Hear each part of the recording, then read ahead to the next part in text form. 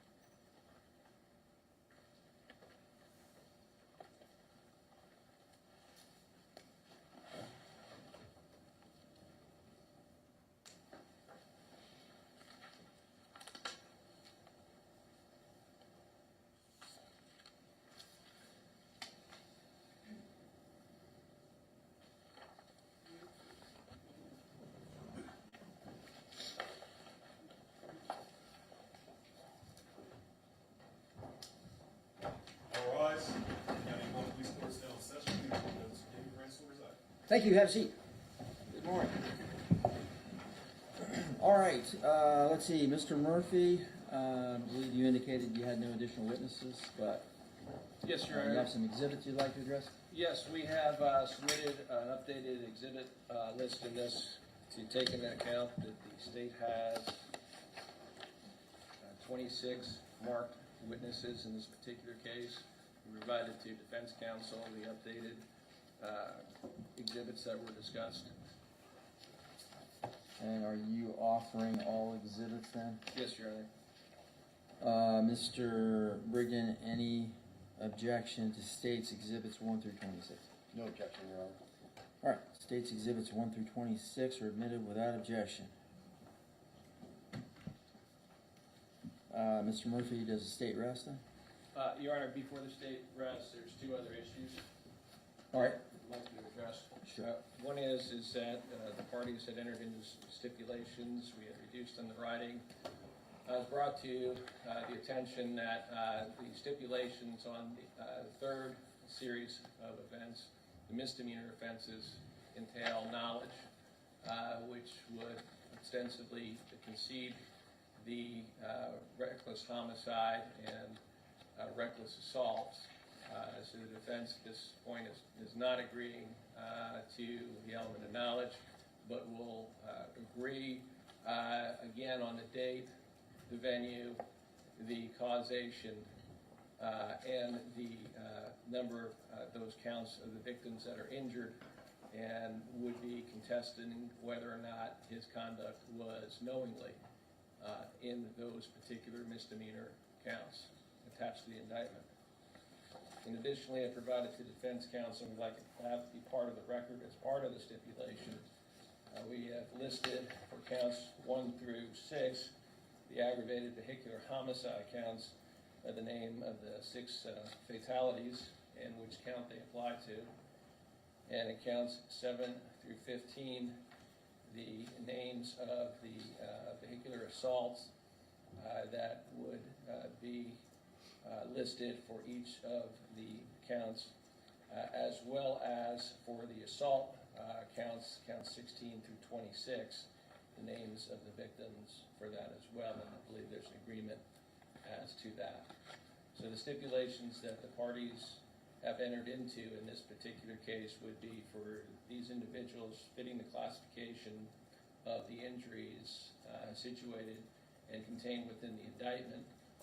We have also entered into stipulations that for counts 1, 2, and 3, that the date of the event, the venue of the event, and the causation or responsibility of the event belongs to the defendant. And for counts 1 through 6 and counts 7 through 15, the issue will be whether or not the defendant, who is saying that his conduct was negligent, the state is saying that his conduct was reckless, as the mens rea. And for purposes of counts 16 to 26, I would imagine then that the issue would remain in the court would be whether or not he was knowingly caused or attempted to cause physical harm to these individuals, or lesser standard than knowingly. And I believe that fairly summarizes where we're at. Mr. Brigden, is that correct? Yes, Your Honor. For counts 1 through 6, which relate directly to the vehicular homicide, we stipulate the prosecution has provided us the names, what they are associated with each death on the indictment. We would stipulate to the defendant's operation of the motor vehicle as approximate cause of death in those counts. However, we are contesting the element of recklessness. The same with the vehicular assault in counts 7 through 15. The prosecution has provided the names those individuals are associated with as it relates to the indictment. And again, we would be contesting that the defendant behaved recklessly with regard to those counts. And counts 16 through 26, we would contest that the defendant did knowingly cause harm, the knowingly element of that as well. And I believe we also have a State's Exhibit 4 authenticity of the cell phone records, the AT&T cell phone records as well, Your Honor. All right. All right, then with those stipulations, Mr. Murphy, does the state rest? Yes, Your Honor. All right, state rests, Mr. Brigden, any witnesses? Yes, Your Honor. The defense would call Sebastian Van Newton.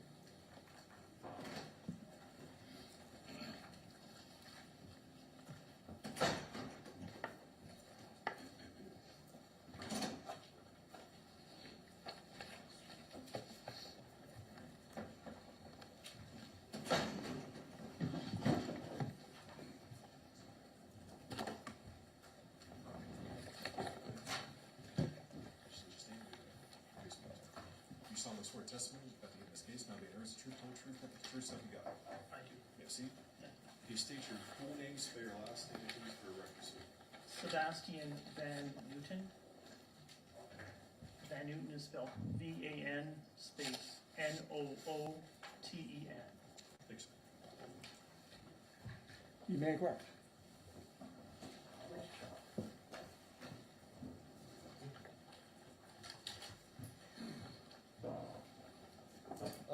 Mr. Van Newton, can you please state your occupation, please? I am an engineer, and I do collision reconstruction and product failure analysis Okay. And who do you work for? consulting. So I typically work for law firms or insurance companies, Okay. and I work for a company called Ambassador Forensic Engineer, and I'm the principal and the owner of the company. Okay. And can you describe your duties involving crash analysis and forensic engineering? Sure. So typically in a case I get retained, I'm asked to investigate the collision site. I'm asked to inspect the vehicles, download information, review whatever other information is available to me, video, whatever there is, and then arrive at opinions after I've done my analysis. Okay. Can you summarize your education and related experience? Certainly. So I went to the University of Western Ontario and I received a degree in mechanical engineering. After I spent 7 years designing heavy trucks for International Truck and Engine Corporation, I started working for a consulting firm doing a line of work that I'm in right now. I started that in about 2000, so I've been doing collision reconstruction for about 23 years. Okay. Probably a difficult question. Can you estimate how many total crash reconstructions or investigations you've conducted over 20-some years? Yeah, I think my CV says, what, 2,700 or something like that. Okay. But it's probably over 3,000 by now. Okay. Okay. And have you testified as an expert before? Yes, I have. On multiple occasions? Yes. Over multiple years? Yes. Okay. So you were retained in this case to analyze the data associated with the accident that occurred on November 14th? Yes, I did. Okay. Now, in the beginning of that, I think the day of the accident, you actually were at the scene. Is that accurate? No, that's Drove not. to it? Not. I was called on the day of the accident, late in the day, and but I attended the scene 2 days afterwards. Okay, so you physically were at the scene. Correct. Okay. Okay. And what different data or reports did you review when you were coming up with your opinion? So in addition to inspecting all the vehicles and reviewing the information or the photographs and the information I collected from the vehicles, I've also reviewed the report prepared by Sergeant Jasper. I have reviewed the data from the Garmin and the coach bus. I've reviewed the airbag control module data from the Nissan and the Toyota. And I've reviewed some videos as well from this case. Okay. Did you formulate an opinion to a reasonable degree of scientific certainty about the speed of Jacob McDonald the moments leading up to the collision? I did arrive at an opinion in regards to that, yes. I established that it can't be said with absolute certainty what the precise speed of Mr. McDonald's speed was in the moments leading up to it. However, in the 30 minutes prior to the collision, the ELD data, or the data from his electronic logging device, indicates that he had been traveling on an average over those 30 minutes between 70 and 71 miles per hour. Okay. I'd like to take a moment just to look at that ELD data if we could. Certainly.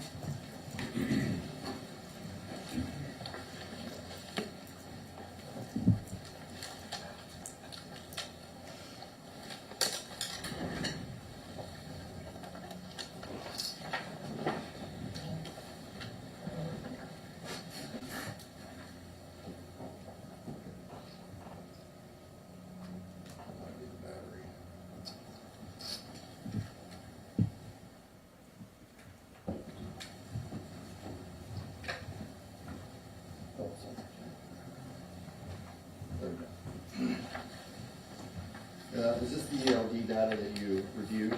Yes, it is. Okay. And this data demonstrates some fluctuations in speed over the course of travel. Is that what you were describing? Yes. Okay. And we have a low point of 62 miles an hour, roughly 62.8. Correct. Okay. And a high point, I believe, several minutes before at 8:25 a.m., well, many minutes before at 75.2. Correct. Okay. Now, are you aware whether or not this vehicle had a cruise control system? Yes, it had a cruise control system. Okay. Are you aware of what the limitations of that cruise control system was? I'm not too sure what you mean by limitations, but if you're specifically asking about the governed speed on cruise, I understand it to be 72 miles an hour. Okay. Now, did you do any analysis related to the topography of the travel, of that course of travel? I did. Okay, can you describe that, please? Right, so there's a couple of things I did. I've done 3 different things. The first thing I did was I used Google Earth, which has a feature that if you basically route a path between 2 points, you can view the elevation changes over that path. Sorry to stop you Yeah. there. Is that what we're looking at right here in this figure? That's correct. That's Okay. correct. And when you're looking at this elevation changes, and you're looking at this, what you've got on the screen here in front of us, is that you see the blue line represents the path taken by Mr. McDonald from where he left in Zanesville to the area of the collision. And then on the bottom, you're seeing something a little bit maybe distorted because the vertical scale is exaggerated compared to the horizontal scale. So that means basically it's overemphasizing so you can get a good appreciation for the elevation changes. The elevation goes from the left side of the screen to the right side of the screen. So the changes go from the left side of the screen to the right side of the screen, even though Mr. McDonald was traveling from the right side of the screen to the left side of the screen, if that makes sense to you. Clarify, this is page 11 of your report, correct? I believe so. Let me, Whatever, sir. Sir, I paged up for you. yes, 11, page 11, thank you. And this is a true and accurate depiction of that Google Earth query that you did? Correct, Okay. So the blue line then that you're referring to is up here, right? correct. Okay, and that's the course of travel? Along I-70, yes. Okay. And I believe that you said it goes from the right, so this, where my cursor is now, would be Zanesville? Correct, Okay. And so the impact would be over here? correct. Okay, and this is demonstrating that there's hills and inclines and declines? Correct. Okay. And when we compare that back to the ELD data that we were looking at, knowing that there's inclines and declines associated with that travel, would you expect to see the speed increase and decrease? Yes, yes. And you're aware that that semi, with its load, the Freightliner that Mr. McDonald was driving is approximately 46,000 pounds? Yes, I understand that. Okay. And would you expect, now, when we're looking at this data, we have a 71 mile an hour speed right here, for example, at 8:32 a.m. And at 8:33, shortly thereafter, we have a 62 mile an hour, nearly a 10 mile an hour delta. Would you expect a semi to lose that much speed going up a hill? Some of the inclines along that path, I wouldn't be surprised, but there could be other reasons too for the slowing beyond the grade. So we can't say with certainty what it is, but certainly some of the grades that have traveled along the I-70 are, a tractor trailer could lose a significant amount of its speed depending where it's at. Now, if you assumed that the cruise control was set at 72, I'm looking at the speeds that are above 72, and there appear to be about 5 of them, maybe 6. But each one is only about a 3 to 3.7 mile an hour delta. Would you agree with that? Maximum of 3.7, excuse me. Yes, Okay. And would that be consistent with running on cruise control and then going down and a decline? yes, it would be. Okay.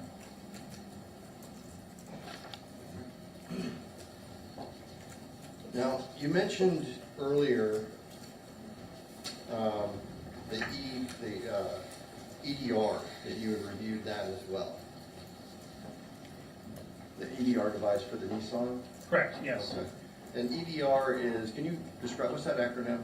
Event data recorder. Event, okay, event data recorder. All right. And the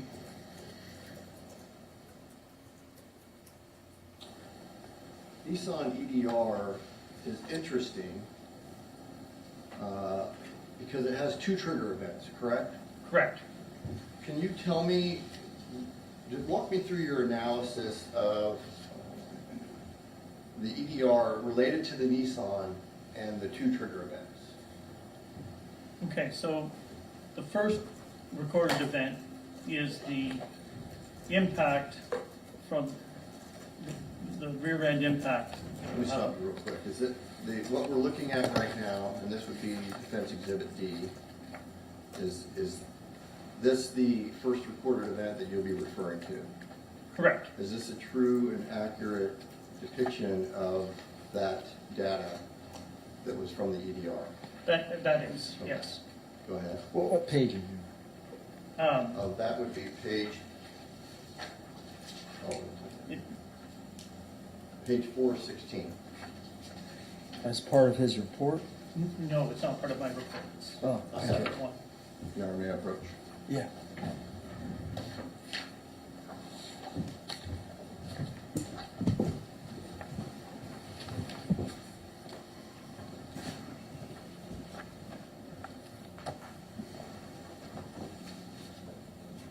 Okay, so we're on page 416, and this is the Nissan's EDR data, correct? Correct. Okay, and we're looking at event record 1. Can you go ahead? Correct. Okay. So this is the first event, and we can tell it's the first event because it says a number of events is 1, even though we know there's 2, because at the time that this is recorded, this is its first event.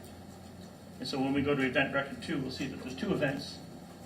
And so at this point right now, we can see 5 lines down that it says multi-event number of events, and it says 1. So that tells me I'm on my first event. And then the next thing I look at is Can that, I stop real quick? Yeah. Is event 1, what, in relation to the sequence of events, what is that related this is the to? first event, this is the impact to the rear end from Mr. McDonald's Freightliner into the back end of the Nissan Worrell. Okay, thank you. Okay?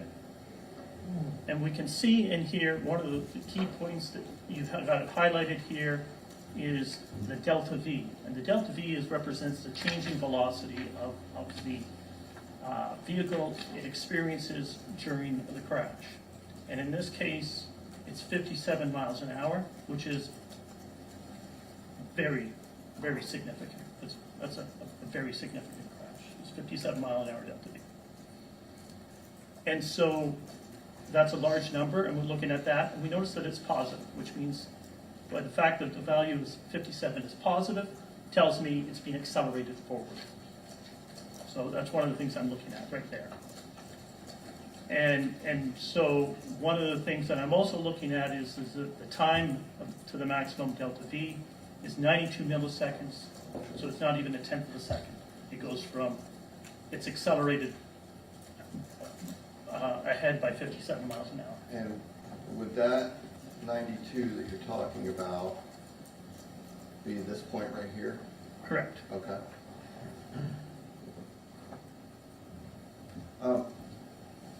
Can you tell me, so these EDRs that are recording these events, what are they typically calibrated at from the manufacturer? So, I mean, calibrated, I don't, and again, because that's proprietary information to the manufacturer, and I'm not privileged to that information.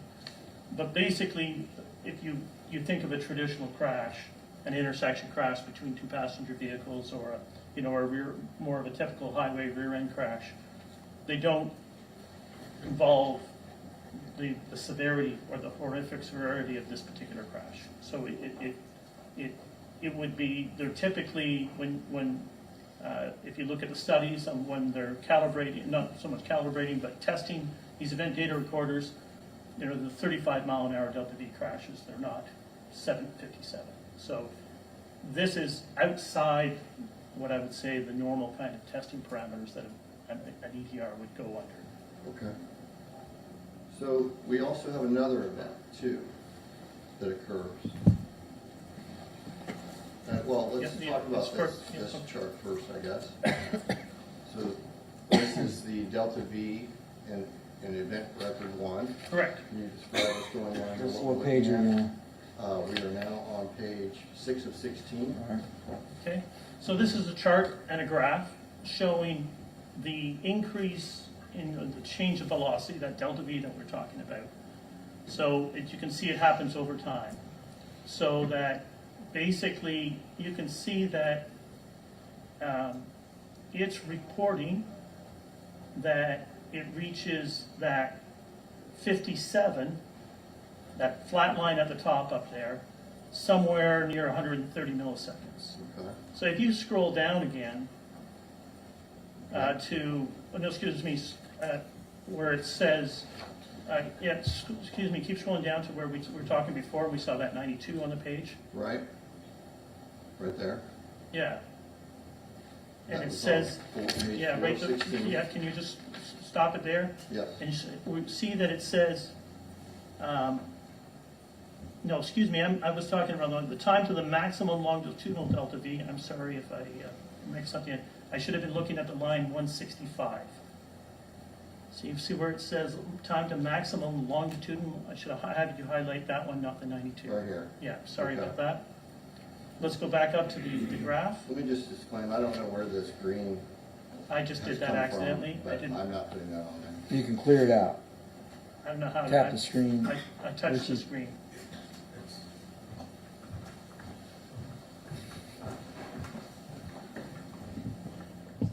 Oh, clear. Yeah, okay. Okay, so we're going back up to here. Yeah. And so you can see, We're back on page 6 of 16. yeah, and so you can see that on the bottom part of it is also in a chart format. So those are the numbers, and the top part's the graph. And you can see that the delta V is climbing for, it's 130 milliseconds, it's almost leveled off, but the true number where they're basically, they're saying the maximum happened at 165, but it's really right around 130 and 140. You're seeing that it's pretty much near its maximum. Just for clarification, the millisecond is, A thousandth of a second. okay. So when we get to 130, that is, Basically, 100 milliseconds is a tenth of a second. okay, So it's just a blink of an eye, okay, basically, we're looking at. okay. So we're saying in a tenth of a second, the vehicle accelerates up to 57 mile an hour. Well, it's Roughly. just more than a tenth of a second, so 130 milliseconds, 140 milliseconds. Okay, So we're getting up to there. So we also have a second event that occurs, correct? Correct. And I think it's down the other way. Oh, no, there it is. The way Sorry. the Yeah, scan yeah, did, I yeah. have to go. Okay, So this is on page 8 of 16 of the EDR report, correct? right. Okay. And so we know this is the second event, it's labeled that way, but also if you go down about 5 lines down, it says multi-event number of events, 2. So we know we have 2 events, and it says the time from the first event to the second event is 0.1 seconds. And that's over here, right? Right, and 0.1 seconds is 100 milliseconds, Okay. okay? And so, and that's recorded. So basically what it's telling us, this data is telling us, is that, let me continue on a bit further. In this one, it tells us that the maximum longitudinal delta V, if we go down a bit more where you've highlighted, it says minus 37. The negative number tells me that the car is slowing down by 37 miles an hour in that crash. So the first crash, it was accelerated, the second crash, it's slowing down. So that's telling me that the second crash is when the Nissan is impacting the back of the bus. Okay. All right, so it's slowing down now got accelerated up to 57 miles an hour. Now it's slowing down by 37 miles an hour.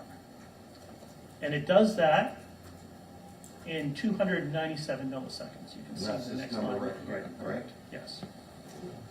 Okay. And so when I looked at that information, I found that a bit odd. Because if we go back to our graph, I'm still got the other one at 100 milliseconds, which is 1/10 of a second. Which is right here. I'm still experiencing the first crash. And so basically it appears to me, based on what this data is showing me, that the 2 crashes are overlapping on each other. This is the way the data is being presented in this report. So that's when I turn to looking at the physical evidence. What does that tell me on the ground? And if you look at the photographs taken at the collision scene, and you look at Sergeant Jasper's report, he's showing about 40 feet from where the evidence starts from the impact of the Nissan being rear-ended by the Freightliner to where its front end impacts the back end of the coach bus. Okay, let me stop you there. This is page 16 of Sergeant Jasper's report, figure 18. And is that what you're describing, the physical evidence of where the impact occurred? Right, so on the top photograph on this page is the evidence of the initial impact between the Freightliner and the back end of the Nissan. Okay. And then, basically, you can see the second impact further on. If you scroll down a bit, so we're seeing the full picture here. Yeah, that's a bit better there. You can see that the impact with the coach bus is up at that streak where the fluid stains are, and that distance is approximately 40 feet. Okay. And so we can tell that just simply looking at the lane line dashes on it. Okay. So we have the first recorded event is the semi impacting the Murano, correct? correct. Okay. Then we have the second event is the Murano impacting the bus, correct? Correct. Okay. So describe the difference in the milliseconds as associated with the physical evidence and what your conclusion was there. Right. So we're looking at basically the Nissan Murano is about 16 feet in length. So if we have 40 feet from the back end of the Murano to the back end of the bus, 16 of that's taken up by the length of the Murano, so you're ended up with about 24 feet. Let's say 70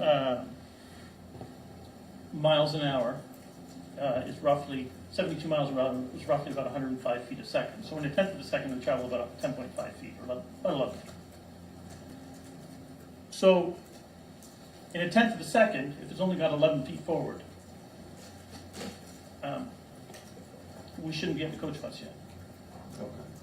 So we've got a bit of an issue here. When I'm looking at the data, there's something that's not quite right.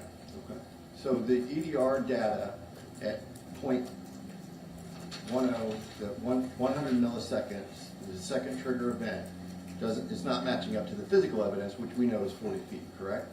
Correct, and there's about 24 feet separation between them, right? So if a tenth of a second should have moved 11 feet, not 24 feet. Okay. So we have a second triggered event before when we would expect when looking at the physical act. Right, right. And That's if, not, yeah, sorry to, that's not our only issue either, is it? correct. It So- would be the differences in the negative number is associated in event 2 and the positive number in event 1, correct? Correct. So if we go to the delta V longitudinal graph that you've got for event record 2, Okay. so, And that would be page 10 of 16 in the EDR report for the Nissan. correct. Okay? And so, when we're looking here, this event is triggered, and we're seeing the basically, it's being triggered a tenth of a second afterwards. We have a delta V that's that's a negative delta V being recorded at the same time you're having a positive delta V. So the 0 point on this graph that we're looking at should be close to the 100 millisecond point on the other graph we're talking about. So from a perspective of looking at it, it's almost like you've got conflicting information.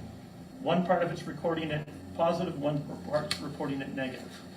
So as we're looking at the whole thing, it's not what we would expect. We would expect a longer time between the two events, closer to 2 milliseconds. 0.2 seconds, or 200 milliseconds, and not 0.1.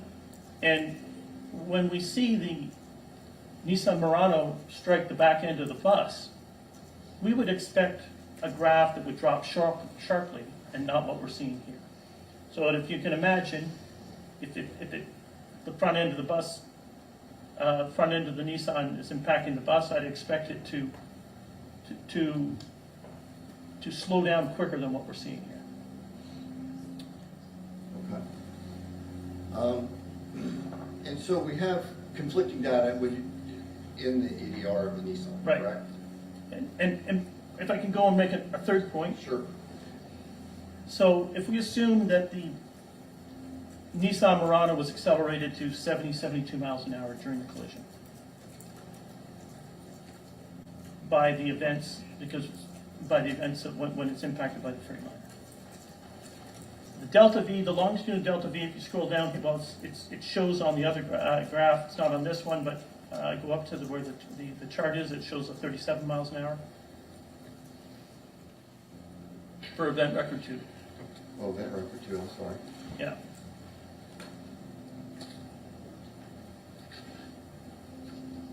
A little, I think it's a little higher where you had where is it?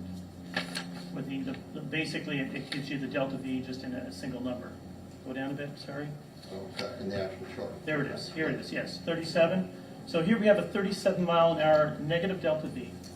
It's at 72, and it slows down by 37. Then your final speed would be 35 miles an hour. Just, 72 minus 37 is 35. And if we look at the data about what the bus was accelerated to from the impact, it's closer to 40 to 42, and we'll talk about that more when we get to the Toyota event data recorder and we talk about the Garmin data. So there's a disconnect through there when we're looking at the speed of what we'd expect this negative 37 to be is almost over-reported, or the minus 57 is too great. There's a problem because we're not getting the numbers that we would expect.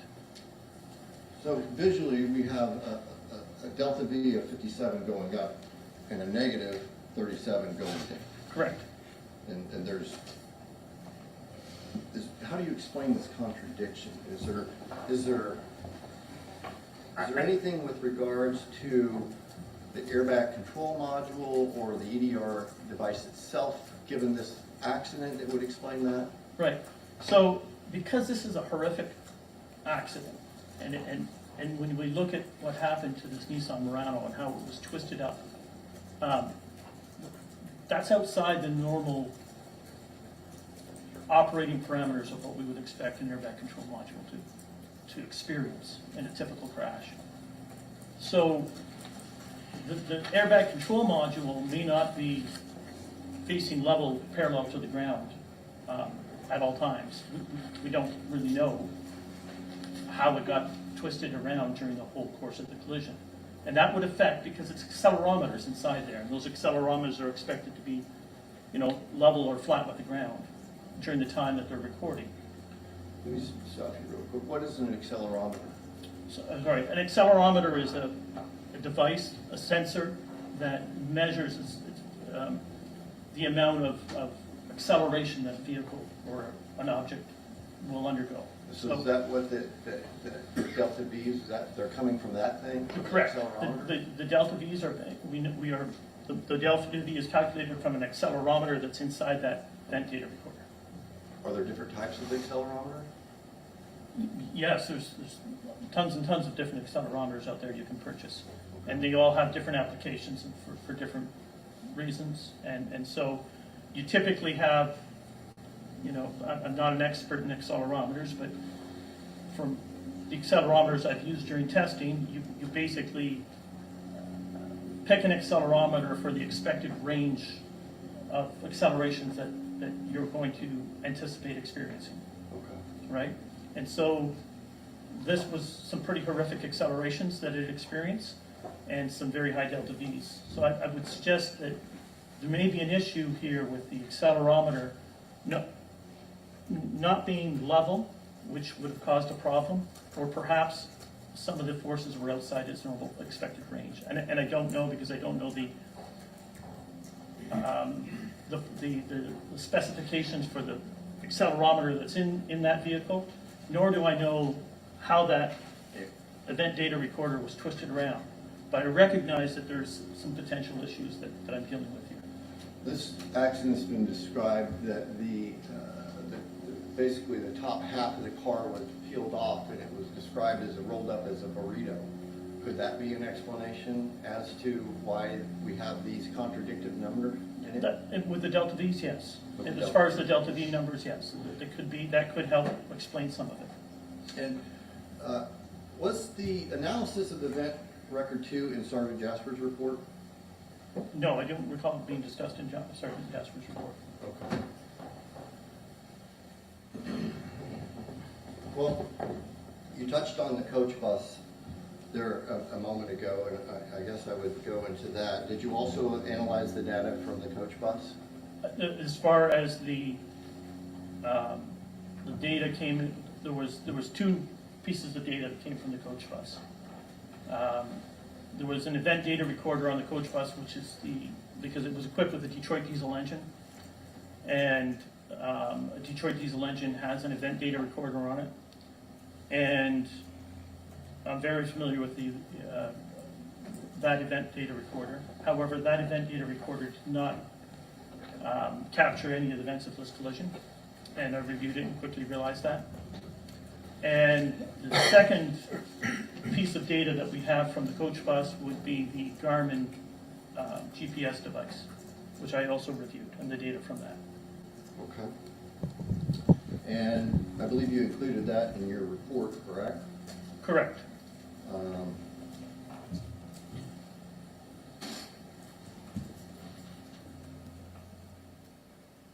Well, that's Jasper.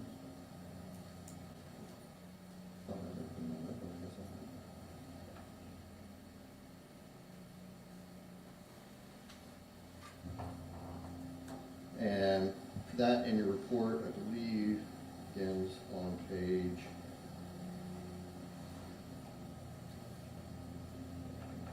It's right at the very end. right there.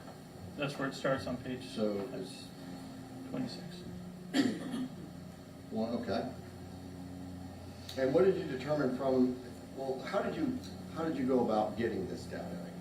Well, I'm very familiar that Garmin devices can be useful in collision reconstruction. And so we often come across them in vehicles. And in the years that I've been doing it, I've reviewed and studied, in fact, participated in studies of the Garmin data and its usefulness in collision reconstruction and its limitations, right? When you have a Garmin GPS device, you can plug it into your computer and look at it just like it's a USB device, like a little thumb drive. And you'll see various files within that device. And there's one particular file we go after. And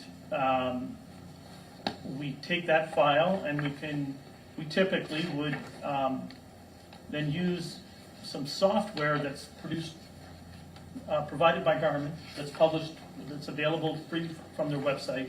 You can download it, and you are able to take that file and open it with the software, and you can read the data that's been collected from that device if it was powered up during the time that the last events of when it was being used.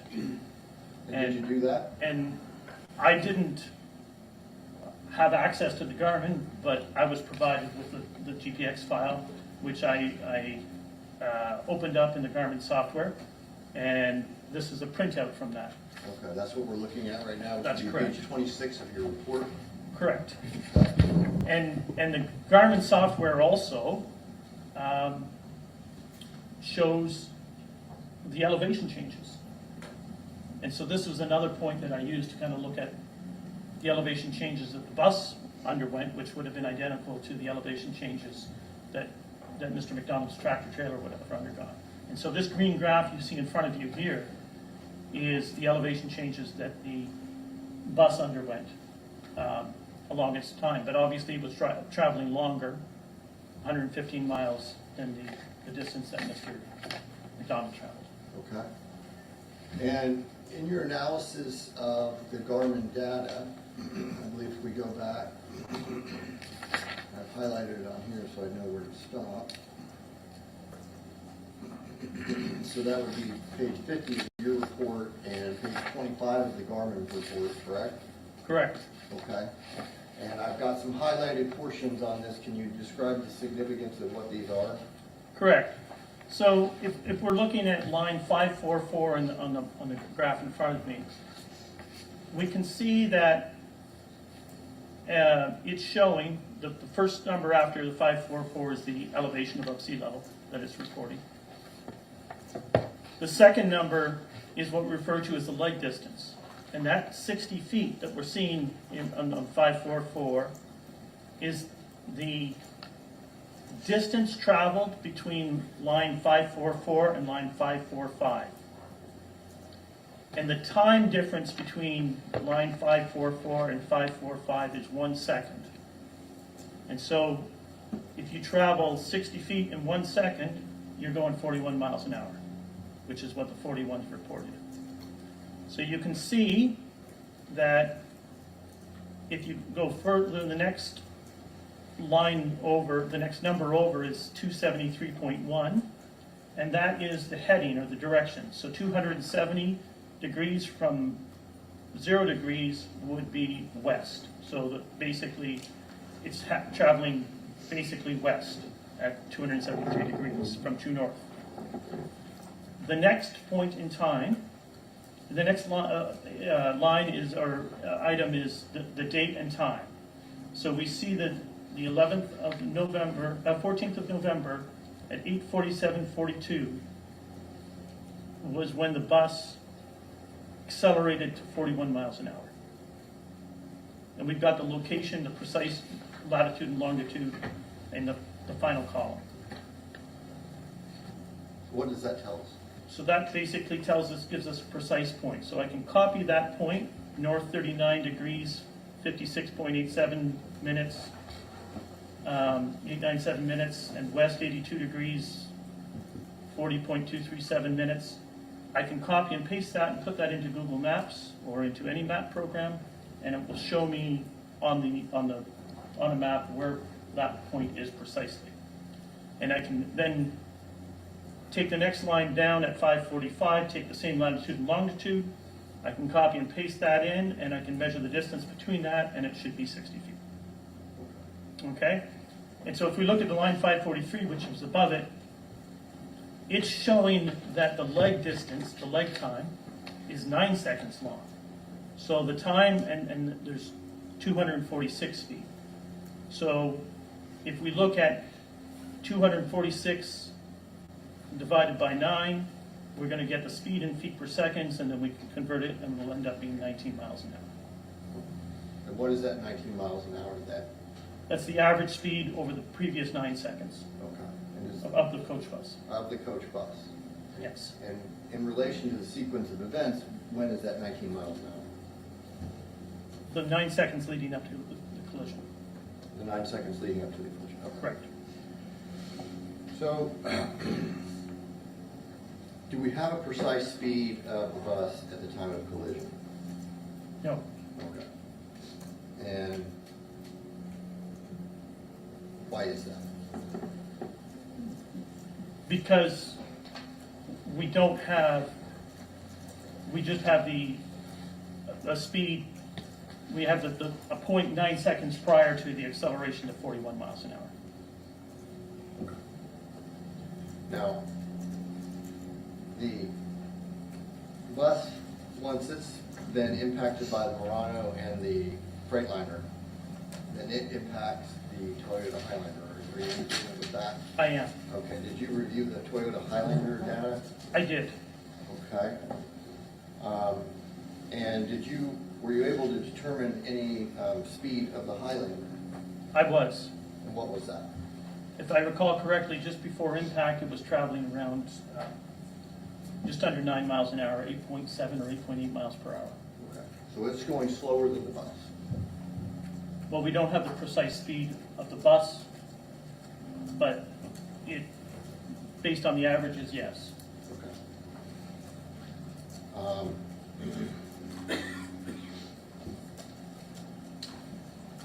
What role in your review of this reconstruction of this crash, what role did the Highlander's positioning and movement play in the chain of events in the collision? Well, there's a couple different things when I'm analyzing it. And if you go to I don't know if you have the EDR data from the Toyota op, but there's just one thing I'd like to point out there. I'll go through a couple different things that I was looking at. No, I do not.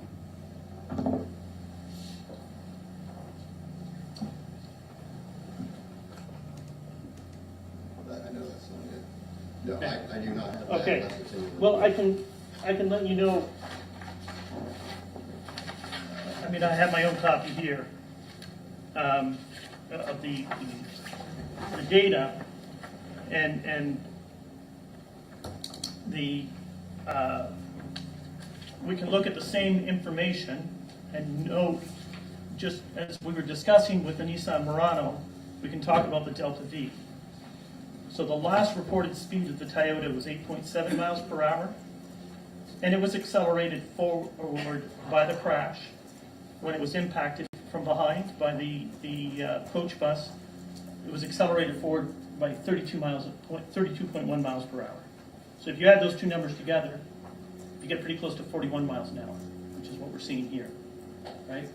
Earlier, you made a correlation between that and the Nissan that I think that you wanted to go back to. Is that Right, correct. So if you recall, the 72 miles an hour minus the 37, I said was 35. So if a Nissan basically slowed down to 35 miles an hour during the second part of the crash, doesn't match up with the 41 miles an hour that we see in the coach buses EDR or in the Toyotas. So it's further evidence that something with the Nissan EDR is not correct. It's not responding or acting like we would expect it to based upon the other pieces of information we have. Okay. Okay? And it's specifically only with the delta V and not the reported speeds of pre-crash speeds, but just looking at the delta V numbers. You also were asking me about the position of the Toyota in relation to my analysis, and when I inspected the Toyota, and as it's pointed out in Sergeant Jasper's report, the impact was to the right side of the Toyota. So there was an offset. So the coach bus was to the right of the Toyota, which would have caused it to spin out when it was impacted. And did you review where in the bus's position, where on the impact portion of the bus was in relation to the Toyota? So the left front corner of the bus would have impacted the rear side of the rear right side. Would that be consistent with steering right? It could be, yes, yes. Now, you've reviewed the video, the Freightliner video from behind the accident, correct? Correct, Okay.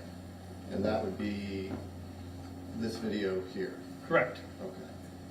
And we've discussed, I know you weren't here, but quite at length, the frames at which we're determining impact or making the best judgment possible that we can as far as impact. Have you made a determination of that as well? Correct. I used a different software program, but I looked through it, and basically 31, at time point 31, it's actually 31.1 is what I ended up, and you can see a kind of a change in the attitude of the Mr. McDonald's trailer, and there's some flashes of color at about that time, which would indicate to me that an impact was occurring. Okay, so if we agreed that the impact is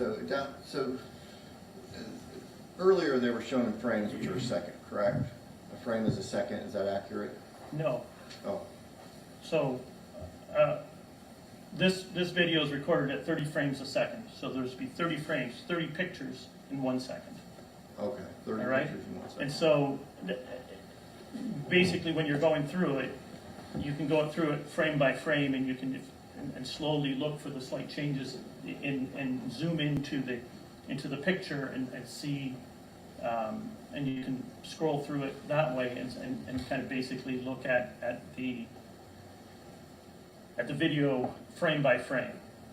Did you notice when you were doing this white van? Yes, I did. Okay, and did you consider it at all in any of your analysis? Yes, I mean, it's discussed in Sergeant Jasper's report, and in the sense that there's a statement from him where that he's traveling along, he had been in front, and you can see from the video, it was in front of the Freightliner, in front of Mr. McDonald, and then it moves into the left lane. Which is what we're seeing right now, correct? Correct. Okay. And then you see it, the impact happens, and then you see it dive to the left. Now, we're on 1 second pass, but from 33, we see a change in the Freightliner. And would you agree, well, can you describe the behavior, of the van up to this point? It seems to be traveling with the Freightliner or right in the area of the Freightliner. Okay. And then, did you do an estimation of how long after the impact to the van veering to the left? Yes, I did. And what is that? It was about 1.5 seconds Okay. in that neighborhood, and you might have 3 people review it and come up with slightly different. One might say, 1.6, one guy might say 1.4, but it's in the general 1.5 time frame. Okay. And the statement, you read Eugene Mann's statement, he's the driver of the white van, and then Sergeant Jasper's report. Correct. And his explanation for veering left was to avoid which he described as a burgundy Highlander. Is that consistent with him veering as a reconstruction expert, is what he would be doing at that point in time? Well, if he sees an object in the lane in front of him, he's going to have to perceive and respond to that object and then take evasive actions. So yes, you'd expect him, if the vehicle pops in front of you from the side, you'd expect him to respond to that. Okay. So we have the impact then of Jacob McDonald impacting that Murano. What is perception response time? So perception response time is we as human beings need some time to take into the information in the environment in front of us. And we'll use the example as a driver because that's what we're dealing with here. So as your driver, you're driving along, there's something that's going to happen in front of you. You have to basically, first of all, detect whatever's happening in front of you. You have to identify it and understand it, and then you have to make a decision to what you're going to do, and then you have to execute that decision. So that's kind of the 4 steps that we often refer to that are included in the perception response time. And obviously, we as humans, we're all different. Our perception response times will be all different to the same situation, but there usually can be found that, for a given situation, that people's perception response times will occur or typically fall within a certain amount of time. So just because, something, for example, if you use the example of something moving into the road in front of a coming up from beside a parked vehicle into the path of a driver, a ball or a car, a ball or a cab or something like that. The driver has to detect what it is, understand what they're looking at, and make that decision. That can, might be take a person a second or a second and a half to that's typical ranges of what a perception response time will be for a person to identify before that they're actually maybe braking or steering in response to that. Okay. Is it plausible to you, through all of your experience in accident reconstruction, that Jacob McDonald took his eyes off the road prior to the impact of the Murano? That's a reasonable conclusion that leading up to the impact with the Murano, he was obviously not, for a good part of the time that he's approaching that Nissan Murano, he's not making an observation. We can't say that he, in the last second, he didn't observe it, but didn't have time to execute a response, and a meaningful response by steering or braking. But you can't say that, in theory, he didn't see it. He either didn't see it, or he didn't see it in enough time to affect any braking or steering that would have changed his speed or changed his. So he could have detected it in that perception response time. So that there is in theory that he could have never seen it, or he could have seen it and but not had time to proceed to complete his perception response. What role, if any, could the white van have played in him taking his eyes off the road? Again, that would be, for me, I would be kind of speculating as to kind of, but if the white van's traveling along and he's looking at the white van, and that's where his attention is, instead of the Nissan Murano, that might explain why he didn't see the Nissan Murano, because he's looking at the white van. I'm not asking you to speculate. I'm asking we're just discussing someone taking their eyes off the road. Through your experience in reconstructing all of these accidents, is that something that individuals in their everyday course of driving may do? May they look over at a vehicle next to them? Correct. I mean, I think we've all been drivers, or everyone who's been a driver has, looked at a sign on the road, looked out their window, looked at another vehicle as they're driving along the highway. So it's something that people do. Okay. So, based on all the evidence that you reviewed, including the ELD data, the dash cam footage, the vehicle inspections, the elevation data. What's your ultimate opinion on Mr. McDonald's speed through the course of his travel before impact?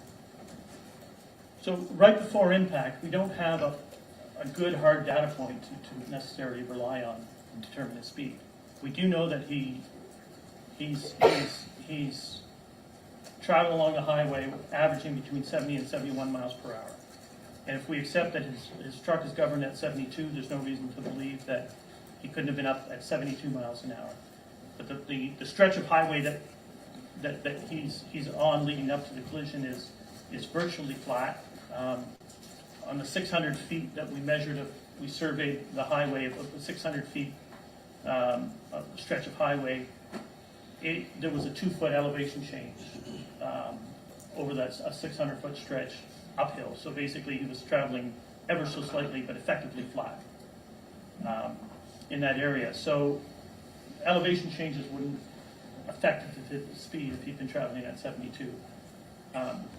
If he had taken his foot off, turned off the cruise or done something, it could have changed his speed, but we don't have any data points other than the 57 mile an hour delta V experienced by the Nissan to kind of come up with a 72 miles an hour. And again, I pointed out to you why I have concerns with the delta V data from the Nissan. So, if you were looking back at the ELD data, that's 74.7 mile an hour at the top at 8:46 a.m., which is approximately 1.8 miles or 2 minutes before impact. Does that tell us his speed at impact? No, it doesn't. Okay. It's entirely plausible that his speed had decreased. Would you opine to that? From 74.7, yes. Okay. So, given the totality of everything that you've looked at related to Jacob McDonald's speed and driving behavior prior to impact, based on your experience and education, would you say with a reasonable degree of certainty that Mr. McDonald was not behaving recklessly? Based on reviewing the speed data, I can't see that there's anything to suggest other than he didn't reduce his speed and avoid a crash, but there's nothing that I see that he's doing in the data that I'm looking at that suggests that he's driving recklessly. Okay.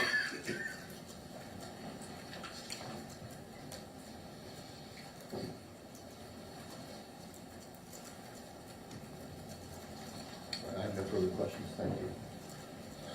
Why don't we take a recess, come back to cross-examination? All rise. No recess.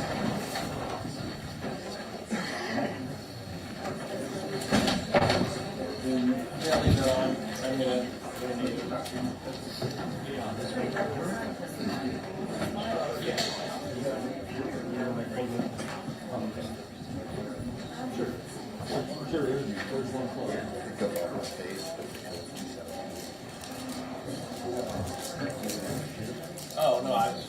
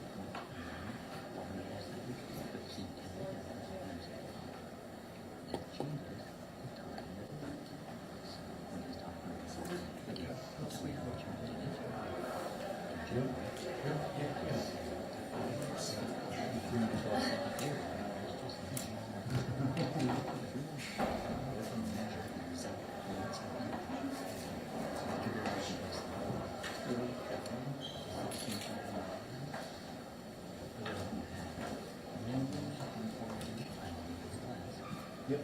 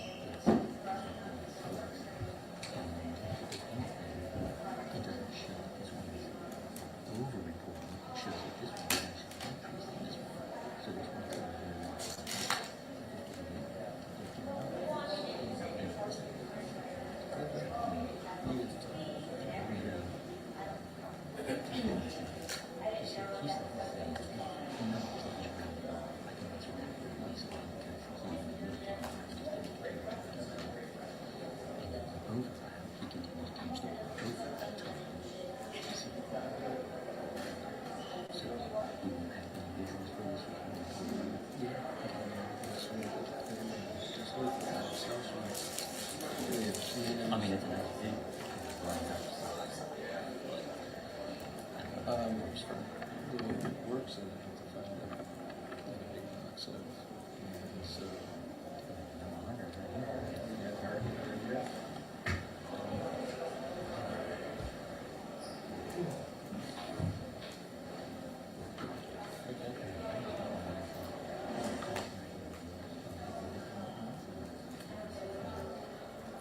Yeah.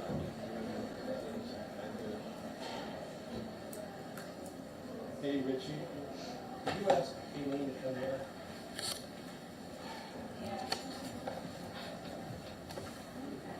No, you did. Yes, Katelyn. Oh, yes. I need you to go back.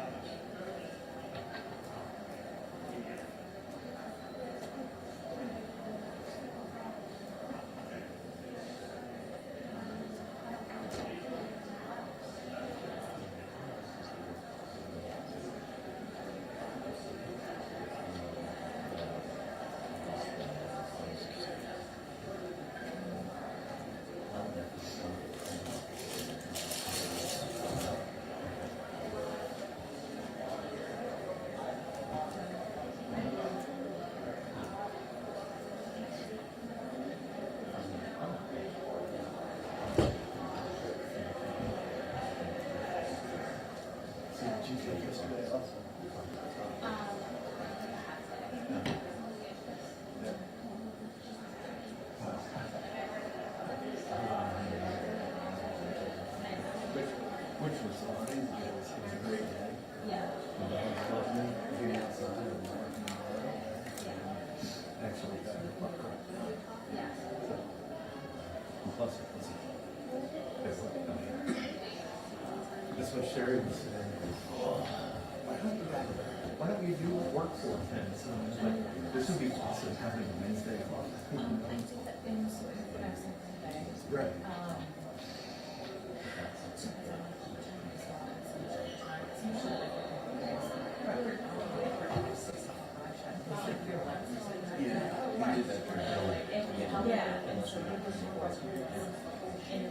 I propose they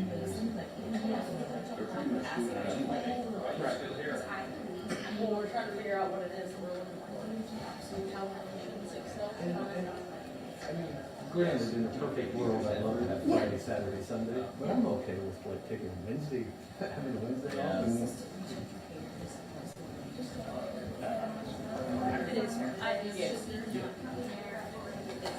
right.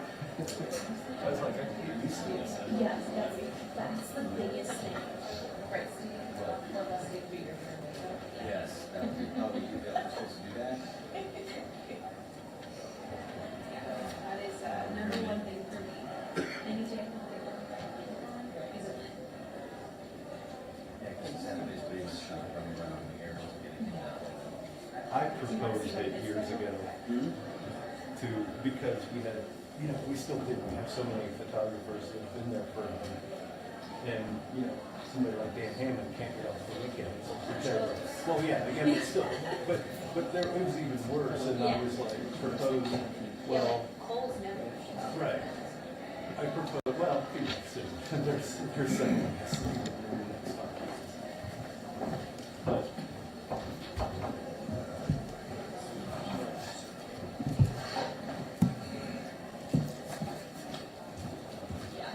I proposed that if you work a weekend, you only had to work one day, and you need to be over 4 day work. To entice people to work the weekend, it's right.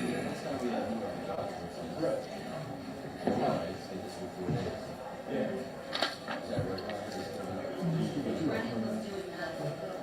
What's that? I think Brendan was doing that. Yeah.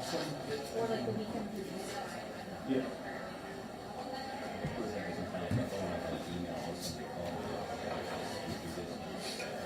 Yeah. Go into the grocery store, and then it stops at the store.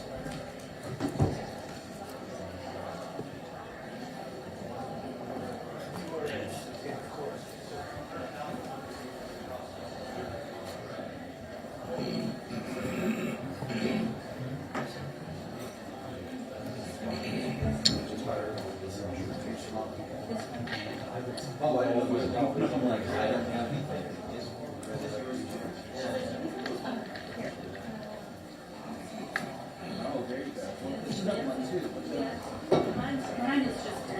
I did follow your lead. Yes. The last minute.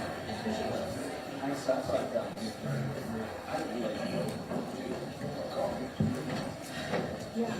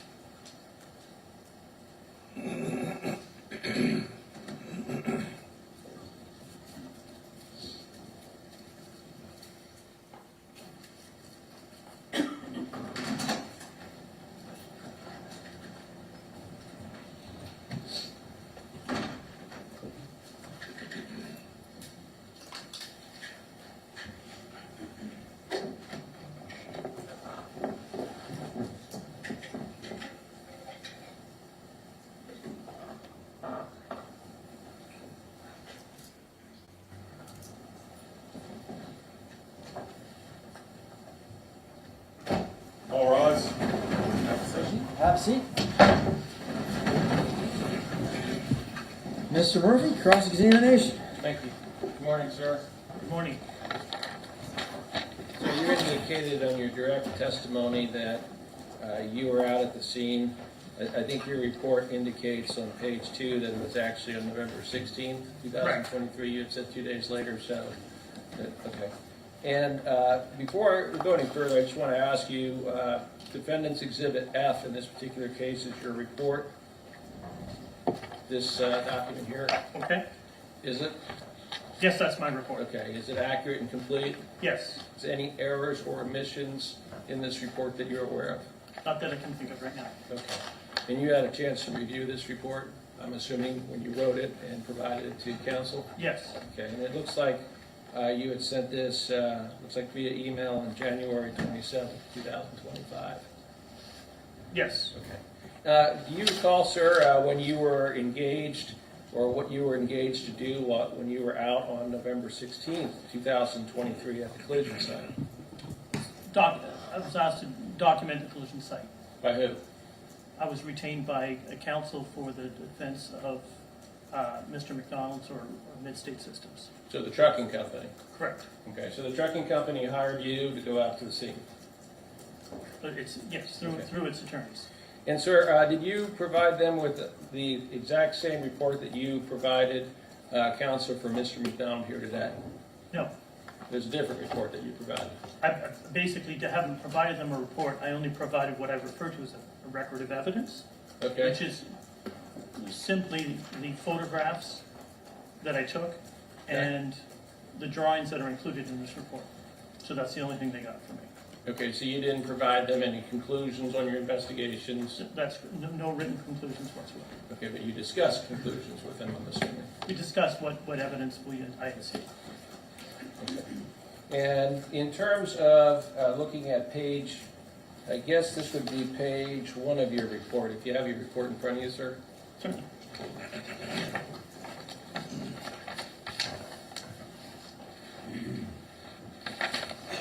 And I'm looking at the first page of that, looks like a letter dated January 27, 2025, Mr. Brigden?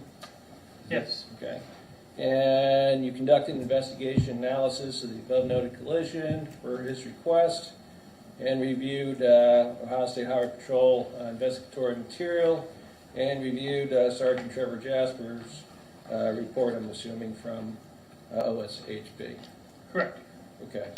And in background information, in the last sentence, you have there that there were 5 fatalities and numerous injuries. Is that accurate?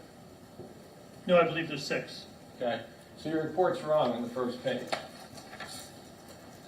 Correct? That's correct, yes. There's 6. That's a obviously mistake there. Pretty glaring one. Yes. Okay. And you described this on, I believe, page 1 also as a chain reaction collision. What do you define as a chain reaction collision? One vehicle pushes into another, which pushes into another, which pushes into another. So there's kind of a chain. Okay. And sir, do you have any opinion as to whether those other vehicles at the time that these events commenced with the Freightliner hitting the Nissan Murano, whether those other vehicles were in motion or were they stationary? Do you have an opinion as to whether those other vehicles were in motion at the time of initial impact? The Nissan Murano? All the other vehicles, yes. The Nissan, the bus, Toyota, the and bus, Van yes. Were they all in motion? They're all in motion. Okay, so if someone was to have previously suggested that the traffic wasn't moving, would you disagree with that? I would disagree with that. Okay. The objective evidence, in your opinion, would be that those other vehicles at the time of the initial collision were actually in movement, correct? Correct. Okay.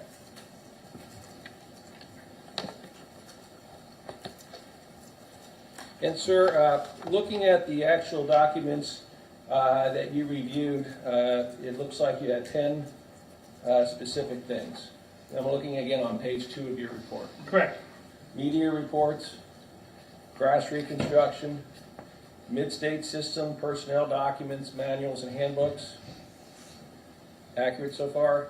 Yes. J.J. Keller ELD programming or electronic logging device, Yes. dash cam video footage from the tractor that was driving behind the Midstate Systems tractor trailer. Correct. Would that be Mr. Badawi's? That's, I believe, his name, yes. Okay. AT&T records from Mr. McDonald's phones. Correct. Photograph of the exemplar of the Midstate System Freightliner. Excel spreadsheet prepared by OSP titled Calculations. And CDR crash data retrieval reports from the Nissan Toyota. And finally, the Garmin GPX file from the device in the coach bus. Correct. Did you receive any other documents, sir, besides what you've indicated here? There may have been other documents in there, but I haven't included them, so that there was a whole series of documents, but I didn't spend a lot of time reviewing them. Okay, and the Excel spreadsheet prepared by the OSP titled Calculations, is that in your report here, sir? If there is I didn't include the the contents of it in here, as far as I know. Do you currently have it with you, sir? No, I don't have it, a printed copy of it. Okay.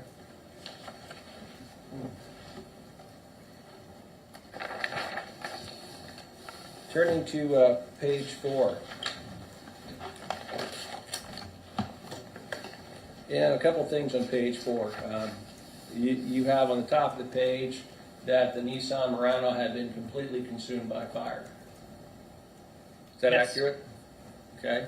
And Well, if you want to suggest that the event data recorder wasn't fully consumed, that they are actually able to... Sir, I haven't asked you a question, I just asked you, is that what you wrote? It's what I wrote, yes. Okay. And you also have the sheet metal was heavily twisted and deformed from the collision. Is that also accurate? Yes. I'm not misreading any of that? No. Okay. The left driver's side bus of the bus was damaged from the collision. Correct. Okay. The Toyota Highlander was damaged in the rear, passenger side, and front end. Correct. And you did not have the opportunity to inspect the damaged semi-trailer pulled by the 2014 Volvo tractor. That would be the very lead point vehicle. Correct. And I think you had indicated that the bus driver or the bus had turned sharply right within a very short period of time before that impact in your direct testimony. I'm not sure if those were my exact words, but I indicated that it's possible to move to the right because of the offset nature of the collision. Okay. And your analysis, under engineering analysis, is primarily rely on the physical evidence collected from the scene and the involved vehicles that is available. Correct. Okay. And at the bottom, the last sentence, the steering gear from Mr. McDonald's Freightliner was disassembled by ZF Active Safety and Electronics in Lafayette, Indiana. Going on to the next page, an inspection revealed that the Freightliner steering was in a straight ahead position at the time of the crash. Correct. What would that be indicative to you, sir, of that positioning of the steering box here? That Mr. McDonald did not undertake any pre-impact evasive steering. Okay, so there was no reaction that he either tried to turn the wheel one way or the other pre-impact into the Nissan Murano. Correct. There's no evidence of any steering pre-impact. Okay. So I think you had put that, and I want to make sure I understand this here.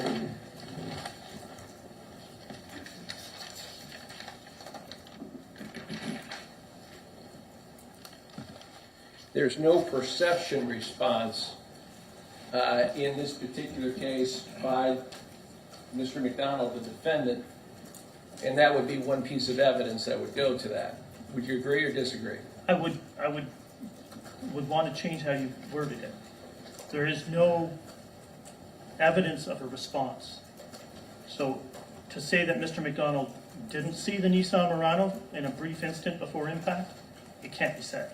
Well, okay, well, let me ask you about that. You know, perception and response are two different things, aren't they? I have to perceive something, Correct. and then I have to respond to it. Correct. Whether he saw it or not isn't as important as to whether or not he had a reaction or response to it, correct? Well, I think they're part and parcel of the same thing. You can't respond to something without first seeing it. That's my Right. point. So So, if you didn't see it, that would be evidence of why there's no response in the steering gearbox being turned or anything. that's correct. If he didn't see it, he isn't going to respond to it. Okay.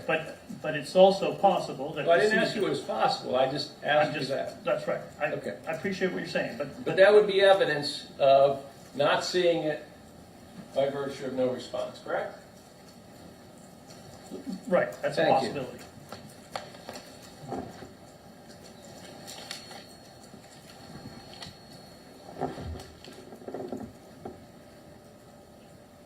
Now, you also have that on page 5, that the ELD data, which is our exhibit, states exhibit 6, the last data position was 74.7 miles per hour that was registered on that. Would What that page be is accurate? This would be on page 5 of his report. Well, not to be nitpicky. Well, I'm just asking you. Right, you asked if it was the last data point, and I'm not being nitpicky, it's the last data point with speed. Yes, the next one is 0. Correct. So the next one presupposes or supposes it's not moving. Correct. Correct. Okay. Which would be signify the event that occurred. In other words, the conclusion of the event, because there's no further reaction on this device that's Right. been queried, at least. Correct. Okay.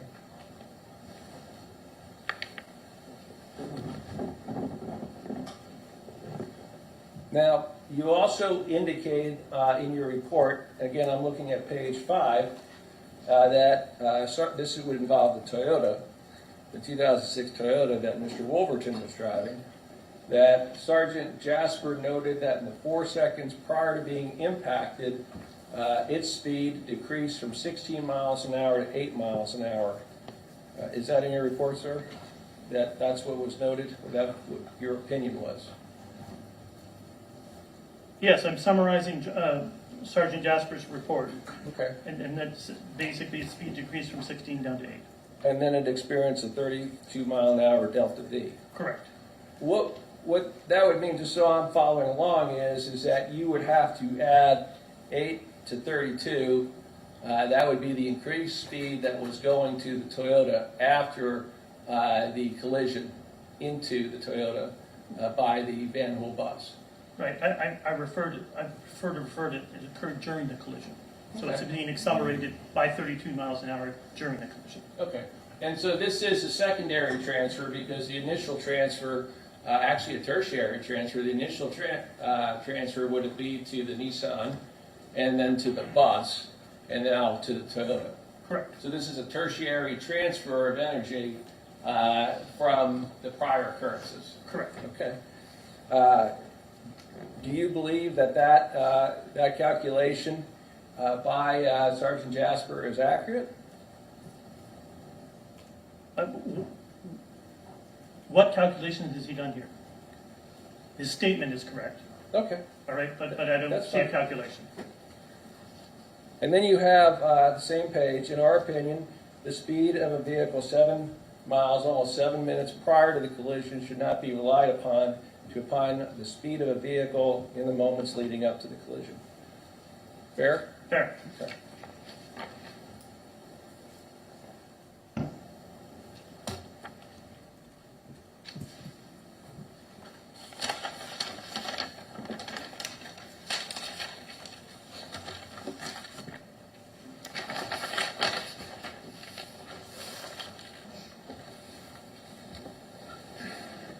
Looking at the bottom of page 6, you note that on pages 46 to 49 of Sergeant Jasper's report, he discusses the analysis of the dash camera from the McKesson tractor trailer.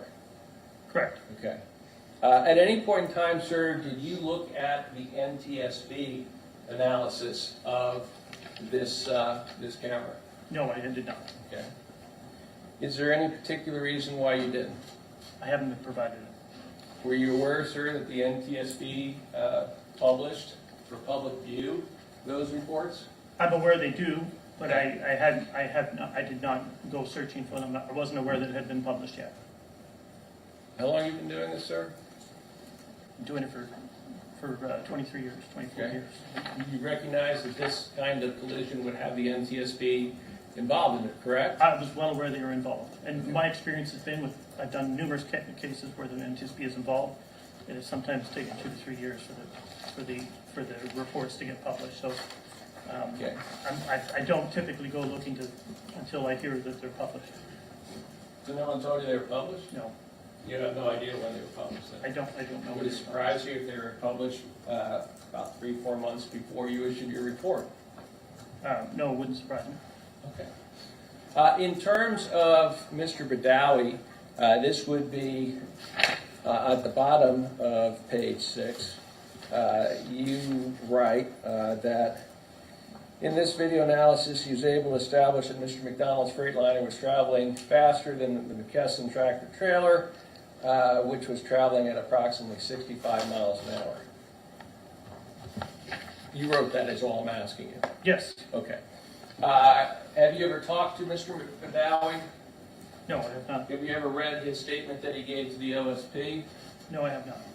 Were you aware that, and he testified here in court, that his speed is governed at 65 miles an hour?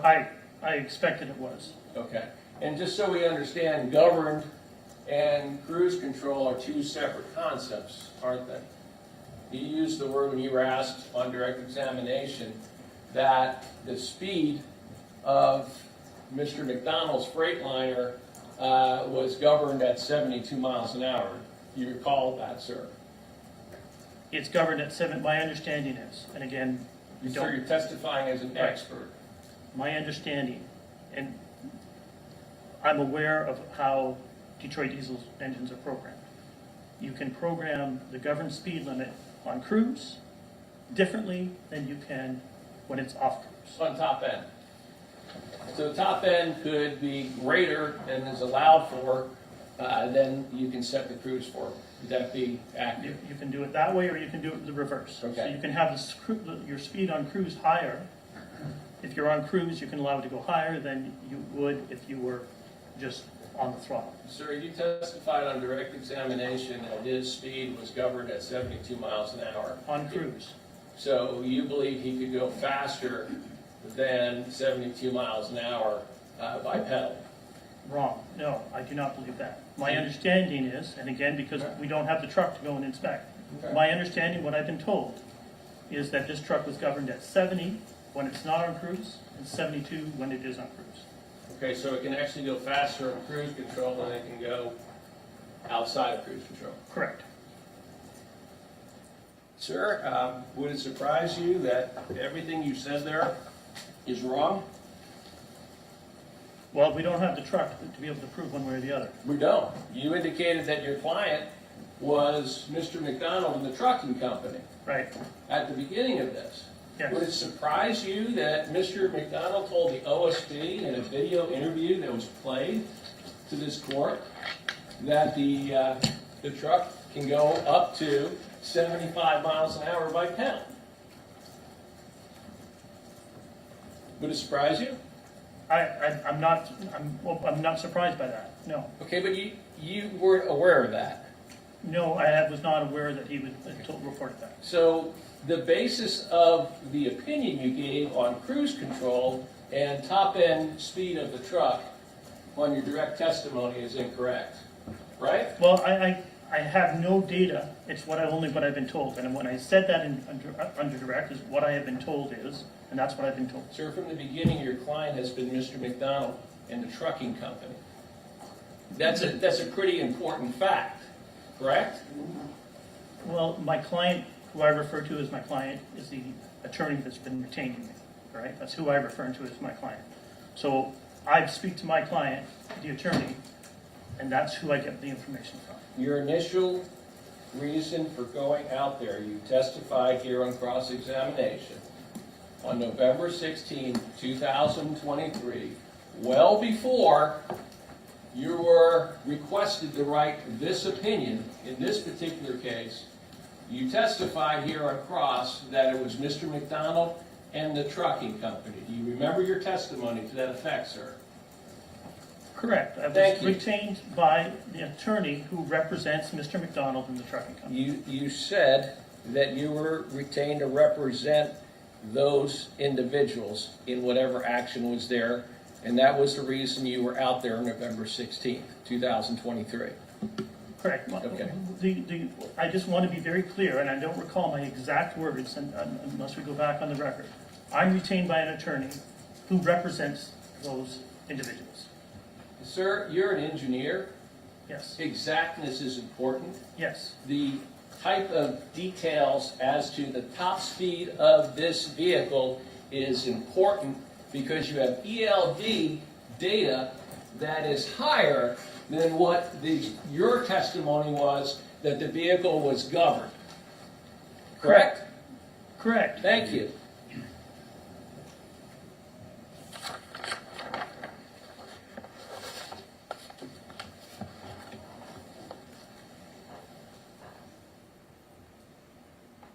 And I'm looking now on page 7.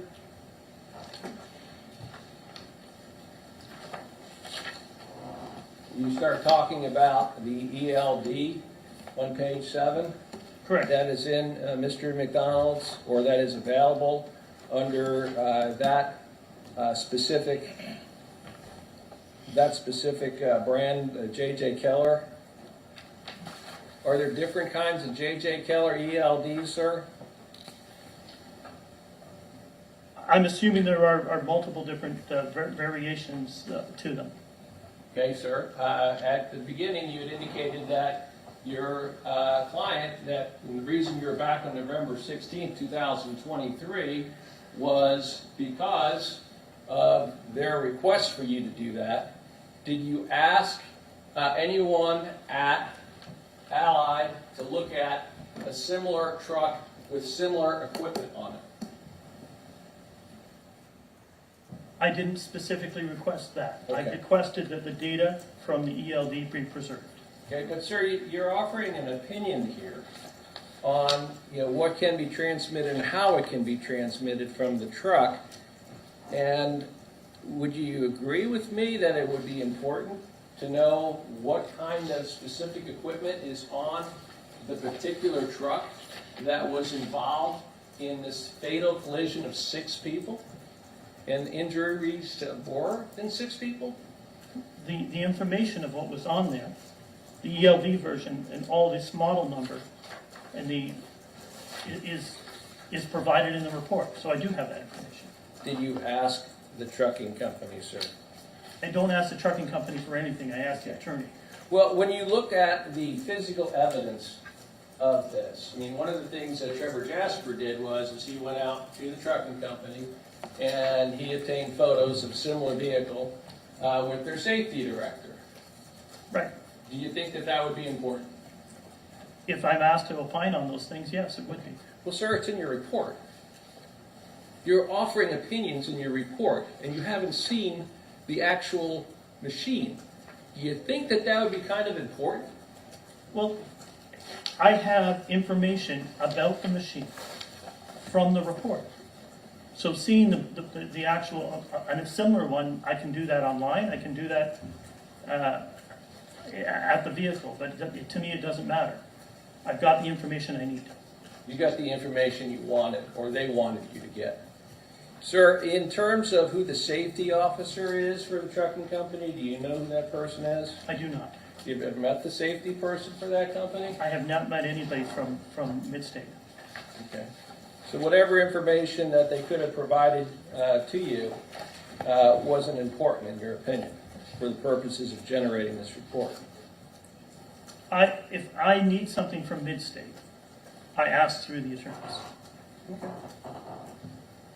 Now, sir, looking at page 10 of your report, and I'm looking at the paragraph under figure 5,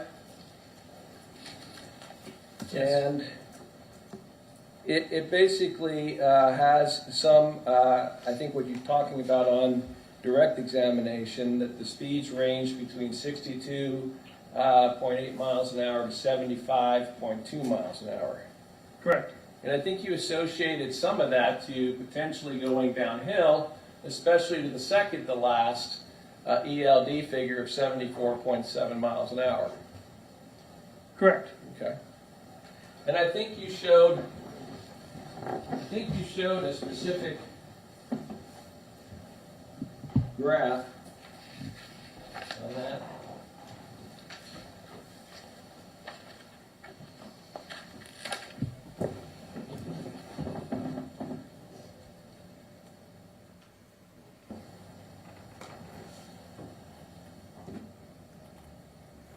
And just so that we're following along in this, sir, I'm going to show you a graph that has a similar first part, the top part, which is the crash site. Is this yours, sir, this year? No, it's not my work. That's not your work at all? Well, one sec, it doesn't appear to me. I think I have a blue line, that's a white line, so it, Okay.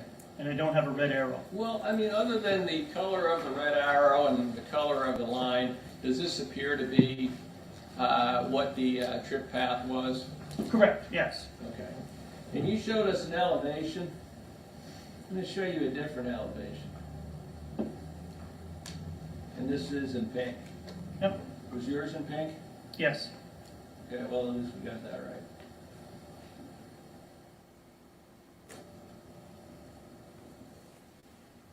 Now, sir, looking at this graph, I guess I'm going to point you out. It's been turned around. So we have Zanesville here and the crash site there. Correct. Okay. And so at the 71.5 miles an hour that's being recorded on Google Earth, fair to say that was at the time period that he's going uphill.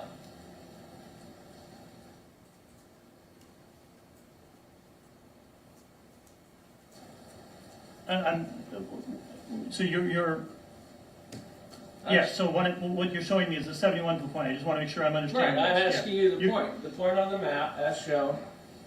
And Yeah, it's flipped from mine, so I just Okay. wanted to make sure that I'm looking Right. at it correctly. it's just so I'm looking at the big board now, I'm sorry. Right, yeah, So this is the point I'm looking at, Yes. and the crash site is over here. correct. Okay, so that speed was recorded on the ELD at the base of the hill. Correct.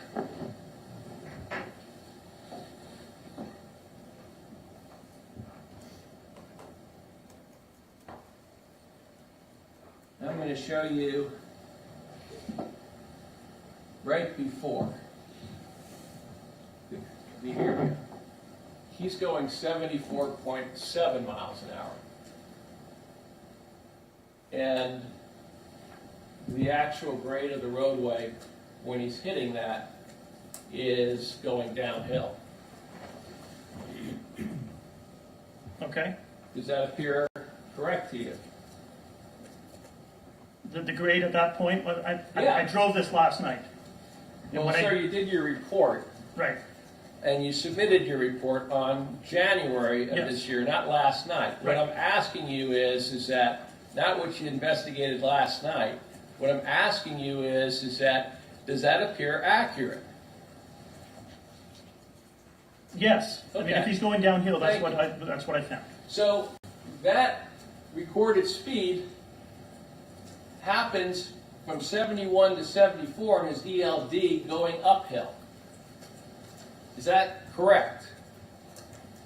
Well, the 74.7 you just told me was going downhill, correct? Right. At a few moments later, the prior reading, he's at 71. Correct. So he went uphill. But it's just a point in time we're looking at, so we don't know the I speed going recognize up. that. I recognize that. But one of the things that you're talking about in your report is that you took the average distance from the ramp to the collision site, and then you divided it to get a speed of 70.5 to 71 miles an hour. And you also offered opinions that the speed would fluctuate whether you're going uphill or downhill. And you were asked on direct, going uphill, wouldn't it slow down? Correct. The objective evidence here from the ELD says that isn't correct. What's not, you're showing it at 71.5 or at the base of the hill? And he's going up the hill, correct? At Correct. this point. And And at the top of the hill, he's at 74.7 miles an hour. And he's going downhill at that point. The grade is going down. So at that point, at the point where he's going 74.7, he's going downhill.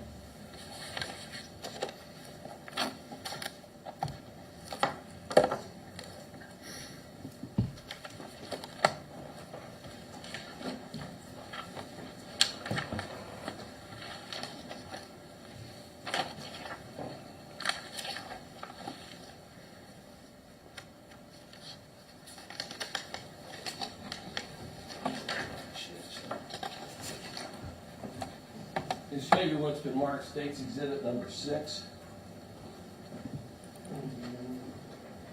This is the ELD report.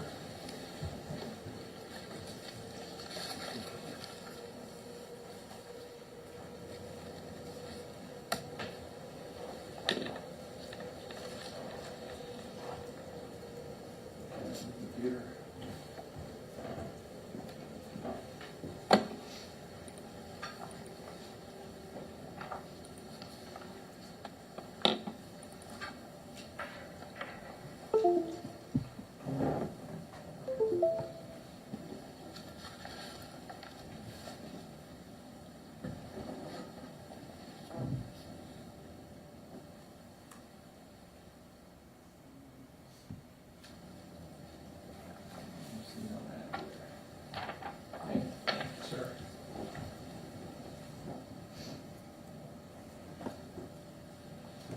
I'm going to show you what's been marked State's Exhibit number 6. And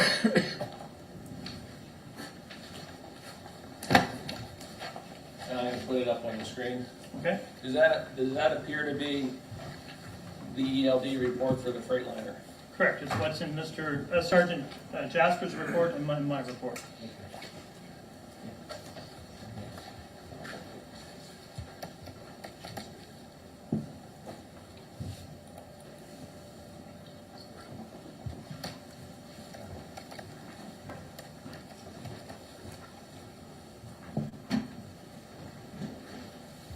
So, what time frame are we looking at this? Looks like 8:44 in the morning, a.m. Which specific point are you asking about? Sir, the third from the bottom, what is the speed calculation? Excuse me, the third from the top. Is at 8:44, 70, and it's traveling 71 miles an hour. And what is the odometer reading on that? 529,903.5 or 903.5 is just for simplicity. And what is the odometer reading on 8:40, time is that? 8:46. At 8:46, it's 906.3. Okay.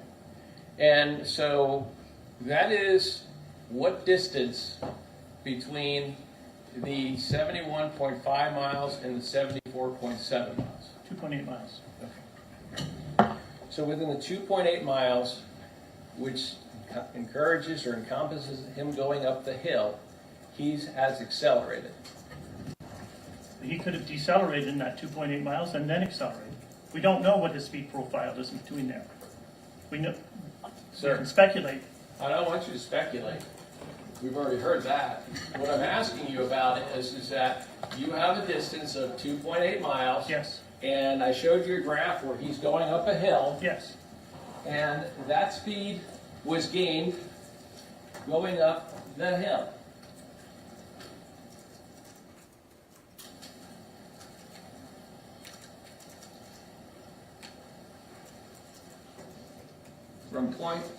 From this point here,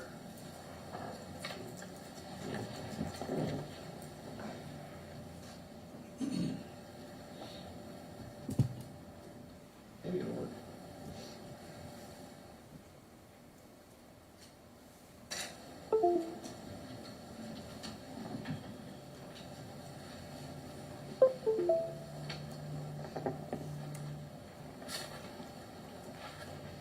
I need some technical help, Trevor. Sorry, I need 2 USB outlets.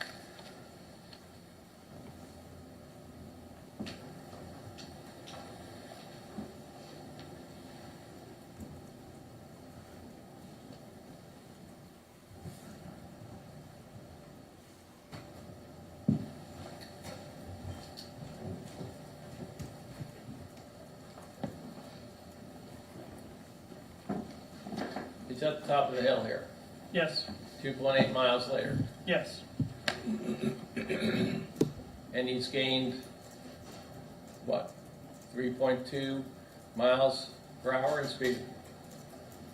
right, so, I mean, as you pointed out, he's going downhill at that point.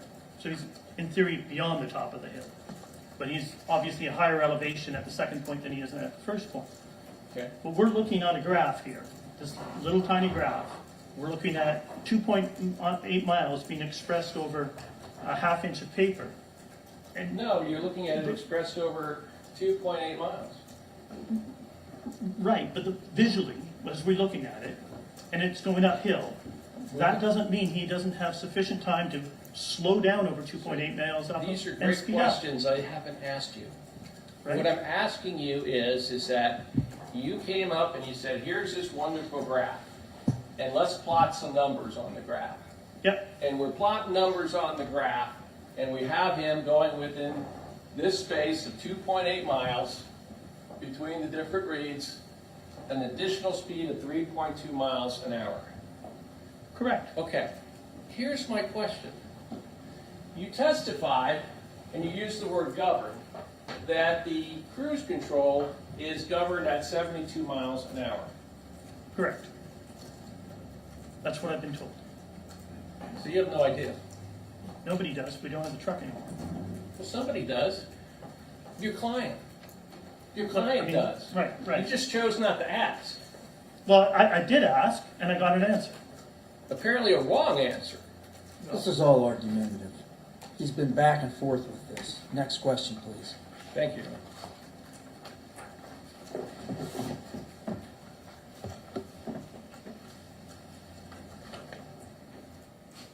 Okay. Looking at the bottom of page 11, and now we're looking at the coach bus Garmin data.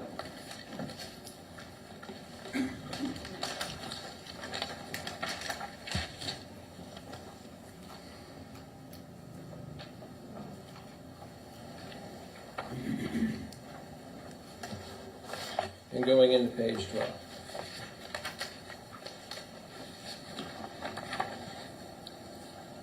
So we're talking about the bus. The bus itself was moving at what speed, sir, do you believe? I've testified that we don't know the specific speed of the bus at the time of the crash. However, after the crash, it appears to, based on the Garmin data, we've been traveling somewhere around 41, 43 miles per hour. And prior to that, the vehicle in front of it's going 8 miles an hour, 8.7 miles per hour, and the vehicle behind is going 15.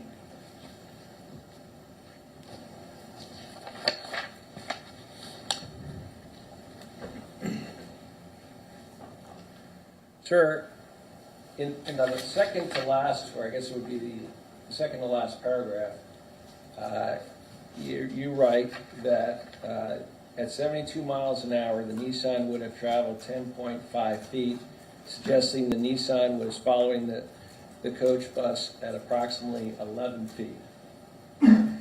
Sergeant Jasper indicates there was approximately 40 feet between the set of scars from the two impacts, indicating a following distance greater than 11 feet. Correct. Okay. So in terms of, that would be objective, that would be something that had been documented by Sergeant Jasper, and when you were out there on November 16th, 2023, that would have been something you would have been able to see. No, I would not have made it, Why is that? because the road had been repaved at that point. But I can see it in Sergeant Jasper's photographs. Okay. So would it be fair to say that the time frame that you actually were out at the scene, all the evidence in terms of the physical evidence that would otherwise be on the ground, from any kind of broken pieces to any kind of fluid leaks to any kind of tire marks on the roadway, all that would have been gone through a repaving? Yeah, that's correct. It had been all Okay. been repaved. Sir, at some point, did you estimate the distance, or were you able to estimate the distance? You said you had a total station out there. Correct. Were you able to estimate the distance between the bridge and the location of this impact, the initial impact of the Freightliner with the Nissan. Can I ask which bridge you're speaking about? Yeah, the bridge that they all went underneath in order to get to that location. Okay, so the one leading, because there's one west of it as well. Well, the one west to it is in front of it. I'm Right. talking about the one behind it. Okay, so the one behind it. I believe I surveyed it, but I don't have that information in front of me. Is that information in your report? No, it's not included in my report. Is that information important? Depending on what you're asking it for, it could be, but I didn't anticipate being asked that question now.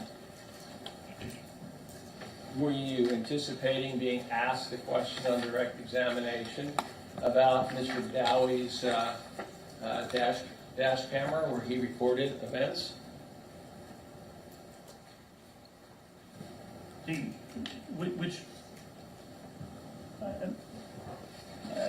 Just for clarification, what specific questions are you referring to?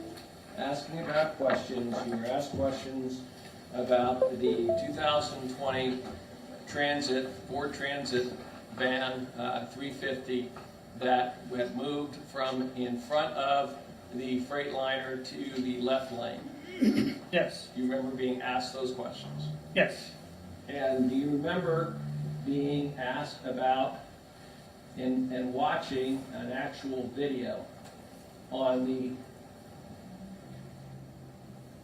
well, I'll show you. Do you remember seeing this video, sir? This is actually a PowerPoint of Mr. Dowie, and in front of him is the Freightliner. yes. Remember watching that and offering opinions in your direct testimony? Yes. Okay. And my question to you is that this particular bridge that we're talking about here,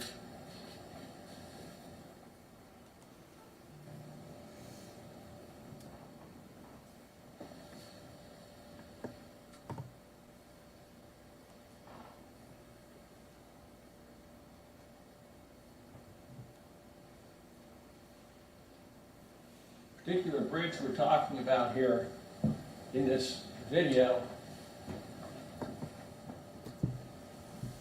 the distance between this bridge and the actual impact area with the Nissan.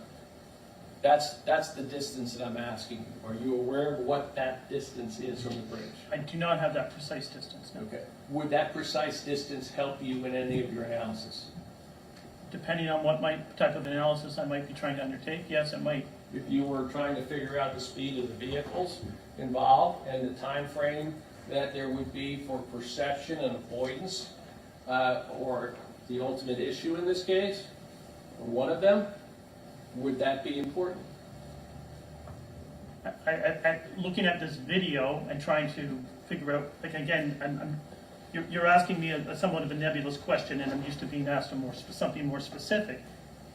I can't, as I'm sitting here right now, sit and think about how I'm going to use that bridge to figure out a vehicle's speed.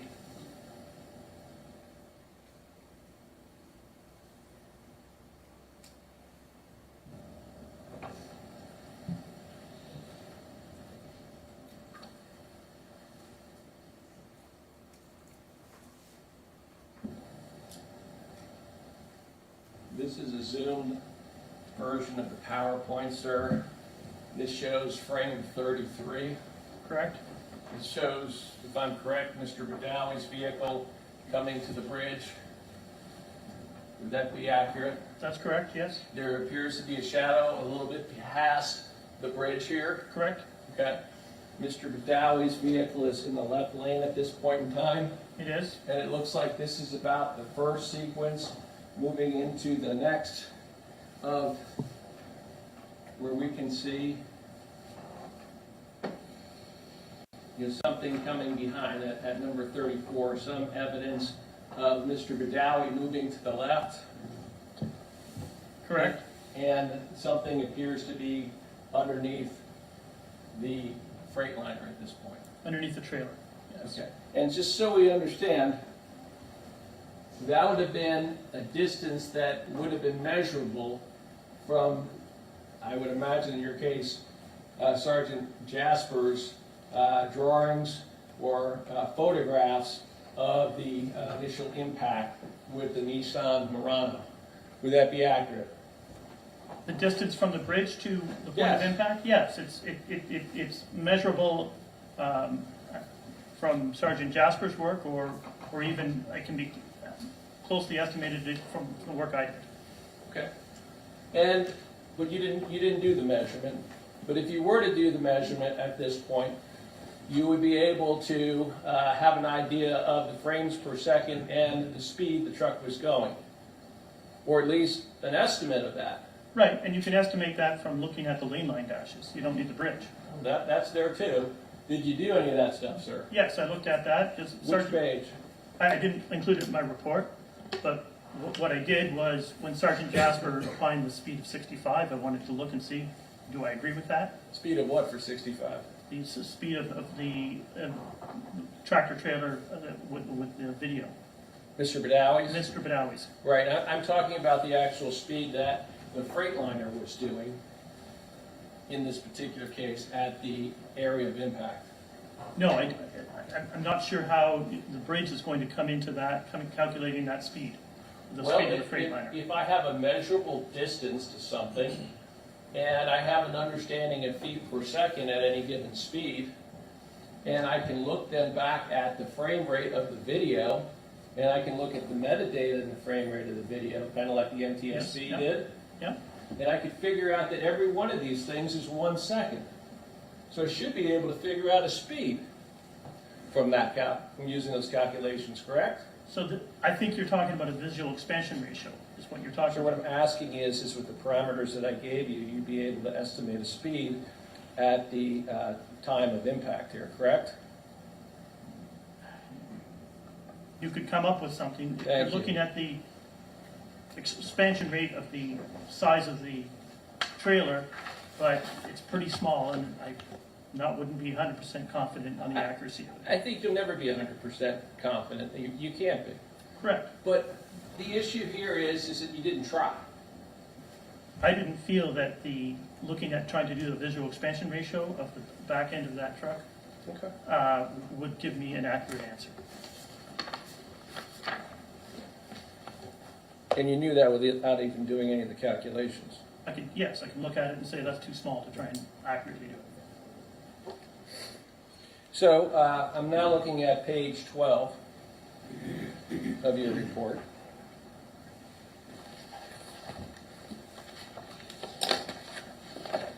And this is your analysis of the Nissan CDR data. Yes. And you again refer to Sergeant Jasper discussing the airbag control module and correctly opining, you have in brackets there correctly, opines that the Nissan had been traveling at approximately 15 miles an hour when it was rear-ended, and that it experienced a 57 mile per hour delta V. Is that what you wrote there, sir? Yes. Okay. So, he correctly opined that the Nissan was moving at 15 miles an hour and it experienced a 57 mile per hour delta V. Correct? Correct. And sir, if I was to add 15 to 57, and as a lawyer I have difficulties with math, I give you that, what number do you come up with, sir? 72. And you say there that 72 miles an hour, in your opinion, or is the best estimate for the impact speed of the Freightliner? Correct. Okay. Now, we already talked about the steering mechanism being looked at as a straight position. Right. Fair to say that there was no driver reaction. I'm not talking about perception yet, but there was no driver reaction to whatever was in front of him at this point. There was no steering, is what we're talking about. Well, no, I'm talking about speed. If he's going 72 miles an hour, Right. you say it's the best. That's the best estimate we have. Okay. Well, best is usually pretty good. There's not much above best, but in this particular case, 72 miles an hour is the best, 2 miles over the speed limit at this point, if that's correct. He doesn't slow down. He doesn't do anything. This is the speed that he's hitting this Nissan Murano at. That's what we have, yes. Okay. And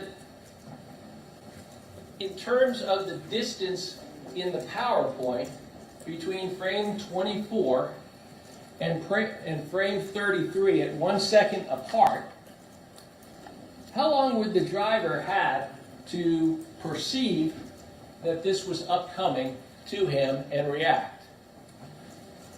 I'm not understanding your question. You've asked me about a period of 1 second. So the answer, the way it sounds to me, should be 1 second. If I'm talking about, but I'm not understanding your question. Okay, well, let me rephrase it.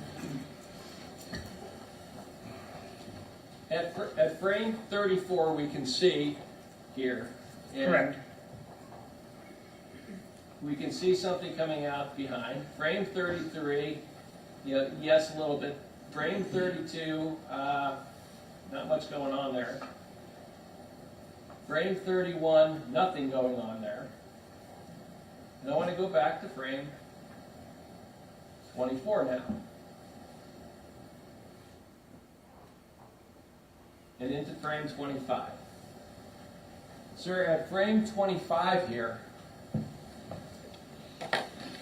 fair to say that Mr. Mann's 2020 Transit 350 is no longer, or moving, or at least, very least at this frame, moving out of the frame of sight of the freight line driver, Mr. McDonald. Correct. So, would it be, in your opinion, that had Mr. McDonald been looking out the windshield in front of him, that he would have been able to perceive the Nissan Murano at this point? Yes, he should have been able to. Okay. And sir, would you be able to, utilizing a reference point such as an underpass bridge, be able to figure out where this would be in terms of distance from the impact site of the Nissan Murano? Well, again, I'm assuming from your question, and I don't want to assume.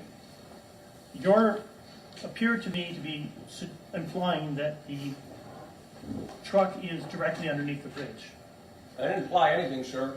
Well, so I don't know specifically, if I'm going to accurately as an engineer look at that position of that truck, I don't know where its front end is relative to the overpass, specifically.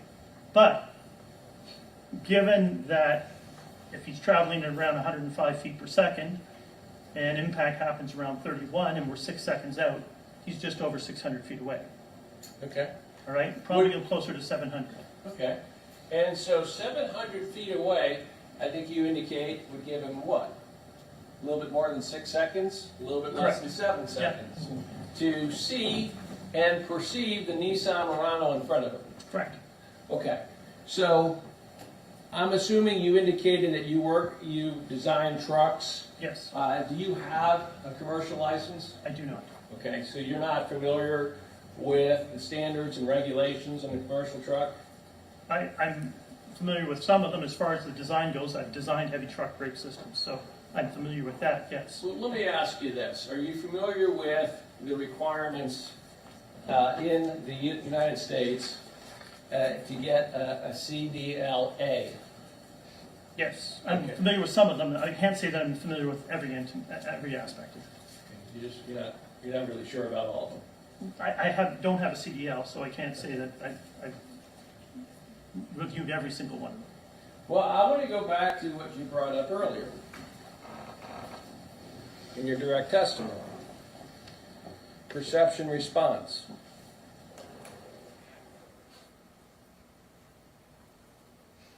In order to perceive something, I mean, you can use your other senses, I guess. You can hear, you can smell, I guess, but not really in this environment, so we can kind of cross that out, right? Correct. In order to see the Nissan Murano, that's 6 to 7 seconds in front of you, you'd actually have to be looking out the front windshield. Yes, that's fair. And because of the fact, I think you were asked the weight of this truck, the combination, and I think you have in bill lading in this was 24,000, a little bit less than 24,400 pounds in the batteries, 53-foot trailer that's behind it. That would be important to be watching in front and out the window. I agree with you. Okay. And in terms of reaction time, I recognize that some people can throw a baseball very fast. Some people have extremely fast reaction times. It's not unreasonable for someone to have a reaction time that is less than 6.5 to 7 seconds. I would certainly hope so. Especially if they're driving a 46,000-pound, fully loaded Freightliner bus. Freightliner tractor trailer, yes. Correct, I'm sorry, I apologize. And just so we understand, this entire time he's able to keep, and I can go back and I do frame by frame if you want, he's able to keep this Freightliner within the fog line to the right and the zipper line in the middle the whole time. Correct. Prior to impact. Correct. Okay. And so, as far as you understand, this actual Freightliner does not have any adaptive cruise control on it? My understanding, no, it does not. Do you know? I reviewed the data of the spec sheet from it, and I can't recall as I sit here whether it did or not. And my expectation, my recollection is it did not. But you're not sure? I don't want to state something that's incorrect. Okay. Well, let's assume, for the purpose of these questions, that it doesn't have adaptive cruise control on it. Correct. What kind of capabilities as a truck driver would I need to have in order to keep my vehicle between the fog line and the center zip line? I mean, you have to steer down the road. I'm not understanding your question. You have to control the truck in some fashion. Right. And if you're not controlling the truck, if your hands aren't on the wheel or something like that, then the thing's going to go all over the place. Yes. Okay. And that's not happening here. No. Okay. And there was some testimony the other day, or some statements, that the bus height of the Van Hool was about 11 feet 6 inches. Does that sound about right to you? It's very close to the measurements we got, yes. Okay. And just following along, that's a pretty big item that should be noticeable by someone who is actually looking out the windshield. Yes. Especially when you have 6.5 to 7 seconds. Yes. Would it be equally accurate to say that the driver's lack of reaction to either the Nissan or the Van Hool bus at 11 feet 6 inches height shows that he's not perceiving any part of the road in front of him, other than keeping it within the lane? Right, so he has to be doing something to keep it within the lane, but he's obviously missing that bus in front of him.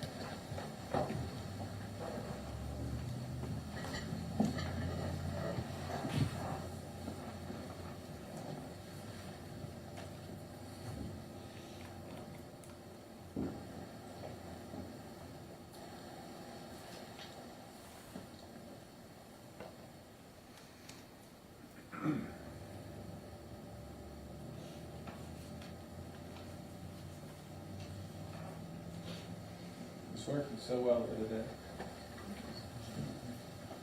today. Well, sir, I want to show you what was shown to one of our experts the other day. Here's a short clip. What do you see this individual doing, sir? He's on his phone, What's he doing between being on his phone glancing up. and glancing down? Yes. Back at the phone? Yes. Are you familiar with the concept of distracted driving, sir? Absolutely. And sir, what's your understanding of what distracted driving is? Some things, something that's taking the attention of the driver away from the driving task. So for 6.5 to 7 seconds, not looking out the front windshield of a 2019 Freightliner with about 46,000 pounds of weight on it,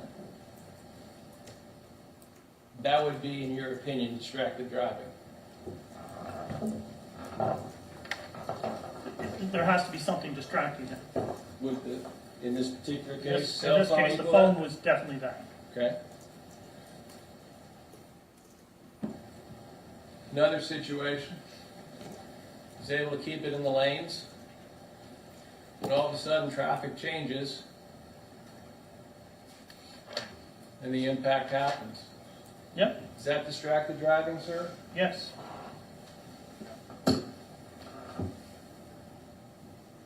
You're familiar with algebra?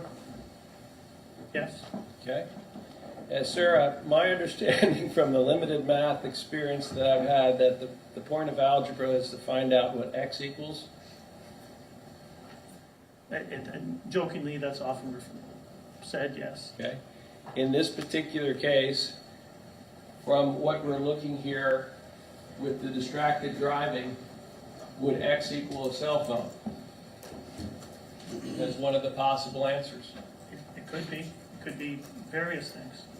Well, give me something else. It could be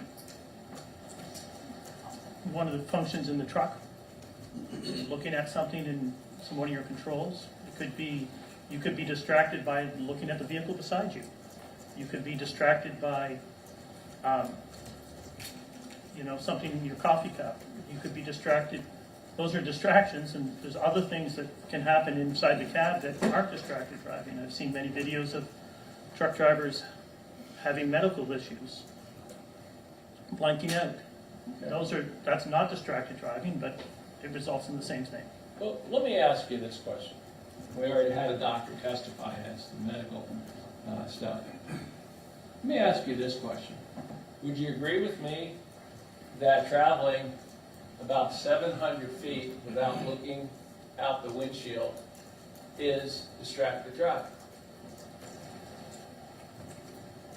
I would say if medically, Outside of medical.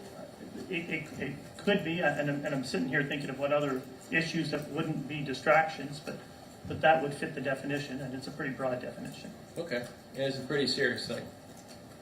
Yes, it's obvious. Why is it a pretty serious thing, sir? Well, we're here today for a very serious thing, right? For 6 people losing their lives. Yeah.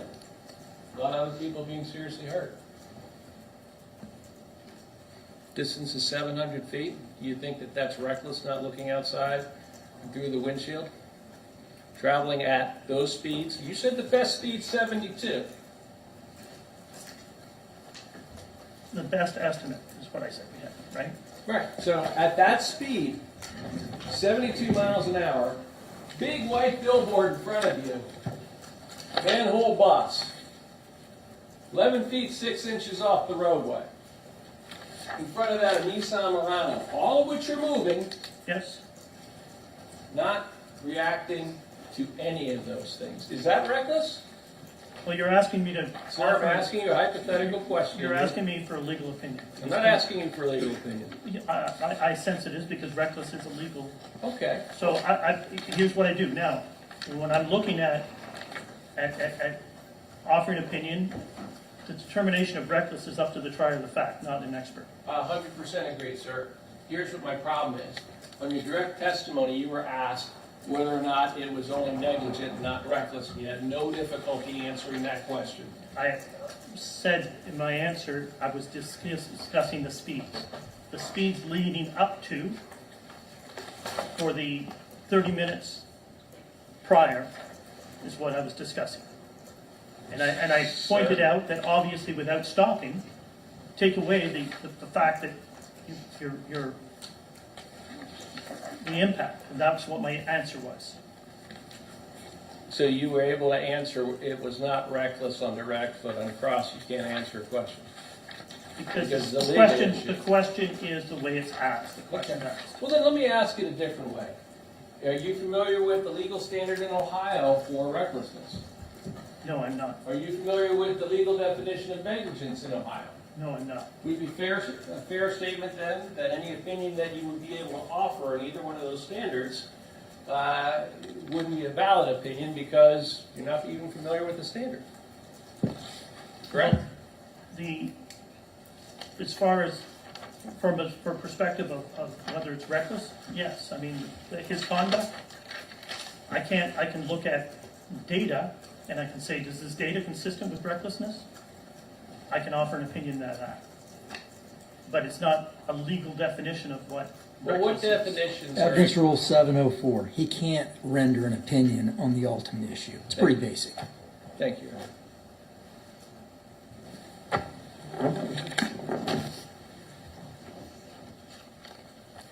He offered opinions of the role of the white van. That would be Mr. Mann's vehicle that we saw in the video. Yes, I discussed that veering to the left into the median. Okay. And you indicated in terms of that particular vehicle there,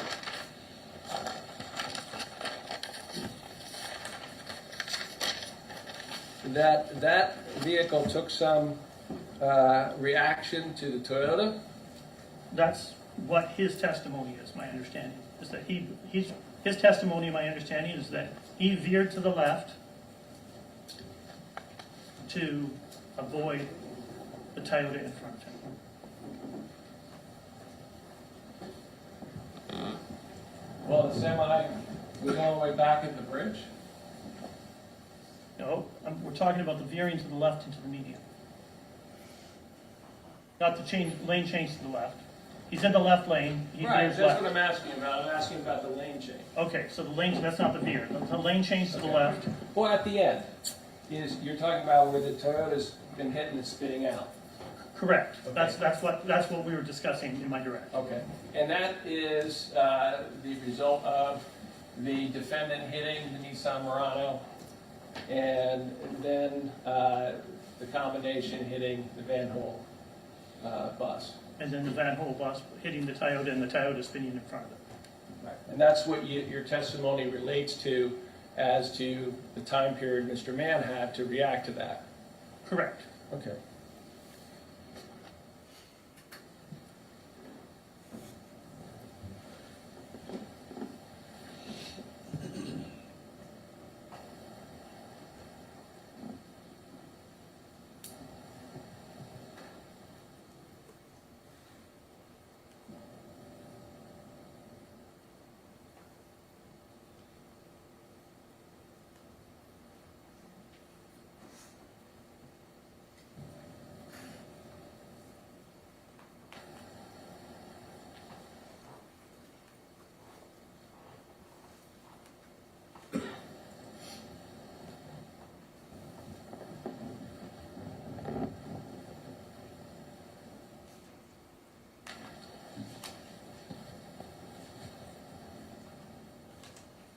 I'm going to show you what's been marked State's Exhibit number 22.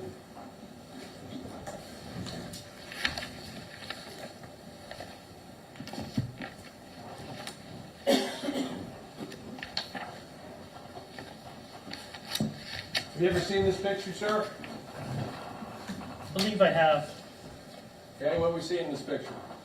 We see the coach bus, we see pillar of fire, and we see the Mr. McDonald's tractor trailer behind it. Okay. At this point in time, we generally can agree that the bus doesn't appear to have the extent of fire and other damage that would have been observable at the conclusion of this event. Correct. Okay. And sir, are you familiar with this particular part? What are we seeing here? We're seeing the right steer tire of Mr. McDonald's tractor elevated off the roadway. And sir, where is it elevated into? Well, I think the front, what you're trying to point out is that the front end of his truck Is where? is in the rear of the coach bus. Okay. In an elevated position. Correct. Okay, so it's not on, the road level, it's heightened. Correct. What's doing this, sir? Well, it's been ramped up by the Nissan Murano is underneath the Freightliner. Okay. Or partially underneath, not fully underneath, but partially underneath the Freightliner. And that's a result of two separate events. I think you had indicated one event created one delta V, the other created a negative delta V. Correct. Okay. One of the things that most likely caused a negative delta V would be the Nissan going into the pavement. Again, it's a possibility, and because we can't understand, when I look at the time sequence, why it's experiencing a negative delta V as early as it did. So its interaction with the pavement is a possible explanation. Sir, I'm going to show you what's been marked, State's Exhibit 26C. You ever seen this picture before? I may have. What are we seeing in this picture, sir? We're seeing some debris in this right lane of the interstate, and it's fairly early on in the collision. Do we see a color change on the surface of the roadway here, sir? Yes, we do. And what color change do we see? So we see fluid stains making it dark, and we see what I'm going to refer to as a material transfer, making it white. So it's could be aluminum transfer or some metallic transfer onto the surface. Silver? Sure. Okay. What color was the Nissan Murano, sir? I don't recall it as I sit here. But it could have been. It was I'm silver? assuming, so it could have been silver. I don't recall. But the underside, like the aluminum transmission housing or the engine housing, could leave a mark like that, even if the vehicle wasn't. Showing you Silver what's been color. marked State's Exhibit 26B. What do we see here, sir? A whole series of pavement scars, fluid stains, and metallic transfer. And sir, would this be indicative of the area where the Nissan had been collided into by the Freightliner vehicle? No, this is where the Nissan Murano, well, yes and no. The initial impact, I believe, is one slide or two slides back there. So that's where your initial impact is with the Freightliner. And then the Freightliner is pushed forward into the back end of the the Nissan Murano is pushed into the back of the bus. And sir, zooming this up a little bit, what are we seeing on the roadway here? Debris, fluid transfer, fluid stains, pavement scars, metallic transfers.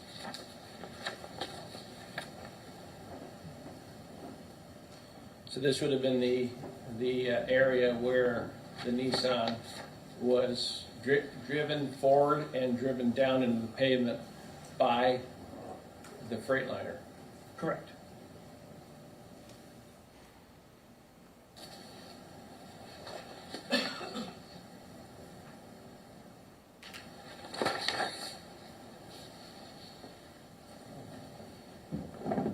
What are we seeing in State's Exhibit 26G? Looks like a piece of air dam from a bumper. What else are we seeing on the roadway? Pavement scars, fluid stains, metallic transfers.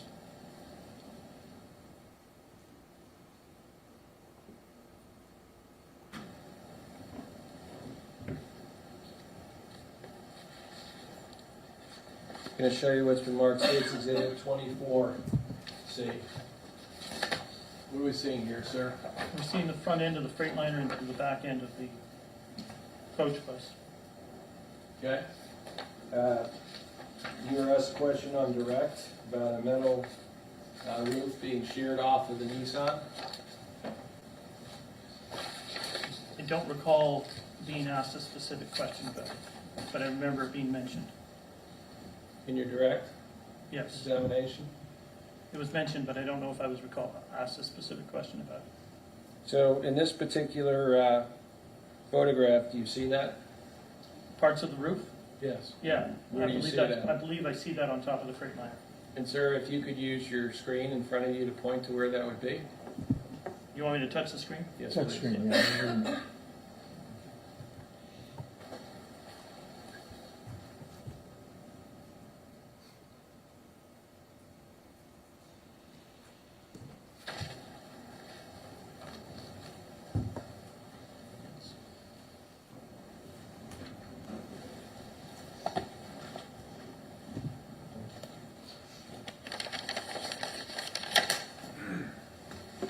Thank you, sir. Let's take a lunch break. Be back at 1 o'clock. All rise.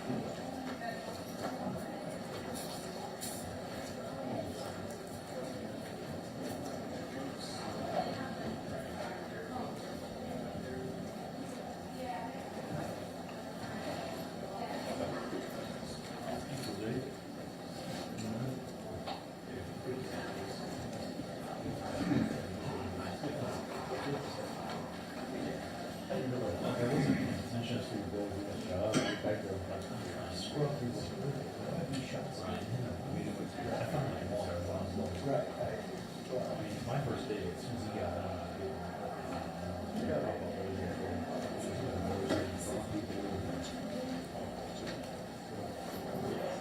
I realized that.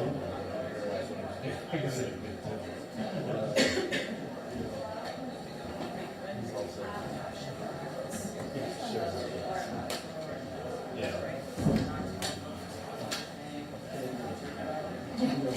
Yeah. I don't know. We'll find out. If not, just curious.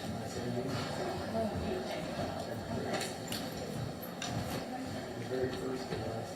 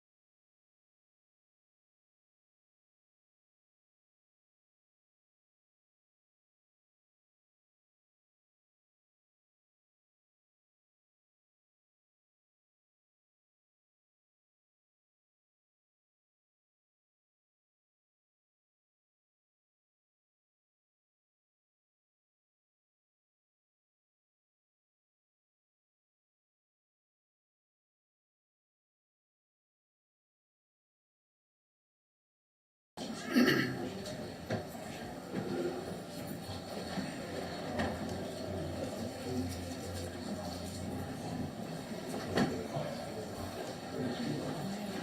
got a question for you.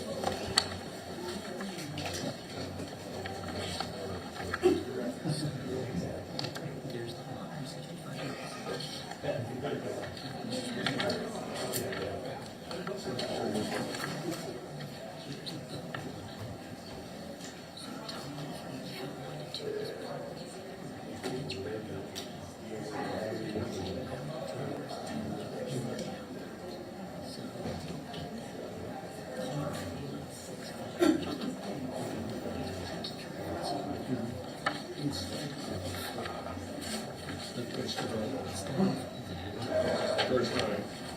This is the second time. The second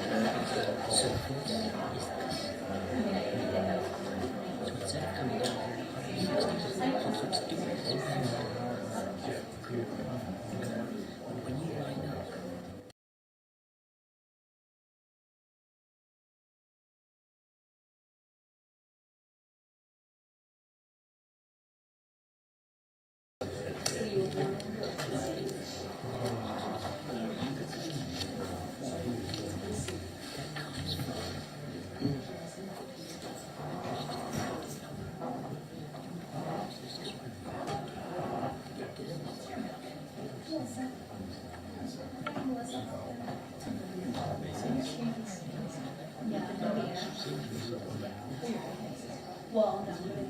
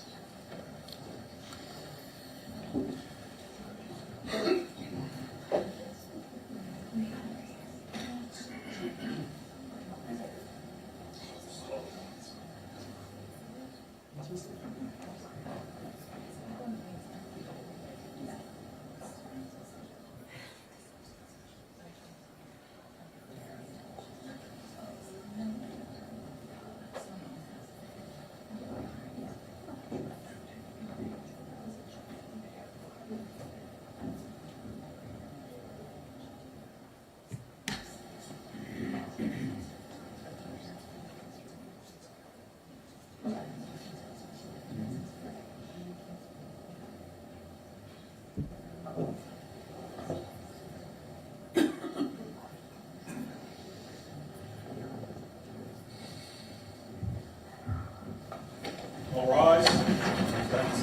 Thank you, have a seat. All right, back ready to go, Mr. Brigden, redirect.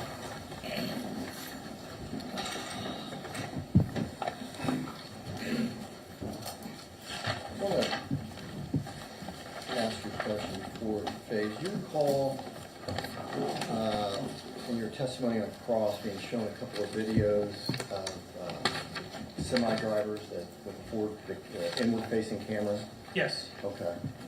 And can you describe to me what's going on in each one of those videos? Well, from my recollection, for the brief, we saw a driver with a phone in their hand, operating their phone, traveling. The vehicles were relatively straight in their lane from what it appeared. And they came upon a line of stopped traffic, and there was a moment of panic in their eyes, and they aren't able to avoid the collision. Did you make any observations as to relation to maybe their eyes? Well, and again, I watched two short videos very briefly, and I can't recall anything specific about their eyes other than it appeared to me from their head movement that their eyes were directed between their phone and the road. Did it appear to you that they saw the vehicles in front of them at some point in time? It did right at the last second, but to no effect. Okay. Right? Did they appear to have reacted when they saw those vehicles in front of them? You saw basically what it appeared to me, and again, going on something that I saw briefly, it appeared to me that there was kind of a moment of shock where they kind of tensed up, which, and again, without being able to see their feet or know specifically, maybe there was some hand movement, I don't really specifically recall. Okay. And, but there was a kind of a brief instant of horror on the face. Okay. So, if you, as you are, a reconstruction expert, traffic reconstruction expert, if you were shown those two videos and said this is our baseline as to what constitutes distracted driving, and then given the facts here of what we know with regards to the steering box and reaction, is that the same thing? Well, we have no evidence on the steering box of any steering in this case. Right. And there could have been, and again, I confirm it, but my memory seems to think that there was some kind of effort, albeit to no effect, in the last brief second in those cases. Okay. But and again, I'm going on memory, and I can't be 100% sure. Okay.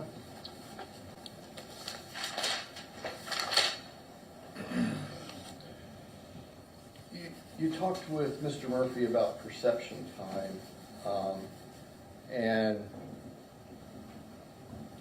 can you re-explain just the idea of perception time? Right. So we refer to the whole concept as perception response, but before there's a response, there has to be a perception. Okay. So there has to be a detection. You have to know that there's something there. You have to be able to identify it, and then you have to make a decision. So the first two are often referred to as the perception part of the equation of perception response. And so,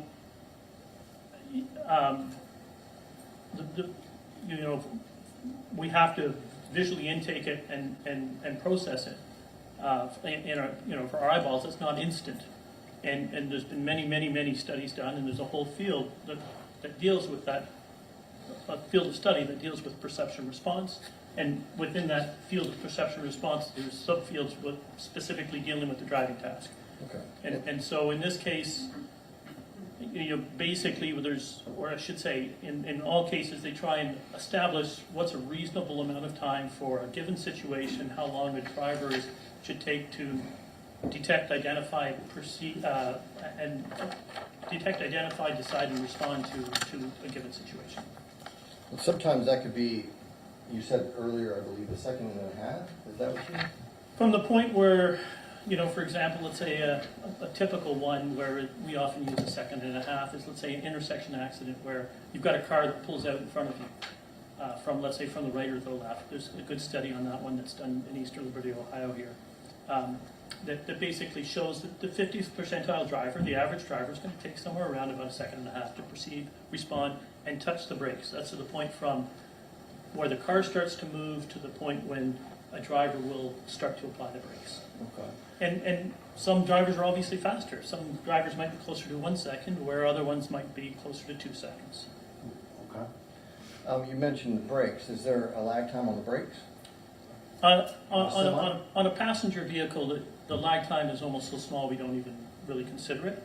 But on a heavy truck, it's an air brake system. So on air brakes, a heavy truck uses compressed. For the record, we're going to object unless he establishes a foundation for this particular truck that he's talking about. Sustain the objection at this point. Okay. You spent a great deal of time talking about frame 24 to frame 33, right? You recall that with Mr. Murphy? Yes. And the shadow of the bridge? Yes. And the distance of there of 700 feet? Yes. I think was somewhere around there? Yes. I'm not pinning you down on that. Just prior to that, we watched the van, Eugene Vans was driving, move out from in front of the truck. Do you recall that? Yes. And in your opinion, did he aggressively move out from in front of the truck? It didn't appear that way to me. So he just kind of moves over into the other lane, right? Correct.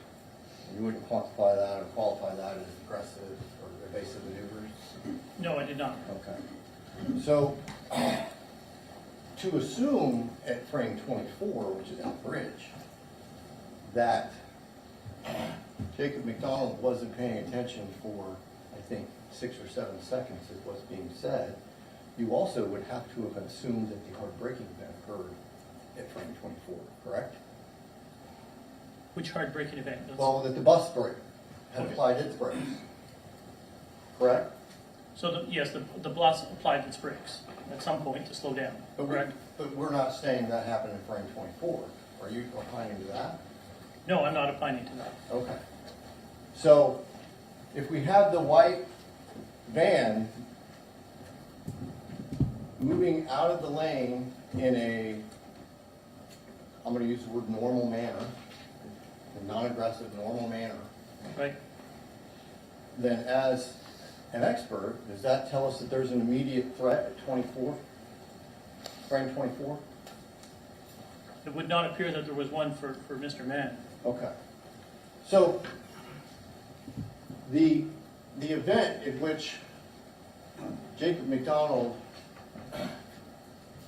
hadn't observed yet could very well not have been at frame 24, but rather further up, frame 28, frame 29. Correct? Objection, speculation. I'm not asking you to speculate, I'm asking about... Counselor, why don't you approach up here?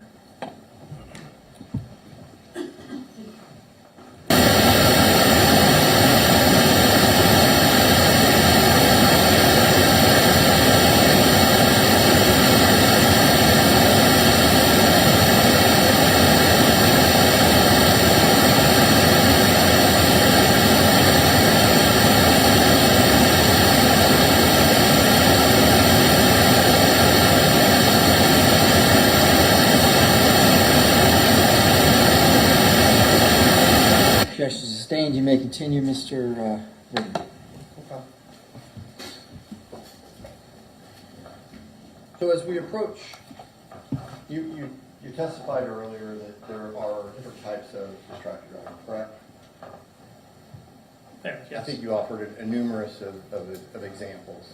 Yes. I believe you offered looking out the car next to you, equipment, stuff, this sort of stuff. Coffee cup, I believe you mentioned. You recall all that? Right. Okay. So you're not applying to when exactly that, if it did occur at all, happened in that sequence of frames that you were testifying to earlier, correct? Correct. I have no idea what happened. Okay. All right. Now, we spent a great deal of time on the elevation. And did you note that the bus detect different changes in the elevation? Did their Garmin data? Yes. Okay. So, and that's similar to what the Google map is that you pulled up? Yes. If you Okay. look at it, you can almost kind of follow the traces, and for a little bit, they look relatively similar. Okay, so that's not unique to that we're not saying that that's unique. The elevation would have been unique to the Freightliner, correct? Correct. Okay.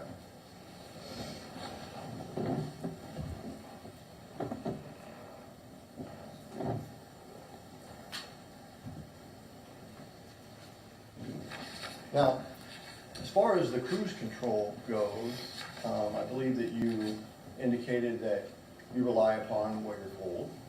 Correct. Okay. And you were given that information through your client, which you call the attorneys. Yes. Okay. Would it surprise you if the owner of the company itself testified that it was 70 off, 72 on? No, it wouldn't surprise me. Okay. And again, that means 70 off means you're off cruise control, correct? Correct. And 72 means the cruise control is on. Correct. Okay.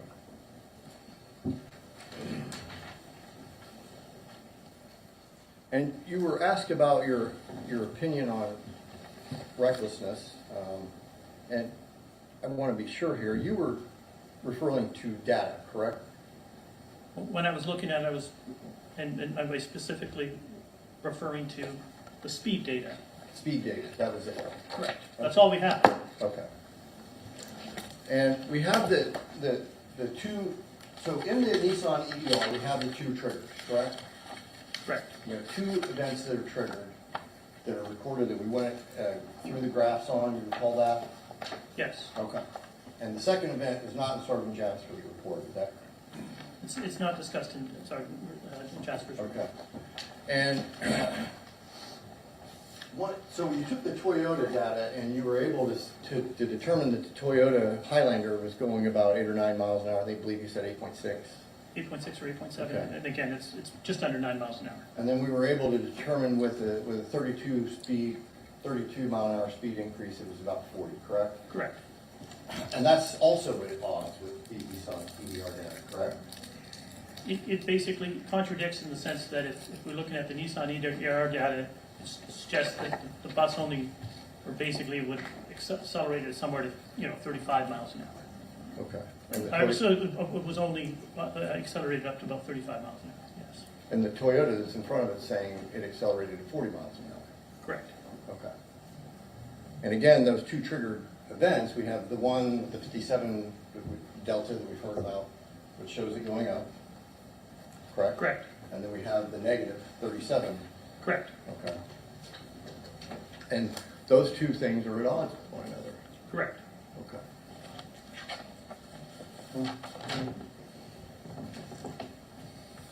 I have no further questions. Thank you. Recross, Mr. Murphy. Thank you. Can we use the,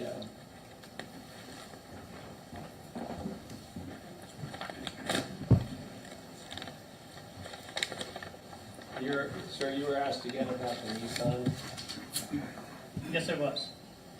and you were asked about the electronic data recorder in the Nissan, Yes, I was. and you were asked about these data results being inconsistent and not lining up, Correct. and that's what your belief is? Correct. You testified, and I asked you earlier, though, about whether or not you had any of the spreadsheets that you reviewed in this particular case relative to that. You remember that, sir? You asked me about it, yes, and I said I do not have them with me. Sir, I'm going to show you what's as we mark State's Exhibit number 20. Let's see, 29.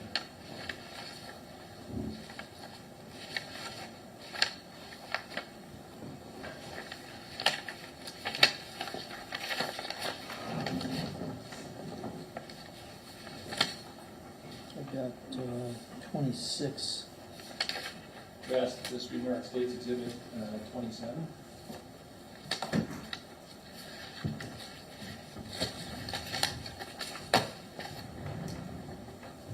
Sir, there are two events that this recorded, this Nissan, I think you testified to and you're asked again about. Does that sound correct? Yes, Okay. And record 1 and record 2. And I think you indicated at some point that they were at odds with each other, that they didn't line up. correct. I'm going to show you this specific Excel sheet. And it looks like we have time in milliseconds. I think you were using 1. And I believe that actually it's 160 milliseconds. And at 1.60 milliseconds, they actually do line up. And then they start tracking right down from the change from 0 to 0 to 0.6 to 0 to 0.6 in this particular case. Is that accurate, sir? What you're showing me, it appears that way, yes.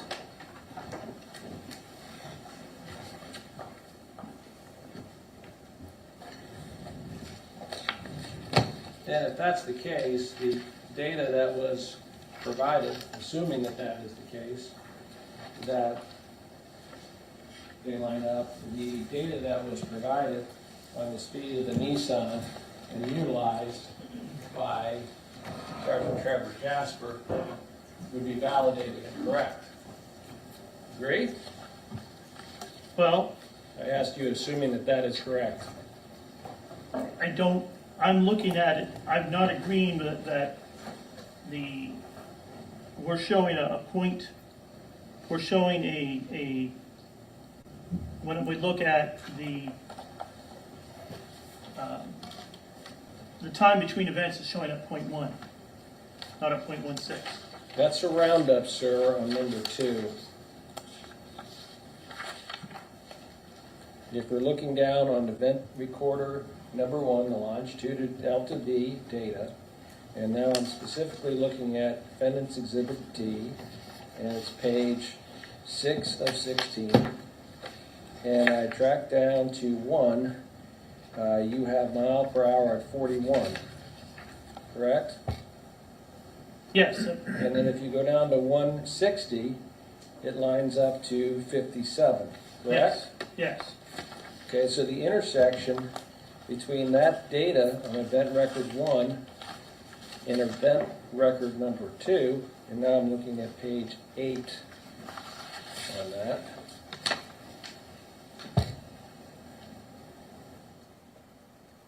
You see where it says 0.1 on time from event 1 Yes. to, and it says 0.1? Yes.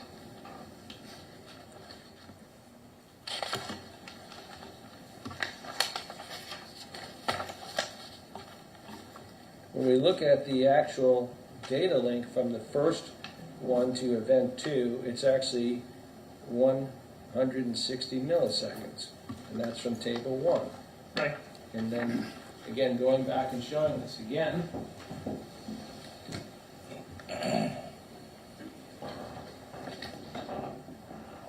again, looking at State's Exhibit 27,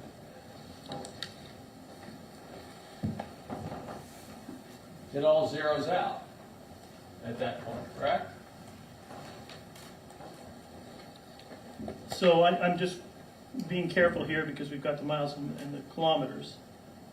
And so I'm just looking at the miles per hour on this particular one.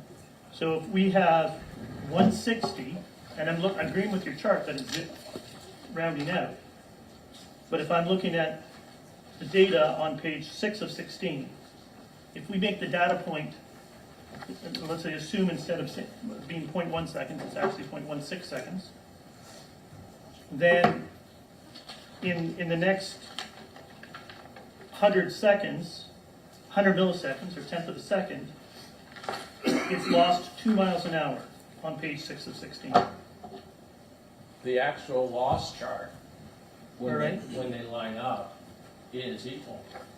But let's move that over. I'm not asking you, I'm asking you, it looks like it's even then when you go to 190 milliseconds Right, so, and at 210 milliseconds. They're moving as one at this point, these two vehicles, not as separate vehicles. correct. So if you were to come up and punch me, and that's it, I would move in a different direction from that force than if you were to come up and bear hug me and continue to move. Correct.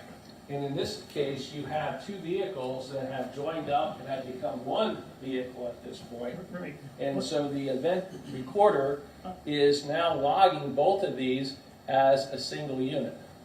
Okay, so we're not, when we're looking at the data from here, he's showing the data being expressed in the Excel spreadsheet is shown differently than what it's in here. So if I look at the data, and this is what I'm using, the data from the ACM, and I agree what you're showing me, what you're saying is correct. But if we line up these 2 points, and we say at 160 milliseconds, speed is 57 miles an hour, or 91 kilometers an hour. And then we look at point 250, we're at 55 miles an hour. Then if we look at the second chart, we've lost 2 miles an hour. And it's on the left side, it's only showing we're losing 1 mile an hour. Excuse me, we're losing 1 mile an hour, even though he's showing 2. But we've lost 2 miles an hour on page 6 of 16. And I recognize that he's playing with some conversion here to kilometers. But at the end of the day, there is a discrepancy. At the end of the day, they line up at 160 milliseconds and not at 1 millisecond. And that you have these two things start to read in parallel to each other at 160 milliseconds, correct? Well, we can agree to disagree. So the Excel sheet is wrong in your opinion? No, what I'm saying to you is that we're just looking at it from the miles per hour. Okay?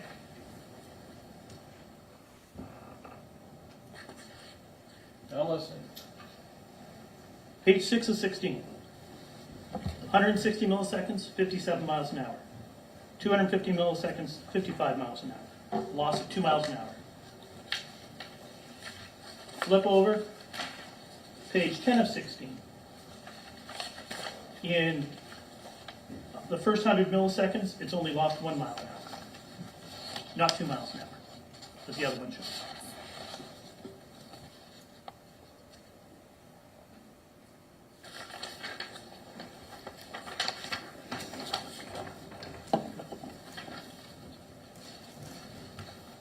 The lateral data from event record 1 stops registering at that time period, sir. What are we going on with lateral now? I'm looking at the lateral data. Longitudinal. We're dealing with longitudinal data. Right, I'm looking at the table that says lateral delta V event record. On event record 1? That was record 1. Time to maximum lateral delta V. Is that 92 milliseconds?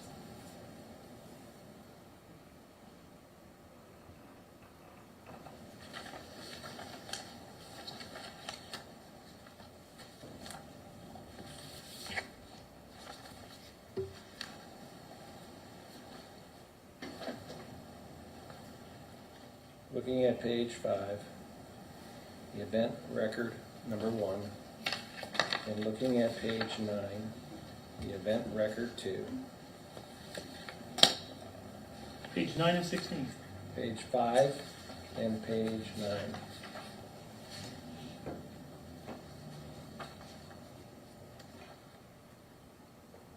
Okay, we're looking at pre-crash data. And this is for both of these event data recorders, correct? Pre-crash data, Yes, you're lining up. yeah. Except the last entry at 0. And what's happening at the last entry of 0? It's being accelerated up. Okay? And then looking at the longitudinal data, event record 1 on page 6, your figure was at 100 milliseconds, or is that 1 second? This number up here is 100 milliseconds. Correct. 1/10 of a second. Right. That is tracking independently of what's going on the data recorder number 2. Correct.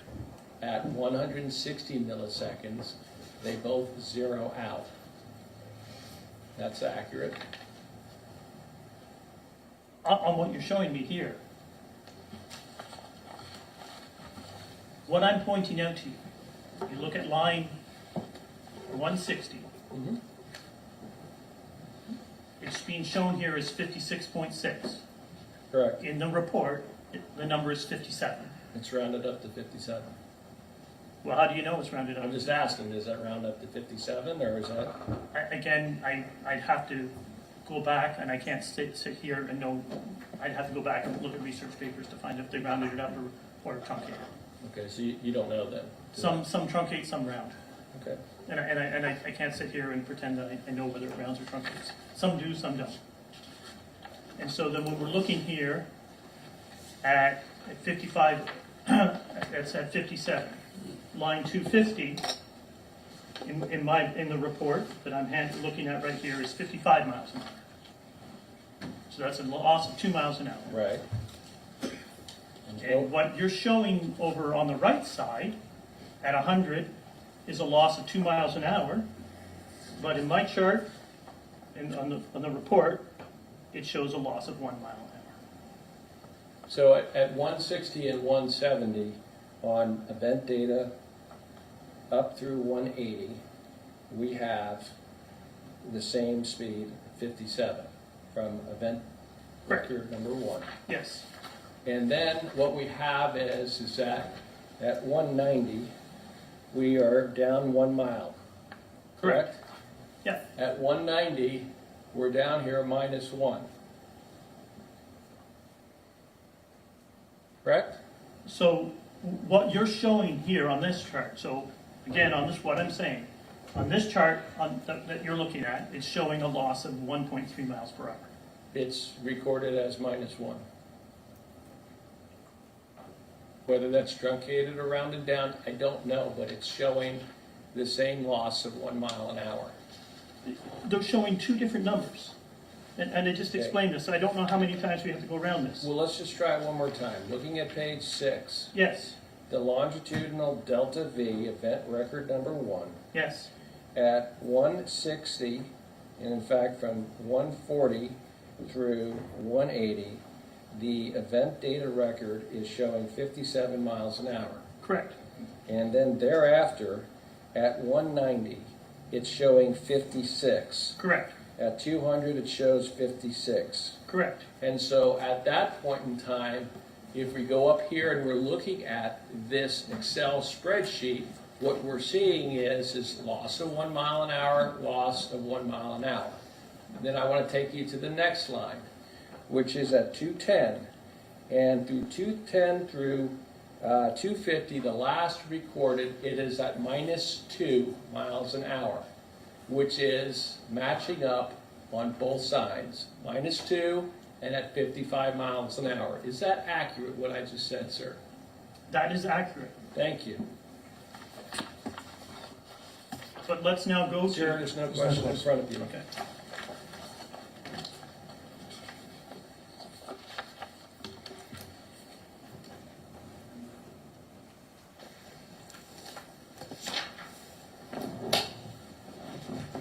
You're asked about the truck again and what the driver was or wasn't doing.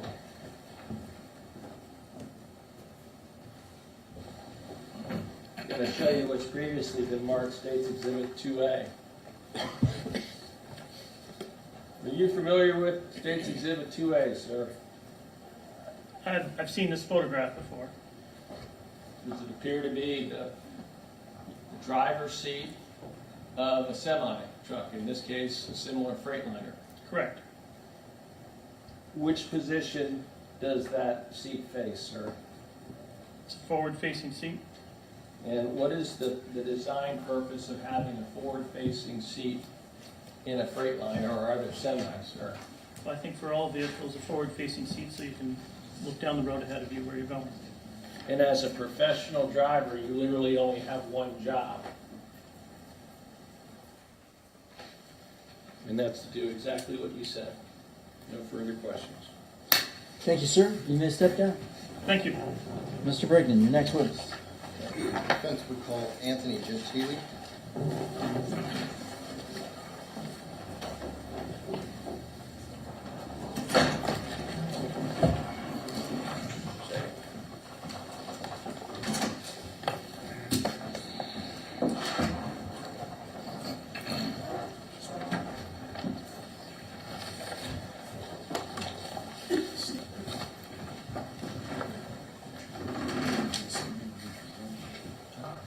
Solemnly swear testimony is about to give this case now being heard as a true, told true, but the truth shall be God.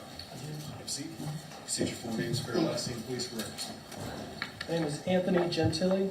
Last name spelled Gentile. Thanks, sir. You may inquire. Thank you. You state your name. Can you state your occupation for the record, please? My occupation is a digital forensic analyst for Vista Forensics. Okay. And what's your current role in Vista? As a digital forensic analyst, I provide consulting and analytical review of call detail records, historical cell site analysis, and mobile device forensics for defense attorneys, prosecutors, and plaintiffs' attorneys. Okay. And do you hold any certifications in the area of digital forensics? I do. I'm a Cellbrite certified operator, Cellbrite certified physical analyst, and I've received training from other sources as well. Okay. Have you ever been qualified to testify as an expert in criminal or civil trial before? I have. I have 4 qualifications and testimonies in criminal cases.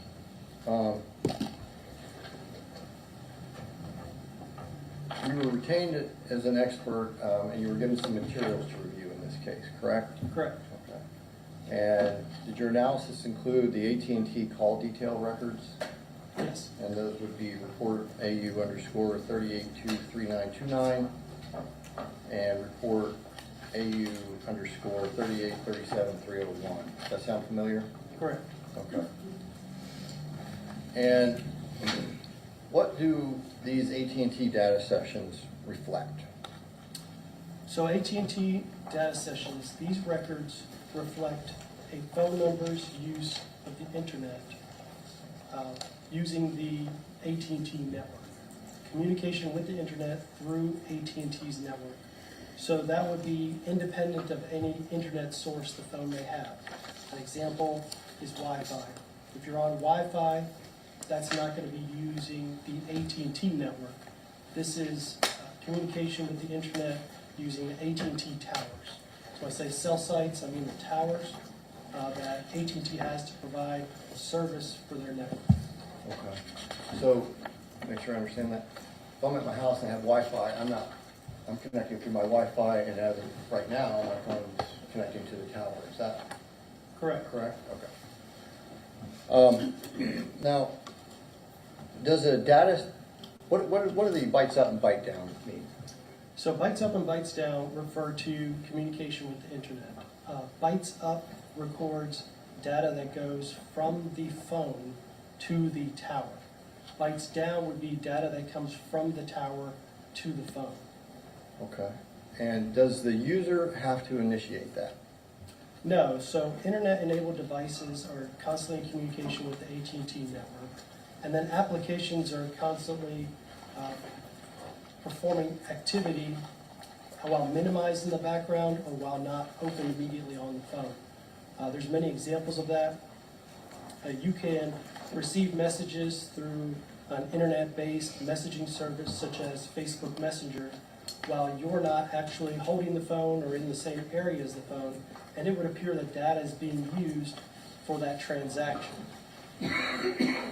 So if I'm standing here right now connected to the tower on a cell phone, and someone sends me, you just said a Facebook Messenger thing, say with a video of sorts, and it comes to my phone, is it logging that data? Yes, it's using data when it transmitted it to your device, ready for you to view whenever you would view it. But you do not have to take it out of your phone or accept that message. The message comes through and that data is transferred to your phone without you having to do anything to manipulate the device. Okay. Now, those records I want to show you here.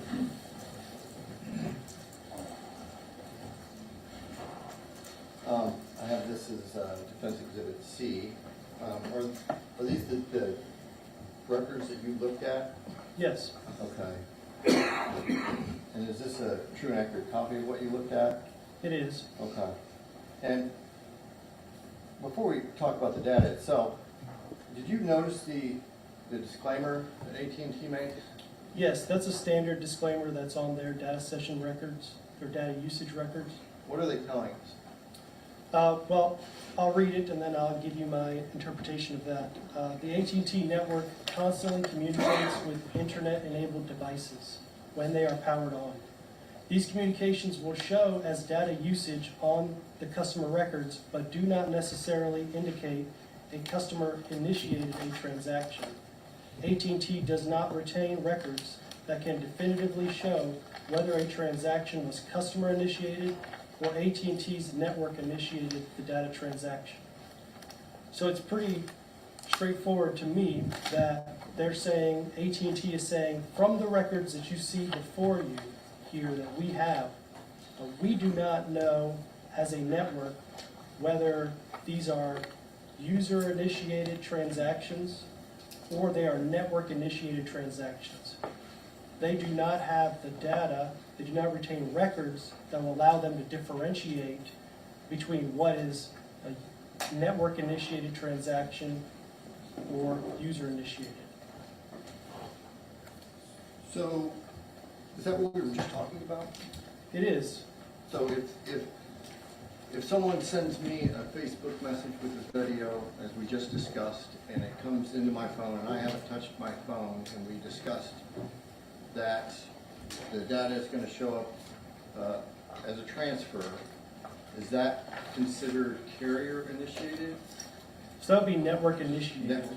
You did not do anything as the user to initiate that. The opposite of that could be you do a Google search while using cellular data. You have initiated now that transaction. But what AT&T is saying is that they don't keep a record that says whether it was initiated by the user or AT&T.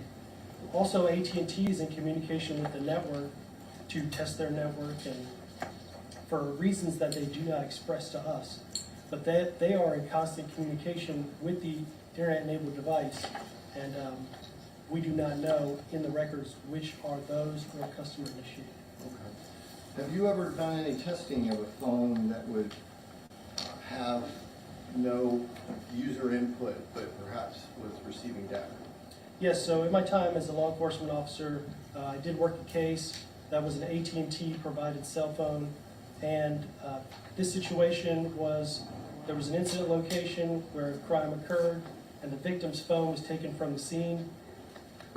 I received the case after it happened, and in looking at the historical records, such as this from AT&T, the data records, I saw that there were data records that occurred after the time of the crime, and that data records existed after the time of the crime, and to me, I was puzzled as to whether there would be someone with the device or not.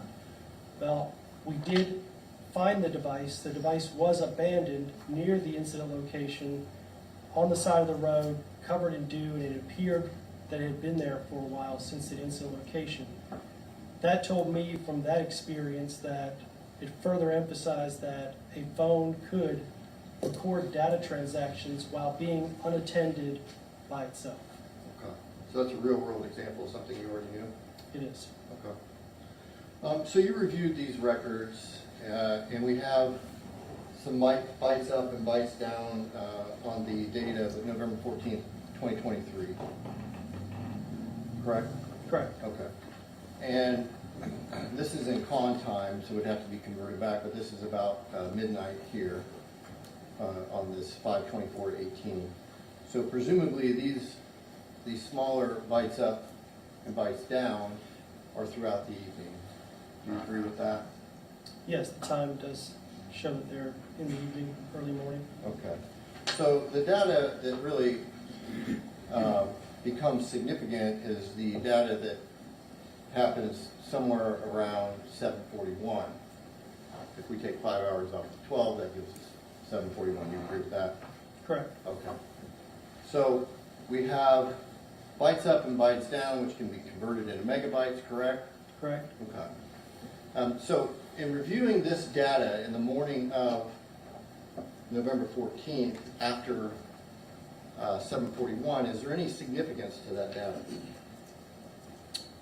Just that there was data that occurred on the network. Okay. And would the size of the data be able to tell you exactly what's going on with the phone? No, there's no way to know based on how much data, what occurred on the device. And that is evident from the disclaimer as well. AT&T doesn't even know. For me to try to make a determination when AT&T is saying, as the custodian of the records, that they can't differentiate, I do not attempt to interpret that one way or the other. Okay. So in your opinion, in looking at the various forms of bytes up and bytes down at the different intervals that morning, can it tell us what type of activity was going on with that phone at all? No. What if someone suggested that there was some way AT&T had a way of knowing what the user was actually doing by looking at that data? Would that be a correct assumption? I think it's speculative. We have no idea to know. They say they do not. Okay. Did you notice any other, well, tell me about the last data event that occurs on there. And that would be right here, so that would make it 8:47:45.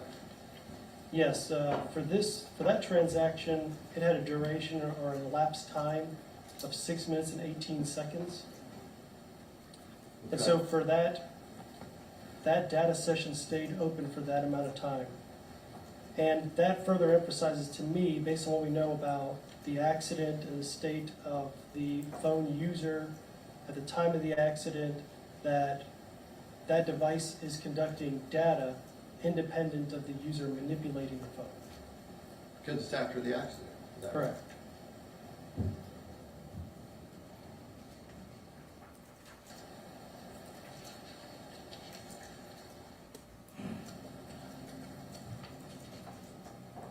So, how often do you look at these type of records? I look at them on a regular basis. I would say call detail records are part of my everyday analysis. Going back from my time in law enforcement in 2015, I would say I've analyzed over 1,000 sets of records from the major providers, AT&T being one of those. And as an expert in the area of, and that would be telecom or carrier side data analysis we're talking about, Yes, correct? this is all information that comes directly from the provider. Okay. As an expert on telecom data provided, in your opinion, to a reasonable degree of certainty, can you say what this data is? I could say that it's a log of communication with the internet. Okay. Can you, with a reasonable degree of certainty, tell us whether the user, in this case Jacob McDonald, was actively using the phone by looking at this data? No. No further questions, thank you. Cross. Thank you. Sir, you live in Ohio? No, sir. Where do you live? I live in South Carolina. Okay. How'd you get up here in Ohio? I took a plane. Well, okay. Let me be a little bit more basic. Who hired you, sir, I was initially? hired by my council. Okay, not the trucking company? No, sir. You never worked for the trucking company? No, sir. Okay. And, sir, in terms of, you used the phrase actively operated, and I think it's, you have a 5-page report here. Number 1, I guess is the cover. Page 2 under discovery provided, and then page 3 under AT&T call data record. You use that phrase there, being actively, I was asked to determine if the data usage could indicate if the device was being actively operated by the user. What does actively operated mean to you, sir? Manipulated by hand. Okay. So, under that definition, if I have my phone out and I'm reading and I'm actively moving my hand around on the phone, then I'm actively operating the phone, in your opinion. Yes. If I turn on, and I think we had a few examples that were provided, if I was to turn on something on Rumble, could very well be, or some other streaming device, and I put it back in my pocket, am I actively operating it in your definition? No. Okay. So if I have data coming to my device that at some point I initiated, but I'm no longer initiating it, it's already, the message has been sent, it's being received. In your terminology, it's not being actively operated. Correct. Okay. And so, for instance, if when I left home and I drive to 60 miles, and before I leave, I put on one of those things, I plug it in, I stick it down, I'm not actively operating it. If you were play what? Just, I don't know, a high definition video, a regular video, but I'm not watching and it's just sitting there and I'm listening to it. Yes, if you were to put it out of reach, you didn't have it in your hand, you would not be actively. Not actively operating. Correct. Okay. That was the question you were asked to answer in your 5-page report. The first part is just the cover sheet, as to whether or not Mr. McDonald, at the time of the collision, was actively operating his cell phone. Yes. Okay. And so we're following along here. There's a different standard, as in passively activating my phone and listening to whatever it is. It could be something on an initiated audiobook. It could be something initiated on some other kind of streaming service. That's not something you were asked to look at here. No, I was asked to look at something to see if it was actively operating. Under that limited definition. Okay. Sir, what is UTC time? Universal time coordinates. Okay. So that is a 5-hour difference from where we were looking at during the time of the incident. And that would be Eastern time. Correct. Okay. And sir, would you agree or disagree that between 8:20 to 8:37, in this particular case, that there was a substantial amount of data that was transmitted to this phone of Mr. McDonald's? I'd have to refer to the records. Please look at your report. I don't have the records in my report. Okay. You have yours. Yeah.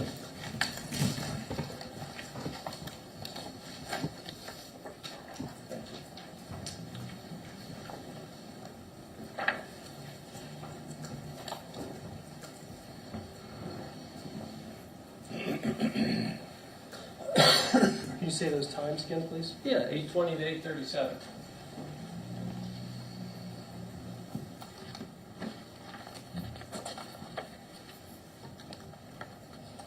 I think it's relative. So bites down and bites up Well, walk us through what they are. So you're measuring it in bytes, which is the smallest unit of measurement for data that are recorded on here. It takes 1 million to make up a megabyte. If we look at a picture, if you were going to email a picture of 3 images. Sir, can you answer my question? Yes, but you wanted me to explain. No, I'd like you to answer how much data was from 820 to 837 received. How much data you want me to add it up? You don't mind? I would say there was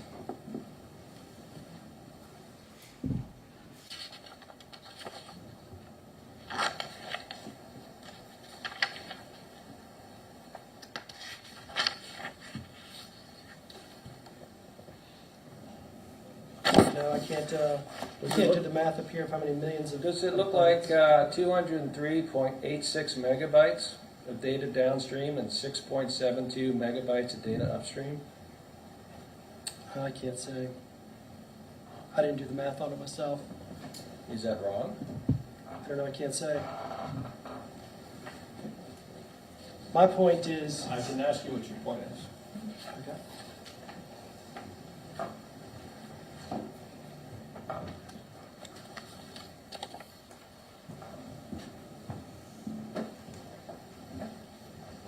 Another expert who actually did the math found that between 8:20 to 8:37 a.m., a total of 203.86 megabytes of data came downstream and 6.72 megabytes of data went upstream that was reported. Do you agree with that or disagree with that? Agree. Okay.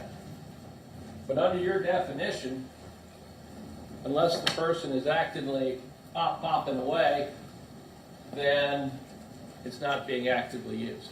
Correct. Let me ask you this. The best evidence of whether or not this phone was actively being used under your definition would be in the recovery of the device in a forensic examination. Correct. Now, you indicated that you do cellular bright. Cellular bright is universal to most officers out there. Most officers have taken the class and they can dump a phone. They can look at that information. That would be the best evidence in this particular case. Yes. Okay. And the phone burned up. You were told that. Do you know exactly when the phone was burned up, sir? Do not. Do you know whether it was on initial contact? Do not. A minute later? No. 2 minutes later? No. 3 minutes later? No. 4 minutes later? No. 5 minutes later? No. 6 minutes later? No. So you have absolutely no idea whether or not whatever that initial request for data that was made that's being actively fulfilled. Nobody does. Well, it's going down to the phone, right? Yeah, but no one knows where it came from. That's my point. That's what AT&T It didn't said. come from Mars. It's something that's actively on the report. That's a standard disclaimer, like smoking may cause you cancer. I believe it's a little bit different. I believe. You ever worked for AT&T, sir? No. Have you ever held a job at AT&T where you received a paycheck from them? No. You ever worked for a consultant for AT&T? No. Okay. Sir, did you review the NTSB material in this particular matter? No. Were you aware that the NTSB issued a report in this matter? No. I was asked to look at the discovery which I named.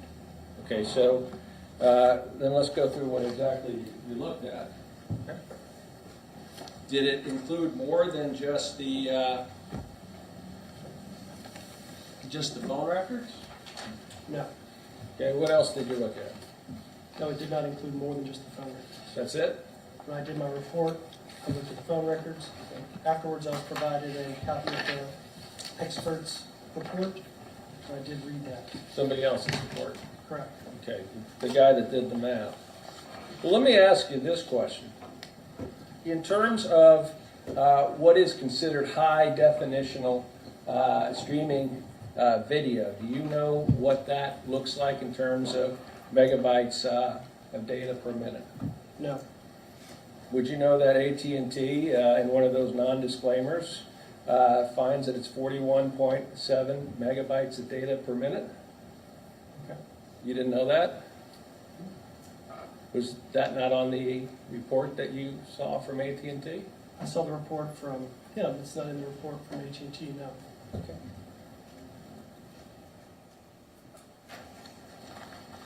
Sir, if I had a video on, and I had the phone in my hand, and I have the wheel in the other hand, but I'm not actively manipulating any of the numbers or any of the other keyboards on the phone, under your definition, would I be actively, what was that term, using the phone? I would say no. Thank you. No further questions. Reader. You're asked about the data between 820 and 837, 200 megabytes. Does that have any specific meaning to it at all? No. Is it indicative of a particular type of use? No, that's the point. By AT&T's own disclaimer, they're stating that they do not know what occurs and whether or not it is AT&T network initiated or customer initiated. So that 203 megabytes from the NTSB could have been initiated by AT&T. Yes. Okay. And it really doesn't matter who's doing the math. It still doesn't tell us what the data means, correct? Correct. Looking at the speeds and the amount of data really doesn't tell us what we're looking for to answer that question, because we don't know how much came from either source. So of that 40 gigabytes or megabytes, excuse me, then we don't know that that came from the user or AT&T's network. So analyzing that really has no bearing on whether it was actively used. Okay. And again, you look at these records on a daily basis in your current work? Yes. Okay. This is something you analyze the carrier side records, is that correct? Yes. Something you do on a daily basis? Yes. Have you testified in court about this before? Yes. Okay. And so, with regards to when the phone burned up in the truck, you're not opining to that, are you? No. Okay. I believe that you did make a distinction that there was a data transfer or session, as you call it, with the carrier, roughly about the time of impact, which continued on for another 6 minutes. Correct. And you're not saying that tells you when the phone burned up, are you? No. You're just saying that, I believe you said it was highly unlikely that the individual was actively using the phone because the accident had already happened. Is that what you're Correct. saying? No further questions, thank you. What you established is a forensic baseline for determining whether the phone was in operation. I don't make that distinction. You never established a forensic baseline of use of Mr. McDonald's phone in this case? There's no way to know. We don't have enough information. You don't have enough information. In There's terms of the 203.86 megabytes, that was actually in the state's expert's report. Were you aware of that? Yes. Okay. Thank you, nothing further. Is there there's no way to tell without the phone what apps were open, or anything like that on there? Yes, Your Honor. There's no way to tell. These transfers of data from the phone to the carrier internet. If I have an email, let's say I get up in the morning, I drive to work, all my apps are closed out. And then between my home and work, I get 10 emails. Is there communication, and I don't open them up until I'm here, not reading them. Is there going to be data from the Yes, Your Honor. from the carrier to my phone saying, hey, you got an email at 7:01, one came in at 7:07? Yes, Your Honor. You're going to see that data traffic You are. even though my app is closed. Exactly. Is the data going to be different size based on what's transmitted? Yes, Your Honor.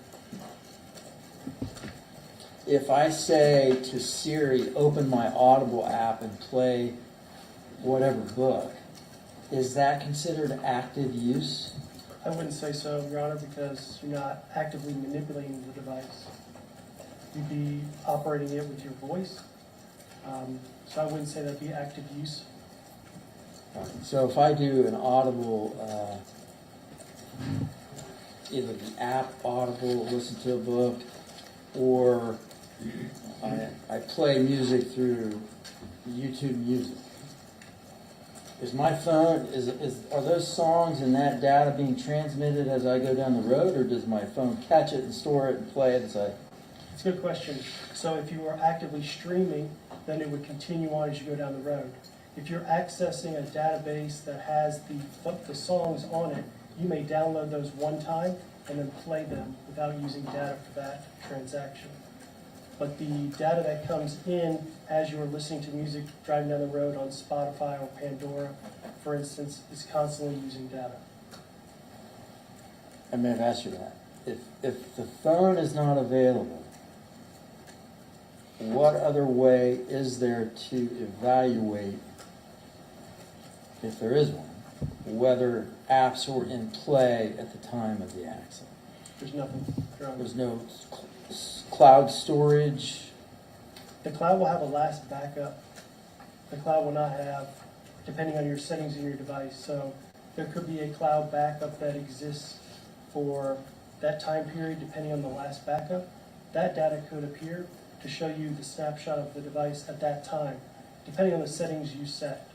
A lot of times the cloud backup, in this case being an Android device, would have those items backed up that you would put onto a new phone. It wouldn't have application information, more like contacts, pictures, and that sort of thing. Would the app itself have that information? For example, if the phone doesn't exist, could you go to YouTube Music and say, hey, this guy's a subscriber, tell me what this app was doing at such and such a time and date? No, Your Honor. They don't store that data.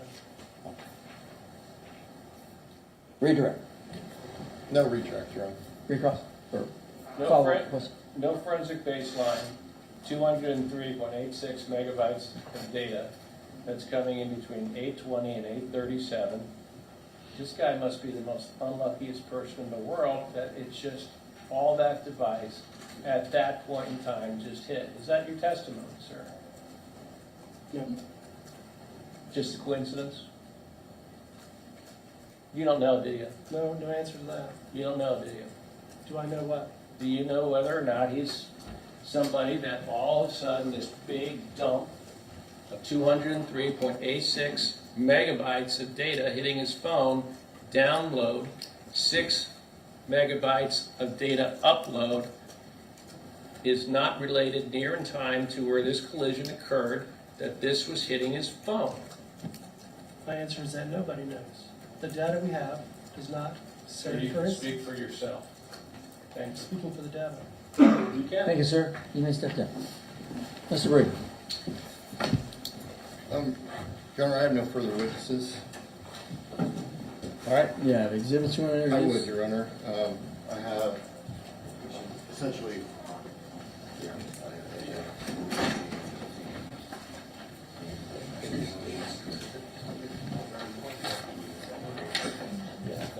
Okay, I have exhibits A through E that we've used here. I think, Your Honor, you have the 2 expert reports, which F would be from Ambassador. It's the one with the colorful cover. That's This is F? Yes, sir. And then Invista is exhibit G, Your Honor. All right. You're offering then A through G? Yes, sir. Mr. No Murphy? objection. Defendants exhibits A through G are admitted without objection. All right. Mr. Murphy, you need time? Exhibit 27. This would be you exhibit South Street. You can do it, huh? Rebuttal. No rebuttal. No rebuttal? You need some time for closing? You want these, no?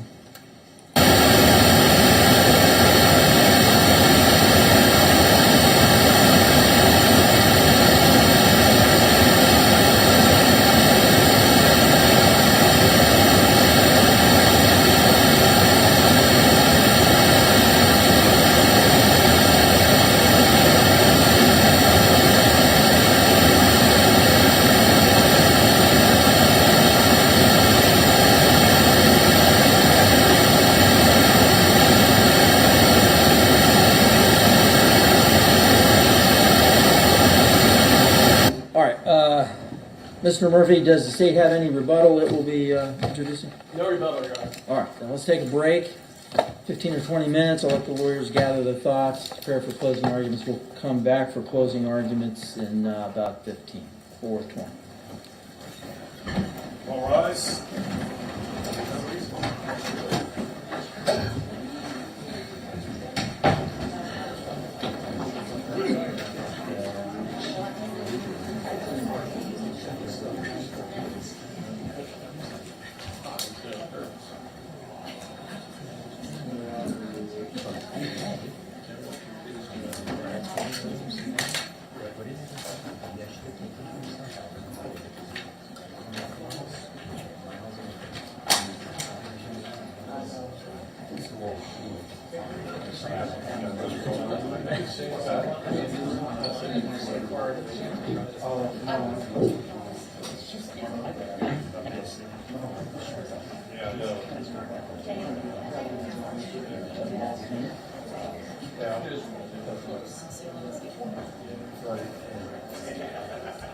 I gotta try to get mine tonight soon.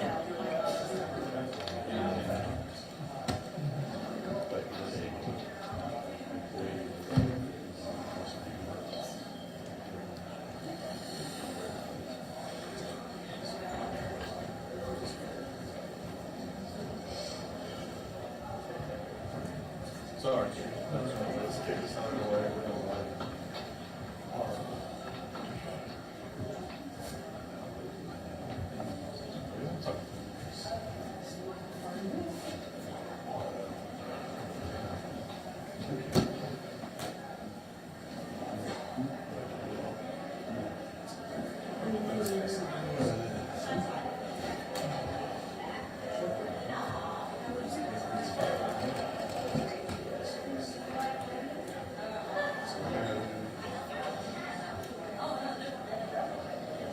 I'll be back in a second.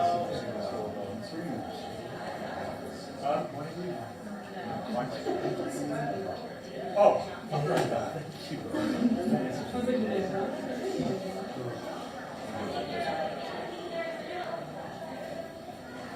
Leo.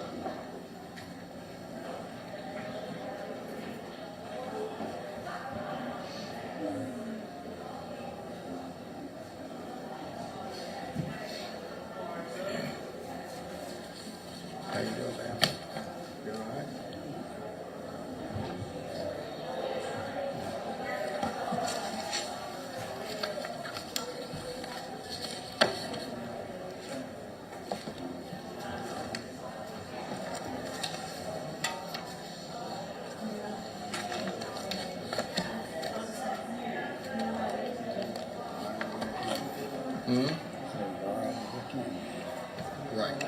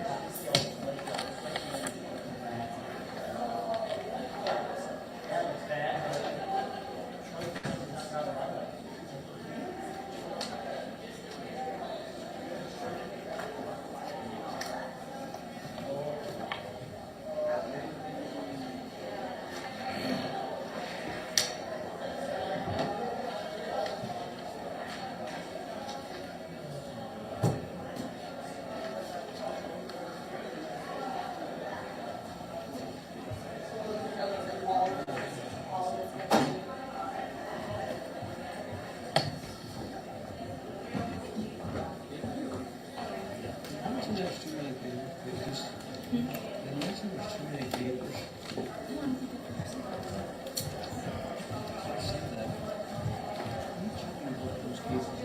something else. I'm looking for the other documents.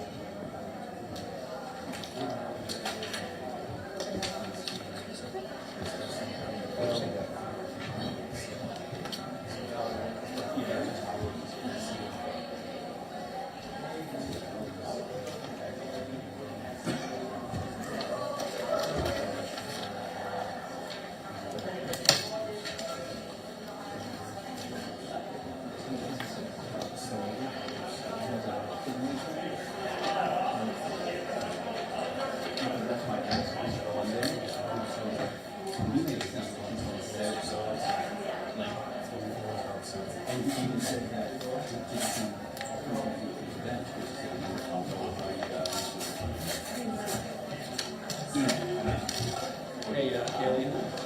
Who said make something I would notify you and tell you when it's going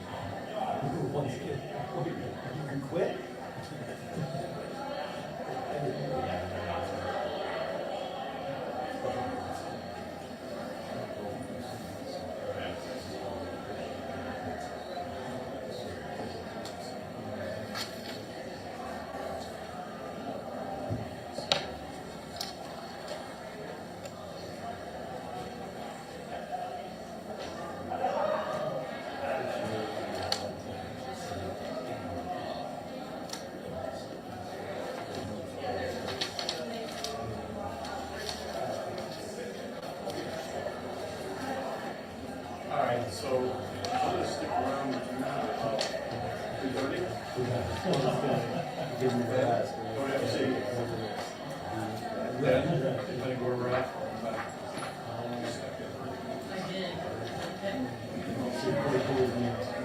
Huh? Hell no. No way. Are you serious?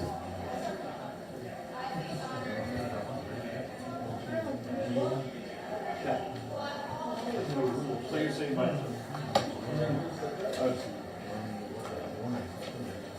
Sorry.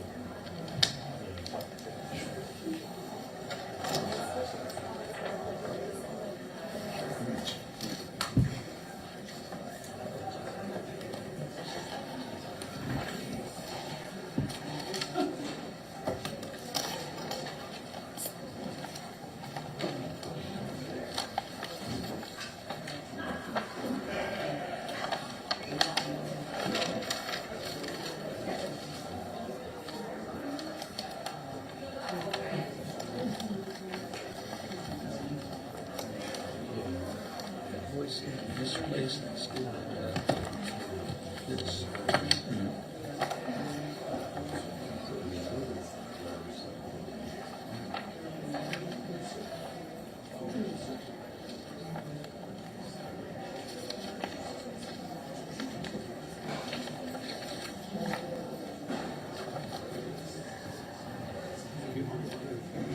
Oh, good, I have some.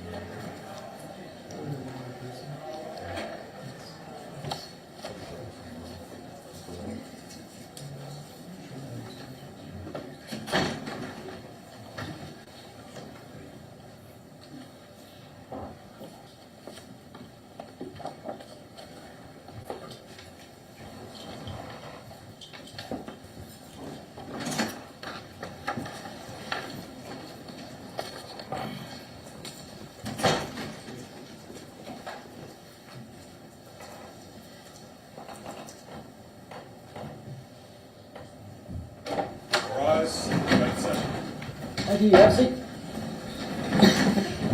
All right. Ready for closing arguments? Yes, Mr. sir. Murphy, you may proceed. Thank you, Your Honor.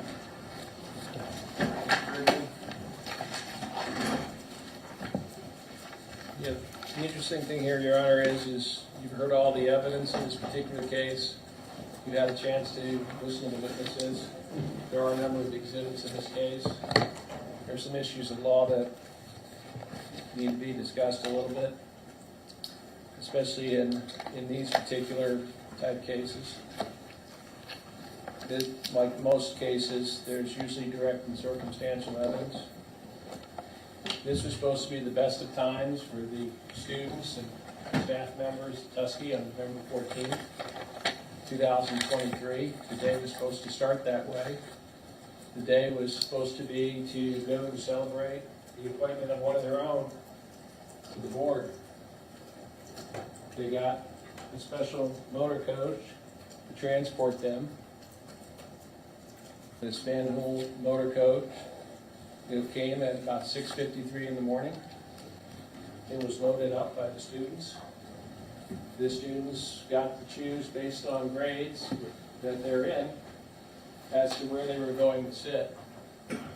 With seniors in the back, juniors, sophomores somewhere in the center, and freshmen in the front. The driver was Don Wagler, who's 65 years of age at the time. He's a commercial driver. In this particular case, he'd been driving buses for quite a long period of time. And he shared the same thing that Sam Badawi and Josh Chica shared, which is that it's having a special license. You can't drive a vehicle with a certain weight on it, over 26,000 pounds, unless you have a commercial driver's license. And the reason why this is important is because there's special rules that apply to commercial drivers that don't apply to Class D drivers. There's special training. There's more risk because of the weight and size of the vehicle that you're going to be moving down the roadway. Whether it's in the state of Ohio or whether it's in any other state, there's a uniform code conduct that applies in federal law as well as state law. Ohio has some of those rules as well when it comes down to cell phones. And one of the things to discuss in this case is because there's a lot on cell phones, and there was some interesting things as to what was considered for coming to a conclusion on cell phones. But I think one of the most important thing is when the court looks at Jonathan Buffington's report, one of the things that he brings home is that at 8:20 in the morning through 8:37, 203 megabytes of data is downloaded to that phone after a request of about 6 megabytes of data goes up from the phone. I asked the witnesses about forensic baseline. Mr. Buffington testified to that on the AT&T records. You get to see what that baseline is when the defendant was in his rest period, when he was off. His data is about 0. He must be the most unluckiest person in the world that all this data is just ascending or descending, both actually, to and from his phone within 10 minutes of the fatal collision. We think it's important because Ohio does have a statute that was in effect at the time that this collision occurred. It became effective October 3rd, 2023. And it's called driving, and it's while texting. And it basically says this in Division A. No person shall operate a motor vehicle on any street, highway, or property open to the public for vehicular traffic while using or holding and an electronic wireless communication device. The reason why I only read those two, there's others, or physically supporting with any part of the person's body. And of course, when you look at the Spartan nature of the interior of this truck, most likely you are holding it. And that is because the defendant's expert has only one standard for actively using it. You literally at the time have to be punching something into it. That may be the law in South Carolina. That may be the law in New Hampshire. It may be the law in Michigan. But in the state of Ohio, that is not the law. The 5th District Court of Appeals had the opportunity in a decision that is State versus Havens, 2024 Ohio, 2204. It was decided on June 7, 2024, that said that the state's obligation is only to prove those aspects in Division A. The state has no obligation to prove any of the other aspects as to whether or not they have an earpiece in, or whether or not they're using it for navigation, or any of those other things. That's not the state's burden. So, with respect to the defendant's expert and to the presentation that was put on regarding what something was actively used, it does not mean that the person at any particular moment in time has to be punching things or data into a phone. It means that they're just using it. And we're not talking about a small amount of data. The testimony is that that data that's coming in is high definition data. We're very close to it. I think it's 41 megabytes, and 40 was actually what was coming in. We heard a lot of things about other sources. The phone was being used. And why is that important here? Well, as the Van Hool bus and the Tusky students had passed exit 117 and were moving forward to Columbus, there was a line of vehicles. And I know that there were some statements about whether these vehicles were stopped or moving. They all were moving. And that is because in 2025, most vehicles are equipped with some kind of forward-facing video cameras. And in this particular case, Sam Vidawi had one of those in his vehicle that was trailing behind, as well as the Volvo driver in the front. Trooper Grimm had a body cam. And you could see that an accident that was further up the roadway that he was at was clearing. And one of the first things you see on the body camera is that you see him looking back, and you actually see the plume of smoke coming up. The plume of smoke is something that Trooper Grimm immediately called in for ambulances and emergency response vehicles to go to that location. And when he arrived at that location, his body cam shows what had been unfolding.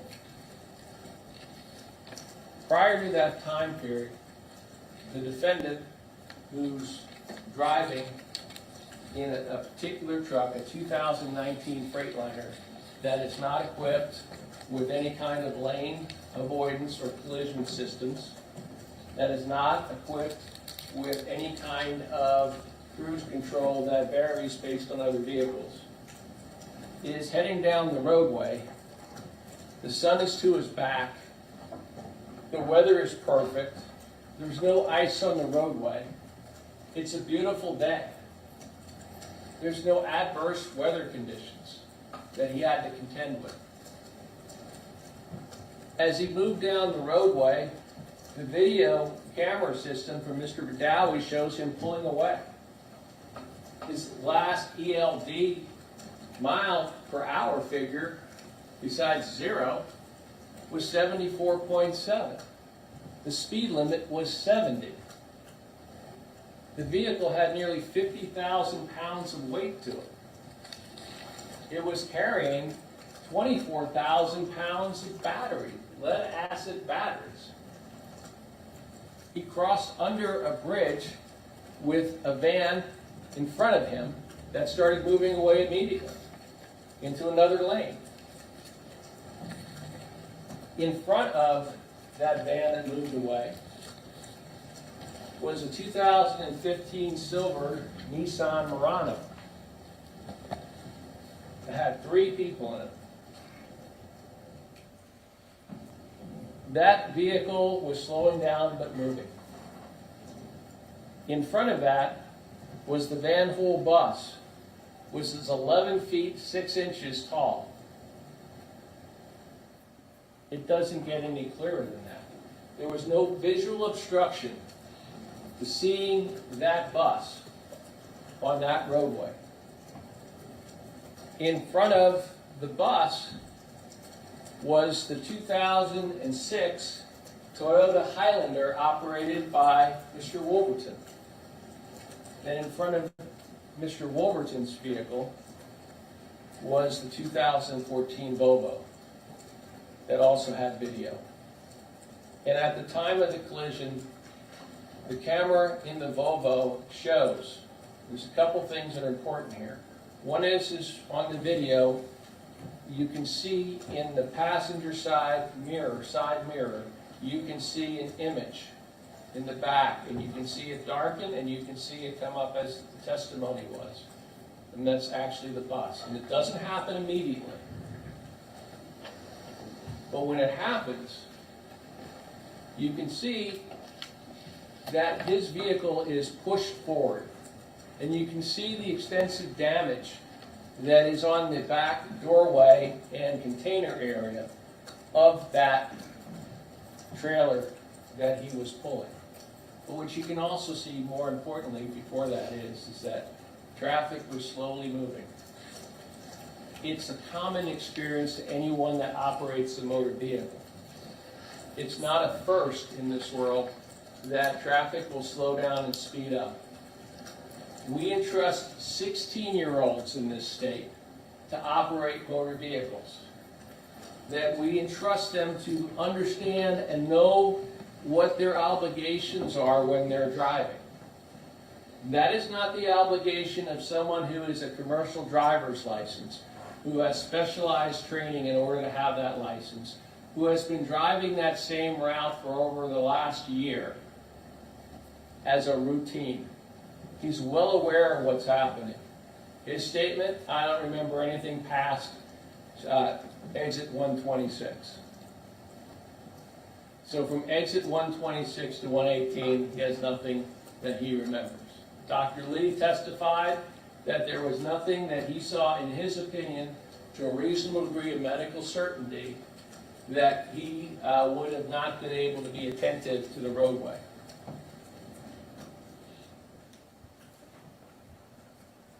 And at that time, what's going on is all this data has been sent up from his phone and is coming down from his phone. He had one job, literally. The seat is set up. It's not meant to be sarcastic. It's not meant to be diminutive. It's the obvious. The seat in that cab is set up for the driver to look forward. There's no center console between the driver's position, a center, I'm looking for a word, console, between the driver's seat and the passenger seat. It's an open space. They have a radio that looks like it's from the 1990s. Some of us would know what those radios look like. They're terrible. There's really no place for this person to put a phone other than a cup holder. That's it. There's no way that he had access or had any ability to use that phone under the rules that he signed as an employee in 2020 for the company. You can't use it. In fact, if we call you You have to wait till you're off the road. And yet he's getting high definitional quality video.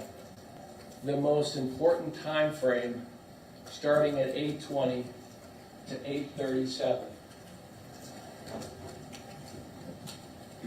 And when their expert was on the stand, and he says, well, I didn't measure the distance from the bridge to the area of impact, which is typically and traditionally what is referred to as an area of impact, but not in this case.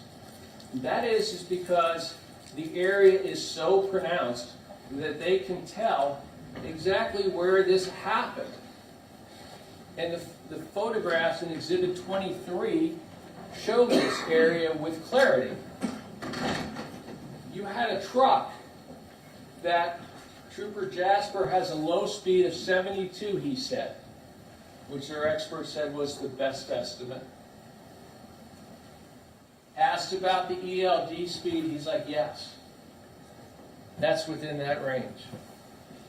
The speed limit's 70.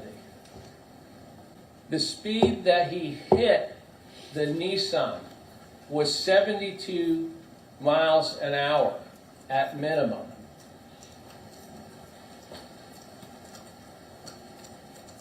The Nissan was not tailgating the bus. The Nissan wasn't at a standstill. The Nissan was moving.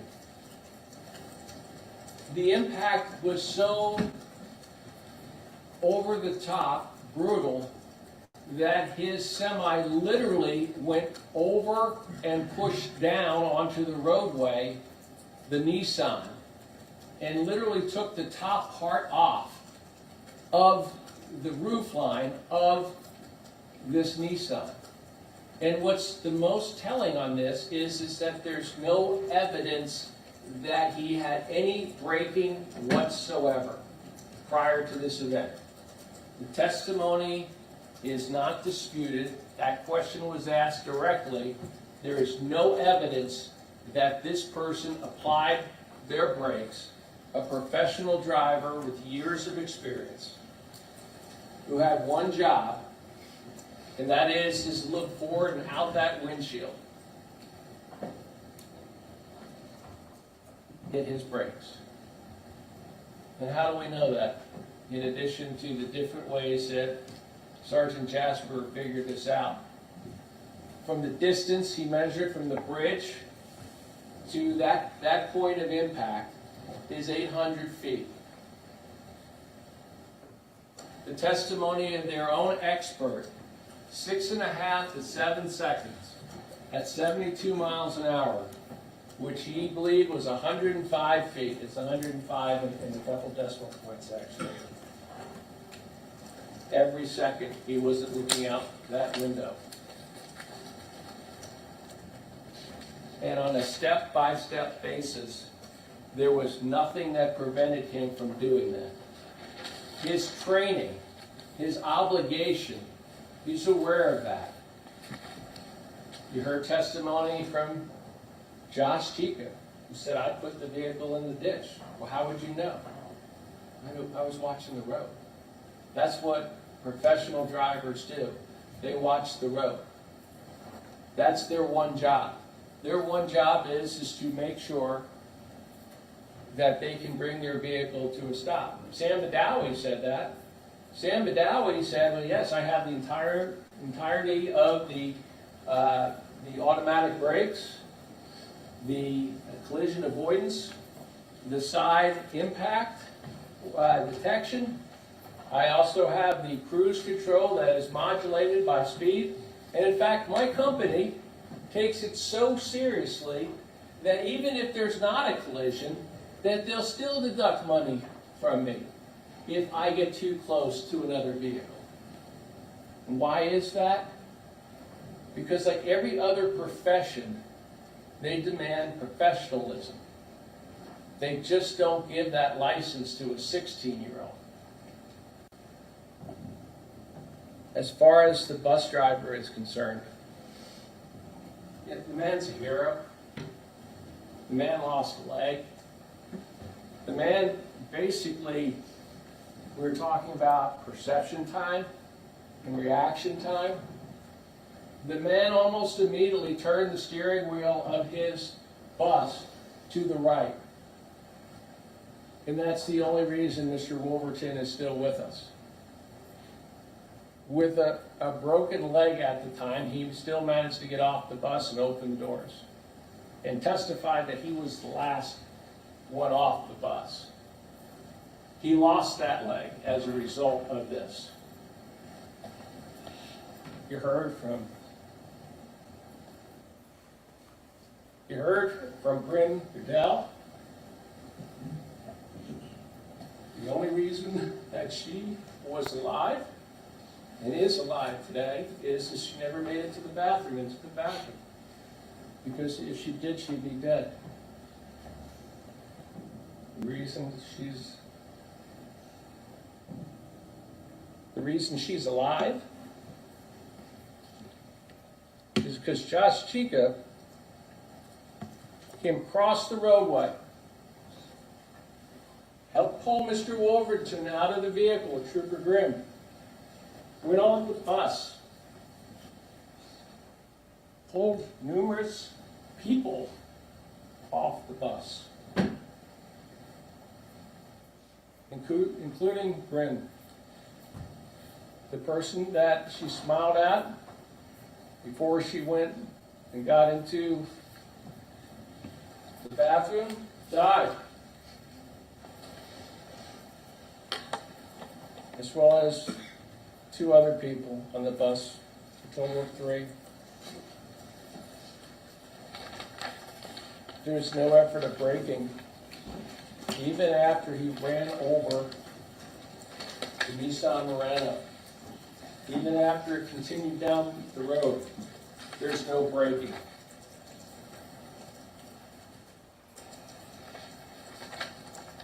When they looked at the steering column, it was broken in a straight position. There was no effort to turn. And the one photograph that Mr. Mann took before police arrived shows the defendant outside of his vehicle with his hands, Exhibit 3, his hands in the air. Absolutely no idea what happened. The reason he had absolutely no idea what happened is because he had one job, and he wasn't doing that one job. He wasn't looking at the road as a professional driver is required to do. Your Honor, there's 3 different groupings of charges in this particular case. The first grouping goes to aggravated vehicular homicide. This encompasses the 6 people that lost their lives. 3 of them on the bus, all 3 people in the Nissan Murano. The next charge is vehicular assault, next grouping of charges. Both groupings of charges of aggravated vehicular homicide and vehicular assault require the state to prove that on the 14th day of November 2023 in Licking County, Ohio, the defendant did recklessly cause the death or serious physical harm to the individuals that are here. The court has stipulations that the state and the defendant have entered into. Those stipulations say that the defendant concedes that he is the proximate cause of what occurred here. The defendant concedes that it happened in Licking County on the date and time as stated in the indictment, and that the death and the injuries resulted from his conduct. The defendant is contesting whether or not his conduct was reckless, which is what the state is contending, or whether his conduct was only negligent. There is a difference. perhaps the best difference in the most on-point case is State versus Beard. It was decided by the 8th District, January 18th, 2024. The citation is 2024 Ohio 161. And what this case talks about is a person who was driving a dump truck into a construction zone that after he dumped the load in the zone, failed to lower the bed of the dump truck and drove out from the dump truck area or the construction area onto the roadway. He then got onto a ramp and he hit a sign with the raised bed of the dump truck. That sign fell and killed somebody in a half-ton pickup truck. And what the court spoke about in this particular case is the known risk of driving with the bed of that truck in the upward position. What we're talking about in this particular case under the definition of recklessness, which they also define, is a person acts recklessly when with heedless indifference to the consequences, the person disregards a substantial and unjustifiable risk that the person's conduct is likely to cause a certain result or is likely to be a certain nature. Person is reckless with respect to circumstances when with heedless indifference to the consequences, the person disregards a substantial and unjustifiable risk that such circumstances are likely to exist. That is within paragraph 14 of the Beard decision, as well as in Ohio Revised Code section 2901.22C. And why that's important is that, as in Beard, as with this defendant, he is aware in two separate circumstances that even independent of each other, but more so when combined with each other, especially after he signed the documents, especially after he went through the training, that when you close your eyes for 6.5 to 7 seconds and you're not looking at the roadway because you're distracted,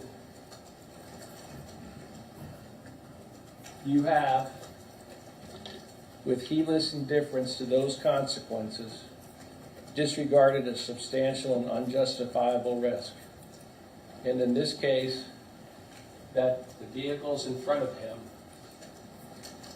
would be impacted not only by his truck, but the momentum of his truck.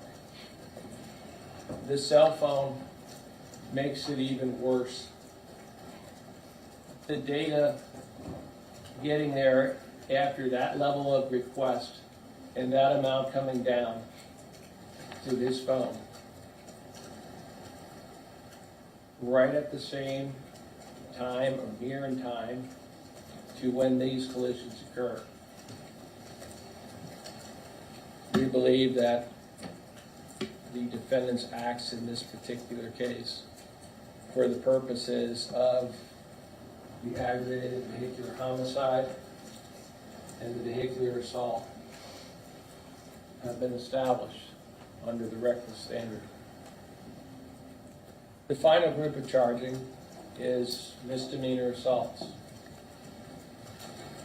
The standard, the elements for that is that the date that this occurred, which is again November 14, 2023, again in Licking County, Ohio, again the causation, all of which is stipulated. But essentially it is that the defendant knowingly caused or attempted to cause physical harm to individuals.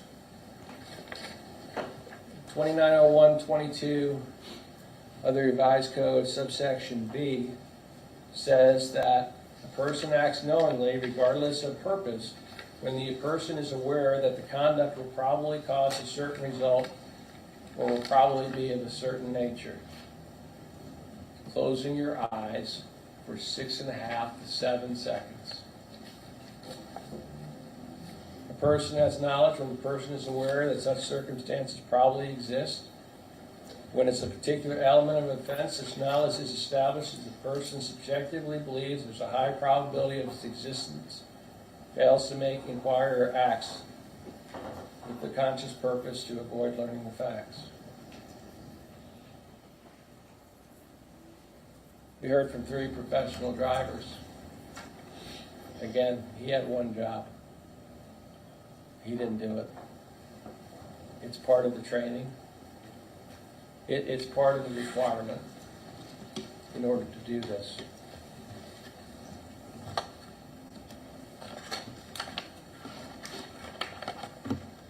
You're under 1.8 miles away from this. And this truck was at 74.7 miles an hour, accelerating from 71 miles per hour, going up a hill. He wasn't driving on cruise control. He had his foot on the pedal, and he had his eyes someplace else. Thank you. Thank you, Ms. Murphy. Mr. Brady, your closing argument. Thank you, Your Honor.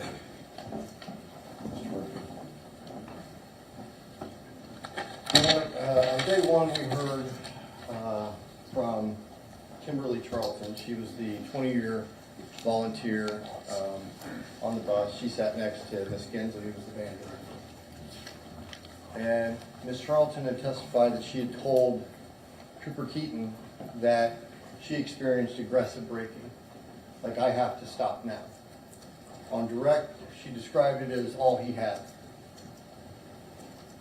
That's a significant piece of evidence on the record, Your Honor.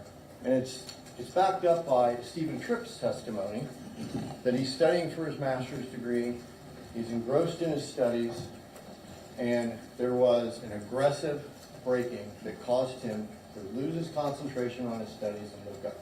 Between these 2 pieces of testimony of witnesses on the bus describe an aggressive braking event. Now, when we combine that with the fact that the bus driver veered to the right, he steers to the right, we know that. He tells us he did. Kim Charlton also told us that he had steered to the right. What's important is that both Stephen Tripp and Kim Charlton both use mere seconds and then the impact in the rear. So we have the braking event, we have mere seconds, and we have the impact in the rear. And we have the steering to the right by the bus driver. And we have, through, I believe it was Trooper Grimm, we have the impact areas from the bus to the Toyota Highlander in front of it. We know it was the driver's side corner, and we know that it hit about mid-tailgate on the Toyota Highlander and increases the damage as it pushes over to the passenger side.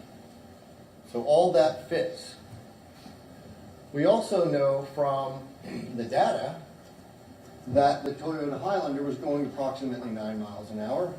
And according to Trooper Jasper's own data, that the bus was going approximately 25 miles an hour.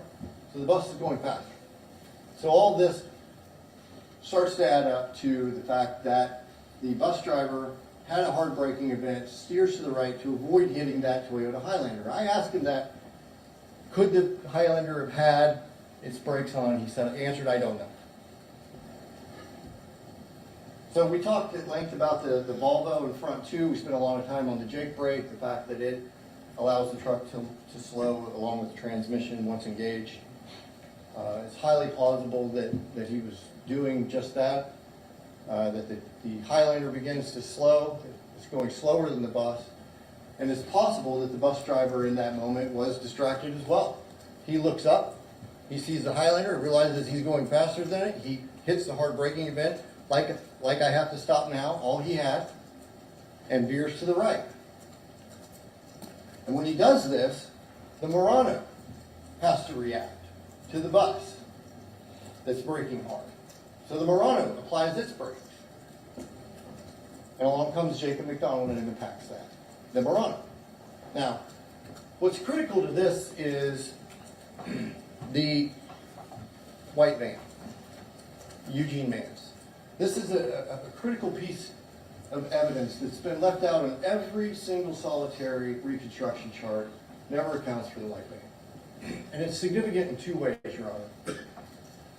It's significant because, as we've seen from the Freightliner video behind, that Eugene Mans comes out of the right lane into the left lane. He doesn't do it aggressively, he moves over.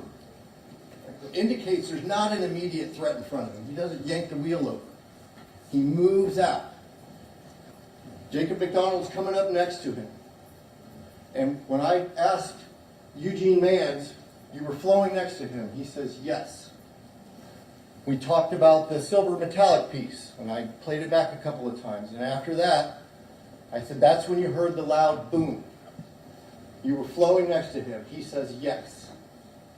Now, Eugene testifies that he heard the boom. He looks out his window to the passenger side and sees the truck hitting into the bus. And then he looks back, and he describes it as a burgundy SUV, which is the Toyota Highlander, and takes evasive maneuvers. What's important about that is I asked him, did you take evasive maneuvers before you saw the SUV in your lane? He thought about it for a moment and then said no. That's critical, Your Honor, because if he's flowing next to Jacob McDonald, not taking any evasive maneuvers, and we have this hard braking event from the bus which causes the Murano to brake, and the semi impacts it, which he hears the boom, and now 1.5 seconds, that's in video, that's indisputable, that from the impact, we've all agreed, frame 33's impact. 1.5 seconds later, he begins to veer to the left, which means the burgundy SUV, really the Toyota Highlander, is in his lane. It's 1.5 seconds. And that's important on a twofold. That sequence of events. One, it furthers the theory that in the very beginning, that the bus broke hard, like I have to stop now, and veered to the right because he would almost hit that Highlander. That was the hard braking event, which caused the Murano to hit the brakes, which caused Jacob, who at the time was likely looking out the window or doing something where his eyes are not on the road, and he impacts the Murano. But what's critical about that moment is Eugene Mans' van, his white van, is flowing next to him. Twice I asked him, he's flowing next to him, and you can watch the video. Then that means that he's behaving in the same way that Jacob is behaving at this point in time. That neither one of them are behaving recklessly. You would have to say Eugene was too. He doesn't take evasive maneuvers for another 1.5 seconds until that burgundy, until he hears the boom. 1.5 seconds later, the burgundy SUV comes in his lane. That's very important. Now, I asked Sergeant Jasper, is it possible that he did, after the impact of the Murano, did he not have the faculties to hit the brakes? He agreed. That could be possible. That large impact. Now, we've heard about distracted driving. There's lots of scenarios that go on there. I think there's there's a lot of different scenarios it could be, but one of them that was suggested was perhaps he was looking at the white van. It's not uncommon. You're on a route that you do all the time. You're thinking about other things, and you half-heartedly look out your window at the vehicle next to you. Maybe it's a vehicle you like. Maybe there's something wrong with it you're focused on. Maybe the passenger is doing something and you can see through the window and you're trying to figure out what they're doing. But we've all done that. You're looking over here. And then the impact. The part where the state makes this 6.5 second claim, then you have to assume that the threat or the braking event occurred clear back at the bridge in frame 24. And that simply can't be. And we know that because Eugene moves over like a normal person would. He did not react to an event right in front of him. That kills the 6 second thing. Where did that braking event occur? Someplace after that. We know the impact was at 33, but you can't definitively say it was 6.5 seconds from the bridge shadow. which would be frame 25 or 26, all the way up to 33, that he had his eyes closed. Also in contradiction of that is the videos of the semi-truck drivers driving down the road that we saw. And in both of those videos, if you were to believe that that's what looking at video is on your phone, then that doesn't really apply to this case. If that were the baseline, then Jacob couldn't have been doing that. Because in both of those, their eyes are up and down, up and down, up and down, up and down. And in both cases, they see the cars right before they hit them. In both cases, they turn the wheel, and you can see them tense up on the brake. And that's not the claim here. We've gone through the steering box. The steering box was... So he wouldn't have been doing this.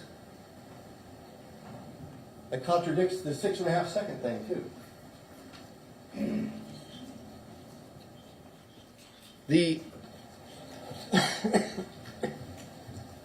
Up to that point, Your Honor, we know that there's no reason to disbelieve Kim Charlton and Stephen Tripp. And the evidence, the physical evidence lines up to that. That was a heartbreaking event, and he went to avoid that Highlander, and with only 1.5 seconds before Eugene makes that invasive maneuver, which means that bus had to be right on that Highlander at the time of impact. He had to have been. So only 1.5 seconds before it gets pushed into Eugene's lane, and Eugene's going to avoid it. He had to have been right on that thing, which explains a heartbreaking event. Then we have the EDR data from the Nissan, which cannot be relied upon. We spent a great deal of time with that, but we have two problems with it that still have not been explained away. One being that the physical evidence demonstrates the Nissan was 40 feet from the bus. I believe that was State's Exhibit 26 that shows the point of impact on paper. After the first impact, which would be Jacob's semi hitting the Nissan, the first event is triggered. And that's the one that says the 57-mile-an-hour delta. But just 0.1 of a second later, it says there's a second triggered event, which presumably would be the impact with the bus, which would mean 11 feet have passed by, which is in contradiction of the physical evidence that everyone agrees to that the Nissan was 40 feet away. So if the EDR is telling us you were only 11 feet away, that contradicts the physical evidence. The other big problem with that is we go back to the Toyota Highlander, and we look at its data, it has a 40 mile an hour speed increase after impact, after the bus hits it. Well, the Nissan says a 35 mile an hour. Well, that can't be. It's in the chain of events. It can't be a slower speed back at the Nissan and an increased speed up at the Highlander. That data is flawed somewhere. No one's explained it. Sergeant Jasper left event trigger 2 completely out of his report. Didn't even discuss it.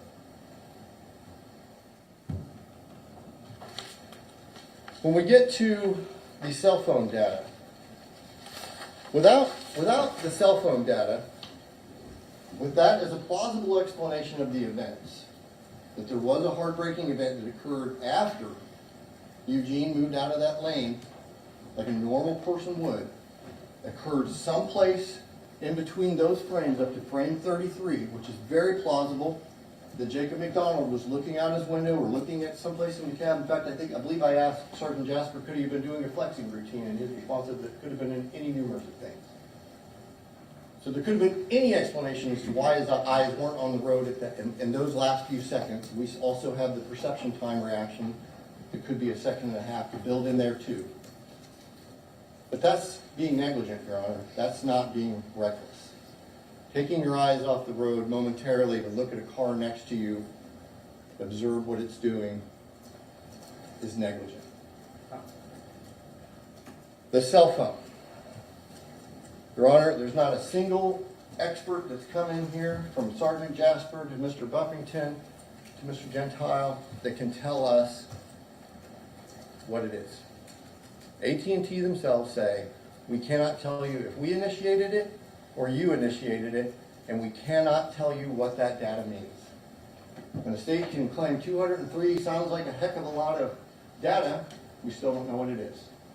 We still, to say that someone is streaming a video at that point, you're merely guessing. That's it. And nobody could explain to us, since it's not really 41.7, which is what the NTSB claims that they AT&T discloses on a consumer level of what high definition streaming is, and we're only at 38, does that mean conclusively that it couldn't have been that? Nobody can answer that question either. We don't know what the data was. No one can opine to the fact that that data would demonstrate that an individual was actively manipulating his phone. In fact, the state's cell phone expert defined initially when he said on the stand, active use is he made sure he defined that when he first sat down. Cell phone use is using the cell phone is using the network to accomplish a task. That was his definition of active use when he sat down on the stand. Now later he opines that yeah, he was using his phone, which seems to be in contradiction to that. He seems to have come up with a two-fold definition of what active cell phone use is. But most interestingly would be that he has no analytical forensic baseline that he used. In fact, he used the totality of the circumstances, and I listed two of those, the first two elements out of his report, if you recall. One of them was did it make any difference if I feel good or I feel bad with my cell phone connecting to the carrier? And he agreed, no, it does not. That's his first element in the totality of the circumstances. The second element was he discussed Jacob's familiarity with the route. Again, he's just quoting the NTSB all the way for 10 pages of this report. But I asked him, my familiarity with the geographic location, does that affect how my phone connects to the carrier? He agreed it did not. Well, that's in his totality of the circumstances analysis. And if you recall, I asked him, did you ever take 100 different phones from different carriers and look at the data and say, hey, you know, if you're streaming video, this is kind of the average, and then compare it back to our results? No. That would have been scientific. His was, I read the NTSB report, was kind of made a guess. And most interesting is that he made the claim from the stand that somehow AT&T really does know what that data is. If you recall that. I said, why don't you have that? You're in a case testifying as an expert. 6 people died. Why don't you have that? His answer was, I wish I had it. Your Honor, that was a gross error to make that statement from the stand.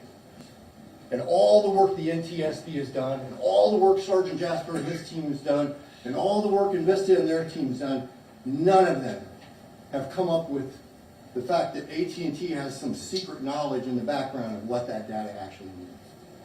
That goes to his credibility as a witness, Your Honor.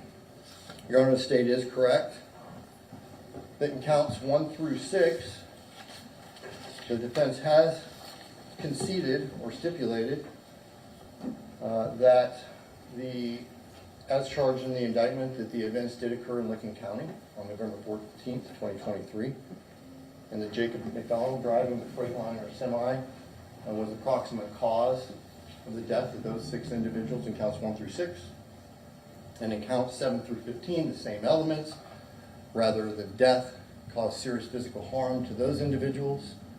However, in both of those, in counts 1 through 15, the defense contends that that proximate cause was due to Mr. McDonald's negligence. And the state failed to present any evidence that would demonstrate that he was reckless or operated with a heedless indifference to those around him. In counts 16 through 26, Mr. McDonald's charged with misdemeanor assault. The defense acknowledges that individuals after the fact of the accident were harmed. However, we contest or deny that Mr. McDonald did knowingly harm those individuals. Thank you, Your Honor. Thank you. Rebuttal? Thank you. There are no may. We start out close by talking to jurors about that both myself and Mr. Brigden, a very good lawyer, will tell you this is what we believe the evidence is. Please utilize your own memory, review your notes carefully, decide the issues in this particular regard. One of the most important issues is subjective versus subjective. And the state talked about objective evidence. on the facts that were brought before the court. It's objective evidence that the vehicles are moving. There's objective evidence that from the sight line, the defendant had absolutely no difficulty, had the defendant been doing his one job, looking out the window to bring his vehicle to a stop. It wants to cherry pick testimony from Mr. Charlton, Mr. Tripp. In fact, I think Sergeant Jasper said it's pretty evenly split as to what subjectively folks on the bus were doing, other than the driver. And that is because what they were doing on the bus was as they were getting ready to celebrate going to the Columbus Convention Center. They were not there to document what was about to happen. Mr. Tripp had several jobs, actually. He was there as assistant band director. He wanted to work on one of two parts of his master's degree, one down and one back that he's working on. And he also has to, keep an eye and make sure that the noise level and things in the bus stays at room temperature, maybe, so to speak, is the best way of saying it. In terms of the bus driver hard braking, we have objective data that that isn't the case. That there were two recorded and logged hard braking events, one in September and one in August. The bus didn't record a hard braking event on November 14, 2023. That's objective. As far as trying to place the blame on Mr. Mann, or say that somehow he only had 1.5 seconds because of what Mr. Mann did. The video, Sam Badawi's video, as well as the PowerPoint where you can watch slide by slide, objectively shows that that's just not accurate. Mr. Mann had no difficulty bringing his vehicle to stop, other than the fact that he had a Toyota Highlander coming at him because of the conduct of the defendant. The man's a hero. 6.5 to 7 seconds is what we see on Mr. Badawi's video, PowerPoint, that their own expert agreed on the stand that he would have that time. 11 feet 6-inch bus in front of that. You didn't see any of those things? You weren't able to bring your vehicle to stop on those kind of weather conditions? He wants to talk about videos. I think he missed the point of the videos that Mr. Buffington had. And the point of it is that when the brain is engaged in doing one activity, and then you want your brain to also do another activity, and also do another activity, Mr. Tripp was doing at least 3 of those. It's very difficult then to break from those activities and then visualize and react. And why that's so important is that you see these 2 trucks in those videos are able to maintain their lane, just like the defendant was. You see them looking up or down, at least in the one. The other one, you see the hand on the phone. And what's happening is that you're so focused on the phone that you're actually looking short. You're not looking distances, you're not perceiving distances, you're just looking up short and you're going back to what you're doing. And with all due respect to the data, well, we don't know what app he was on, or we don't know what he was doing. Or how do we know that it was queried? We know it was queried by him, which is the definition Mr. Buffington gave too. Ohio would utilize both of those. If you query the network from your phone, whether or not you crash at that moment, or whether or not 203 megabytes of data come down the line and you're watching it down the road, doesn't matter. you queried and you are receiving data.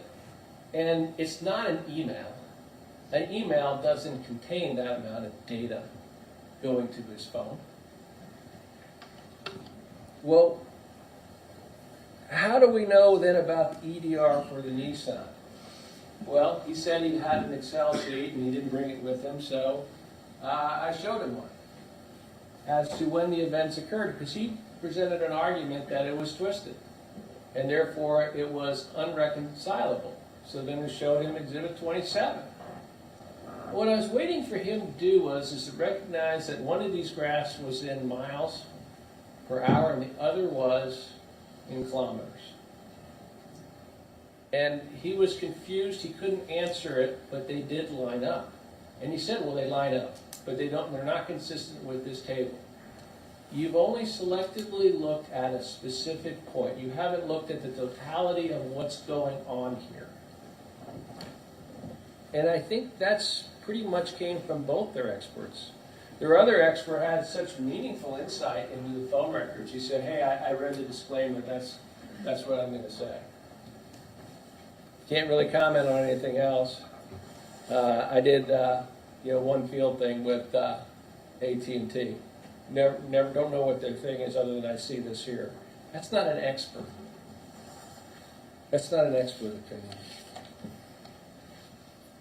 Your Honor, in this particular case, the state appreciates your patience, appreciate your time. On behalf of myself and Mr. Brigden in this particular matter, I know that these are tough cases, and the state at this point in time regrets.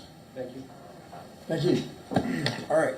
Here's what I'm going to do. I'm going to take the matter under advisement. I have a lot of exhibits, reports, data to get through.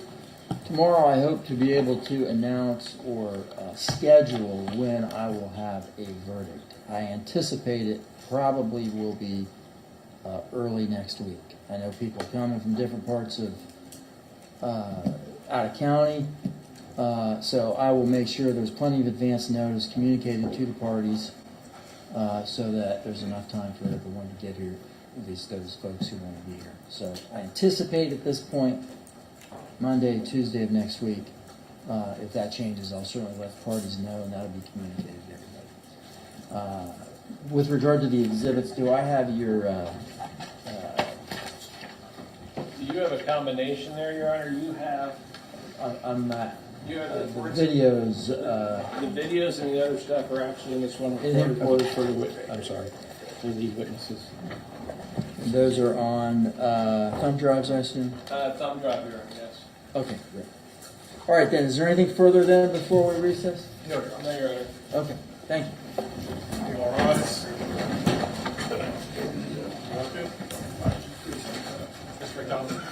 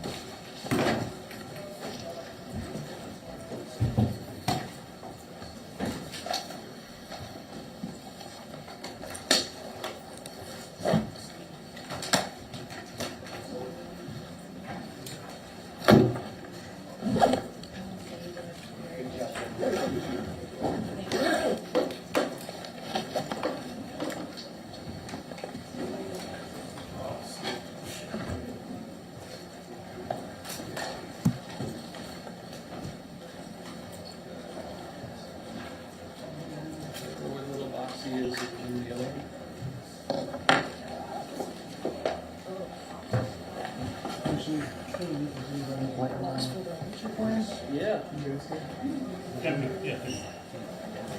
Whereas Jasper's